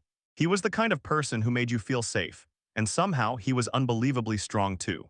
As Tag's training rages on, a young archer darts up, nerves shredding him. Captain Tag. I've got a question about my form, the soldier starts. Then Tag just stares at him, totally baffled. Tag waves his hands like, nah, not like that, flashes his goofy grin and blurts, whoa there, I'm not exactly the teaching type. He slaps the responsibility onto his subordinate in a blink. I leave that kind of mess to the vice captain. With a bright grin and one cheerful wave, he's already heading for the door. All right, I'm out of here. But right before he steps out, his smile drops and seriousness takes over. His mind screams, I've never been the type to make my own calls. I've always sucked at trusting myself, at weighing things and landing on a real conclusion. He flashes back to the moment Gan Li first announced he was launching a mercenary company, and while everyone else was buzzing with excitement, Tag's mind just went, cool, as long as I'm fed, I guess. Even in the middle of a fight, he admits it. He almost always hands the real command to his second-in-command. His job was simple. Lock onto the enemy right in front of him and unload shot after shot. He draws his bow, total focus, no distractions. I've never faced a real choice, he says, I've just been drifting with the flow. That's just how I've always lived, grabbing the easy way every single time. He remembers it like it just happened. I'm Tag, captain of the archer unit. So why am I an archer? Because when Ganlev was building his company, he just pointed at me and ordered me to do it. Turns out I've got real talent for it and I'm honestly proud. I'm a key part of our strength now. But there's one thing I'll never shake, a cruel memory that still stalks my mind like a nightmare. Memories slam back to their younger days, an entire frantic area screams, the cavalry's not back yet, where the hell is Ganlev? She clenches her fist, regret burning through her, and she snaps, damn it, if only I'd been there with him. But the truth was way uglier. Thugs had cornered Ganlev and they started yanking at Tag with taunts. Why'd you run off and leave him hanging? Petrified with fear, he could only stammer out broken words. A sudden shout ripped through the camp. He snapped back to reality. They're back, the cavalry just rode in. But that shout rips open a way worse memory, back from a brutal past battle when a wounded Ganlev was hauled back to safety while his men screamed, the captain's been hit. And then it all comes crashing down, get Kaguya now. The memory detonates in his mind. It was the company's first and only loss, an all-out scramble to retreat that shattered everyone and left them stunned. In that brutal clash, Ganlev took a crippling blow, and with Kuwaga and Orthro's forces tied up somewhere else, it was up to Ganlev's cavalry to hold the line as the rearguard. Amid all that chaos, Tag finally admits the truth to himself. No one told him to do a thing, so he tore off running and left Ganlev in the dust. He remembers it all, the aftermath. Ganlev, barely hanging onto life, is surrounded by his oldest friends while Kaguya fights desperately to keep him alive. Guilt crashes down on him, crushing everything inside. Ganlev bounced back somehow alive, and that comeback only made the company's name shine even brighter. But for Tag, that brings zero comfort. He's haunted every day by one brutal question. If I'd shown up, if I'd fought back, could I have stopped all of this? And that's when Tag slammed his fist down and swore an unbreakable vow. He vowed that this time he'd be the shield for his family, no one else him. Even so, the old habits refused to quit. He just couldn't stop himself from drifting with the flow. His vow just never got fulfilled. He just kept smiling like the guilt couldn't reach him. Then it all flipped upside down when Ganlev rolled in a brand new recruit for the company. A cook named Shuri Azuma, standing beside a scrawny kid who looked like he belonged to the wrong story. Tag shrugged him off like he was nothing, and boy was he about to be proven painfully wrong. This kid's cooking was so insanely good it felt magical. He dished out enchanting dishes they'd never even dared to imagine. Because of him, mealtimes turned into pure laugh-out-loud happiness. Tag's right, when we win a battle and I finally get to dig into Shuri's food, I'm genuinely grateful I made it out alive. His cooking lit up the whole company, turning morale into something truly alive. But even for Tag, it was still kinda maddening. He swore he was the one shielding his family, but it was Shuri all along, quietly pouring strength into their lives so they could keep going.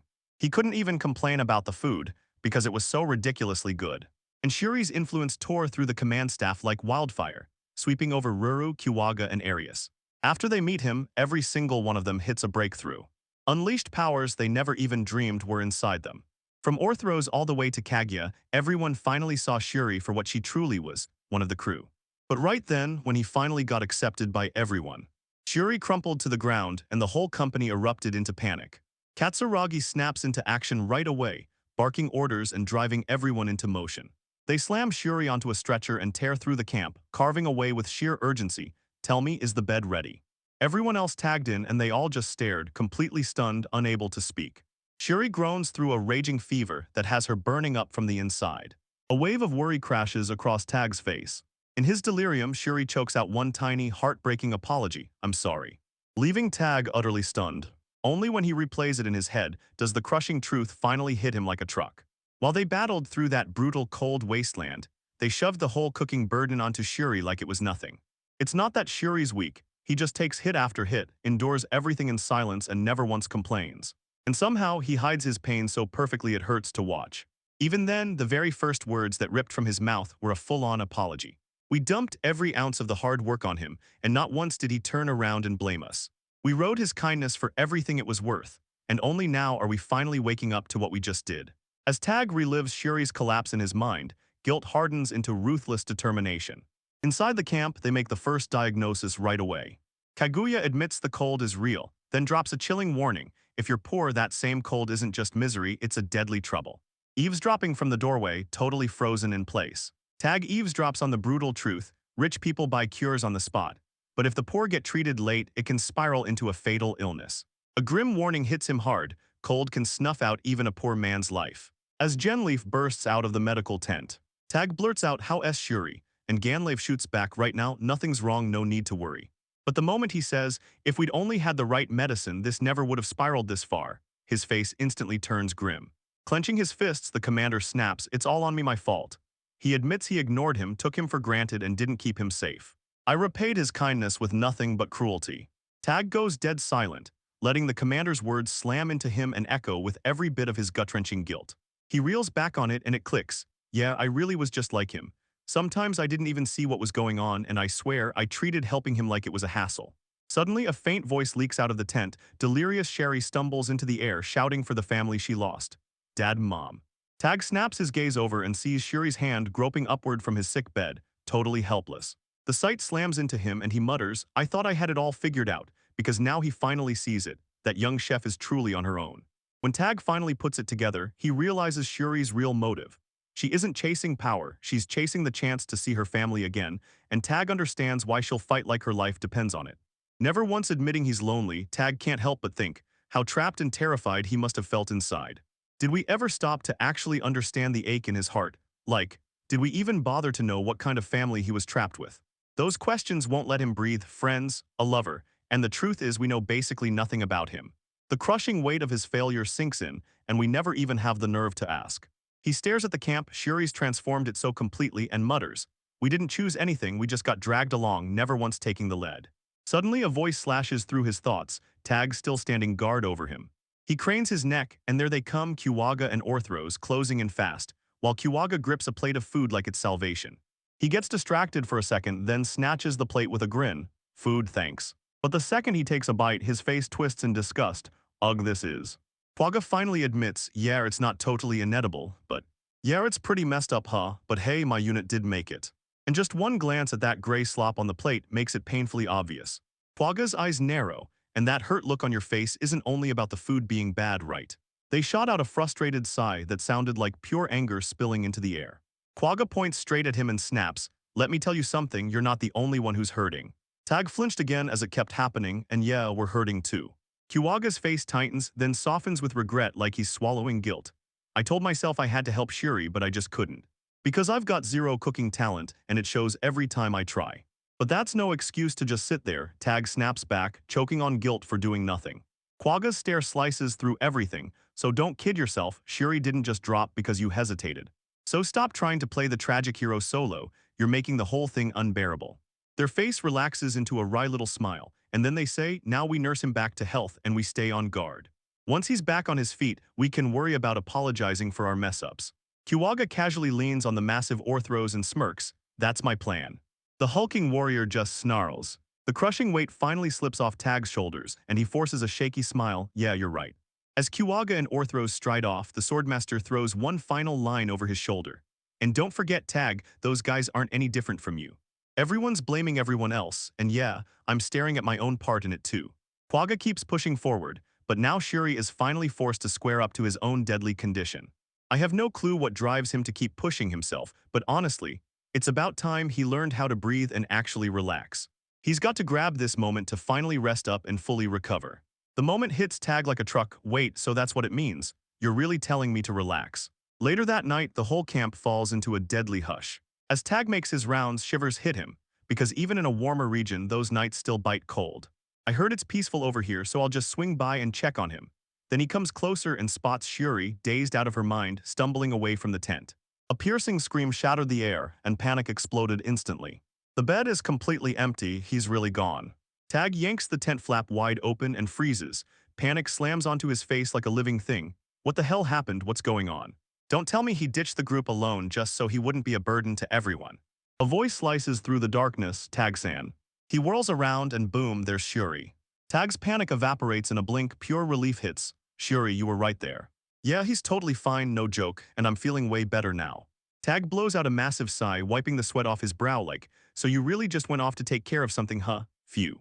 He was so relieved to see the chef looking healthy again, like the world had finally swung back into place. But Shuri's next words detonated right through his composure. With a huge, happy grin, Shuri flashes, look, I'm back on my feet. I've recovered enough to move around. I'm pretty sure I can dive back into work starting tomorrow. Tag's relief snaps like a rubber band, then pure frustration storms in. I was losing my mind, screaming your name, and you pop out here just to tell me you're heading back to work. But Shuri's gentle smile somehow misses the whole point. So I'll make sure I don't get sick again, and I swear I won't cause any more trouble. Tag snaps, shoving him back toward the tent. Stop talking nonsense. Get to bed. But the moment he's inside, frustration stings deep in his chest like they don't trust him at all. Tag's mind snaps back to those panic-stricken, desperate days when Shuri's illness was spiraling out of control. Then it slams into him, one sudden realization that rocks his world. He can still hear Shuri's fever-hyped words, and this tent is packed with cooking tools that make him feel like he has to jump in and work. Right now. He can still hear himself whispering that quiet apology at Shuri's bedside, admitting the brutal truth. None of them had really been there for him. So he finally blurted out the one question everyone had been carrying in their heads. He leaned in close and whispered, Shuri, don't you want to go home? He had no choice, he'd have to get it straight from Shuri herself, the real feelings the young chef had been hiding deep inside. Shuri doesn't even hesitate, he shoots back. Of course I want to see my family, I want to go home. But the moment he adds that grim reality check, his expression crumples, because I might not be able to. Tag is left frozen in shock, he can't turn back now. And right then, Tag gets slammed by the crushing weight of his own ignorance. It finally clicks, Shuri is the way people in this world say Gaikaijin, someone who comes from beyond the deadly outer sea. The legends of the Saburo continent swear that long ago the world was pure chaos. Then a god stepped in and forged the great continent from its very first elements. On this brand new land, humans and animals were born, and the god stepped in watching over them like a protective guardian. But that leftover chaos couldn't be stopped. It got shoved across the continent and sealed there for good. To shield that sacred land, the god unleashed a savage, road-blocking ocean and packed it with ferocious sea monsters, standing guard right at the borders. This is the creation myth of their world, so wild and unreal that most people only believe it halfway. Even though nobody's ever set eyes on what's beyond the outer sea, everyone knows one thing for sure. A deadly, storm-churned ocean waits out there. For Tag, it all suddenly clicks, like every piece of the puzzle snapping into place. There's the outer sea, a far-off, unknown world, and that's exactly why Shuri warned him he might never make it back home. Countless adventurers have thrown themselves at that sea, but not one has ever come back alive, and now it's crystal clear. There's no turning back to his family. Shuri's calm voice slices through the silence, Tog's on. Tag snaps back to reality. Why are you staring at me like that? You look like you're about to feel sorry for me. Shuri's face flushes red, she's totally caught off guard. Oh. Tag's face melts into something gentler as he admits the twist. No parents to fall back on, just us. And anyone who grew up side by side with him knows we treat each other like family. He flashes a reassuring wink to shake the tension loose, so don't you worry about us. We don't need awkward pity. But before anyone can react, he blurts out that this feels a bit awkward. So he cuts it off and totally changes the subject. With a warm, genuine smile, Tag makes a promise. Once you're feeling better, both in body and mind, you'll tell me about your family, right? Tag laughs and admits with zero shame that he's been dying of curiosity. Honestly, he's wanted to ask you for ages what your parents are really like. So Shuri finally opened his mouth and poured out precious memories of the family he'd left behind. As Tag listened, a surge of raw power started to rise inside him. A burning, unstoppable urge slammed into him. He just had to send Shuri back home. But his resolve gets obliterated. Then he freezes as tears pour down Shuri's face. Shuri. Panic hits him hard. He's convinced he just made a terrible mistake. Sure, he tries to shrug it off and insists it's nothing, but Tag's already tearing himself apart over it. How could I be this cruel? He snaps, because making someone who can't come back talk about the home they miss is pure pain. But Sherry lunges in and snaps, no, that's not it. He stares at the Tag with shocking focus. Yeah, I really want to go home, but man, I'm so hyped I finally got to meet everyone in that mercenary crew. He tilts his gaze up at Tag, grinning without a single crack. Yeah, even if this is the deadliest place I could possibly be, I'm still choosing to stay right here. Tag is totally stunned and he can't help thinking, what a genuinely kind guys. And he just can't imagine how wildly happy someone like Ruru would be to hear it. With his courage reignited, Shuri grins and declares, Tog-san, I'm making dinner now. He whips around with a serious, heartfelt plea, so will you eat with me? Tag freezes in shock as they sit down to eat together, and this meal hits him with every precious memory Shuri just poured out. Just a short time later, Shuri slid a steaming bowl of pot au feu in front of him, straight from her family's recipe book. Tag swallowed Shuri's cooking a bunch of times before, but the second he takes his first bite, he can practically feel the potatoes soaking up every drop of that rich, savory soup flavor. With a grin of pure bliss, he declares to me, this pot au feu is the best dish you've ever made. The more he stuffs his face, the richer and deeper the flavor gets. Those carrots and onions are so tender they practically melt the moment they hit his mouth. What they leave behind is the vegetable's pure, untouched essence. And that rich, savory umami hits like a wave, melting everything into an unbeatable, indescribable harmony. Tag flashes a fully satisfied grin, and even though he admits he doesn't know much about cooking, he's still right. Because I can tell. This breathtaking dish is the result of countless hours of grind perfected stroke by stroke, until it became something truly magnificent. Shuri's voice slices through the room like, wait, my family made this for me too, he says, wearing a bittersweet smile. Then he exhales and admits it hits kind of lonely. Tag's body locks up, spoon still hovering inches from his mouth. Then it hits him. This is Shuri's real feeling, and it all becomes clear in that instant. And if that's really what it means. A blaze flickers in his eyes, and this time he smirks. All right, it's our turn to tell you. Tag snaps, facing away from Shuri. I've never even seen my parents' faces. The only family I know is my comrades. He whips around and his voice lands like a promise. There's a family you can't get to, and that's exactly how you're like us. Because you are and you'll always be part of our family. He spots the exact same loneliness in Shuri, the kind that he and the other orphans have been carrying in their chests for as long as they can remember. Wait, they were really the same. With our own hands we built a home for us, he says, slamming a fist over his heart. No lies, no doubts. We became the kind of people you can trust with your life because we're family for life. And in this whole family, there isn't a single soul who would ever turn you away. He slaps a hand on Shuri's shoulder, and that night I walk away with a new best friend, tears in her eyes as she can only nod, proving she's as irreplaceable as anyone I'll ever have. As they march right back into the main camp, the soldiers explode into cheers. Whoa, Shuri's back. The second he shows up, the whole company crowds him. Relief floods their faces and pure joy spills everywhere. Watching his new best friend finally settle in, Tag couldn't help but grin. While I watched that sweet, heartwarming moment, one of the soldiers let out a shaky sigh, pure relief. Man, I'm so damn glad Shuri's okay, because if he'd gotten any worse, I don't know what we would have done. Tag mumbles that Shuri's lightning-fast recovery is probably all down to his cooking, and Ganlev chimes in Kaguya's treatment helped just as much. But Shuri's influence doesn't stop at taste. He's been pouring every ounce of his knowledge into meals that shield the whole company from getting sick. Ruru beams and reveals the truth. Everything that's been forging those crazy strong bodies was happening right from the start. Fresh out of the camp's good vibes, Ganlev grabs Tag's attention and says he's about to head out. Elsewhere at the archery range, thwack. A young archer unleashes an arrow that plunges deep into the bullseye. But a sharp voice slices through the silence, telling you that you've got your elbow stuck in the wrong way. The trainee snaps around, shocked to find Captain Tag himself standing there, watching their practice like he's been waiting for this moment. Without another word, Tag unleashes the perfect form. His moves blur into pure practice power.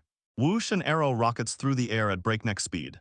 His men gape in total awe, and as always, the captain gets the spotlight. One of them murmurs, "What incredible skill."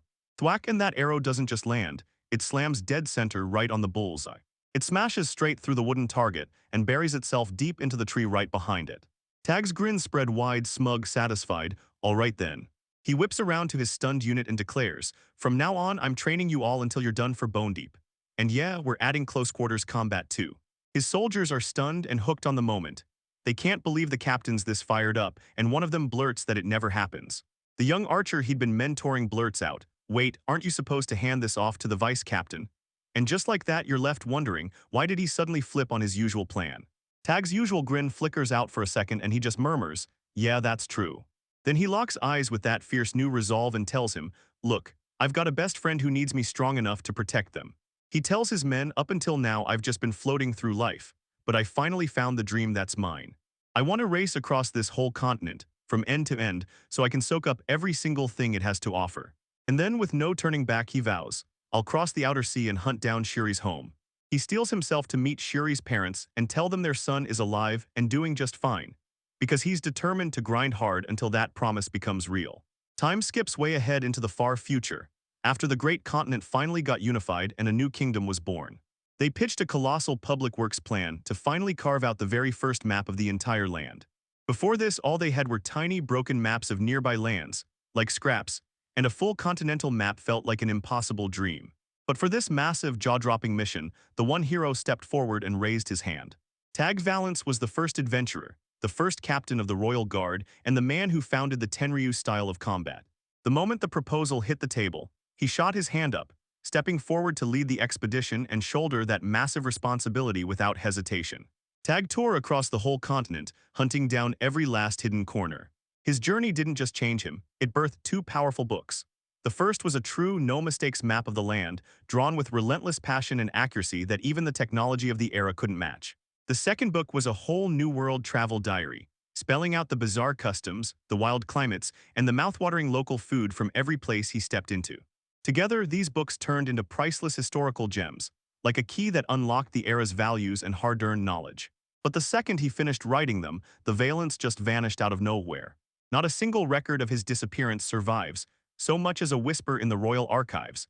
And the truth is a mystery that completely blows past what people in his time could even imagine. But decades later, he burst back into the spotlight like he'd never left. He'd been sailing past the edge of the known world, battering through the outer sea that no one could cross, back in a time when ships and maps were still basically a dream. That mind-bending journey was painstakingly written into his chronicles of a different world, turning it into a national treasure that lit the public's curiosity on fire and kicked off a whole new era of wild, unforgettable adventure. After that legendary life of his, he stepped down from his royal role and spent his remaining days living in quiet peace with his family. He always asked me one thing: why would I gamble my life on this wild adventure? And the answer hit like a punch. One simple bowl of soup opened my eyes to a whole cuisine and a worldview I never even knew could exist. I had to dig into the stuff I didn't even know existed, he declared. And that's exactly why I grabbed my bags and crossed the whole continent.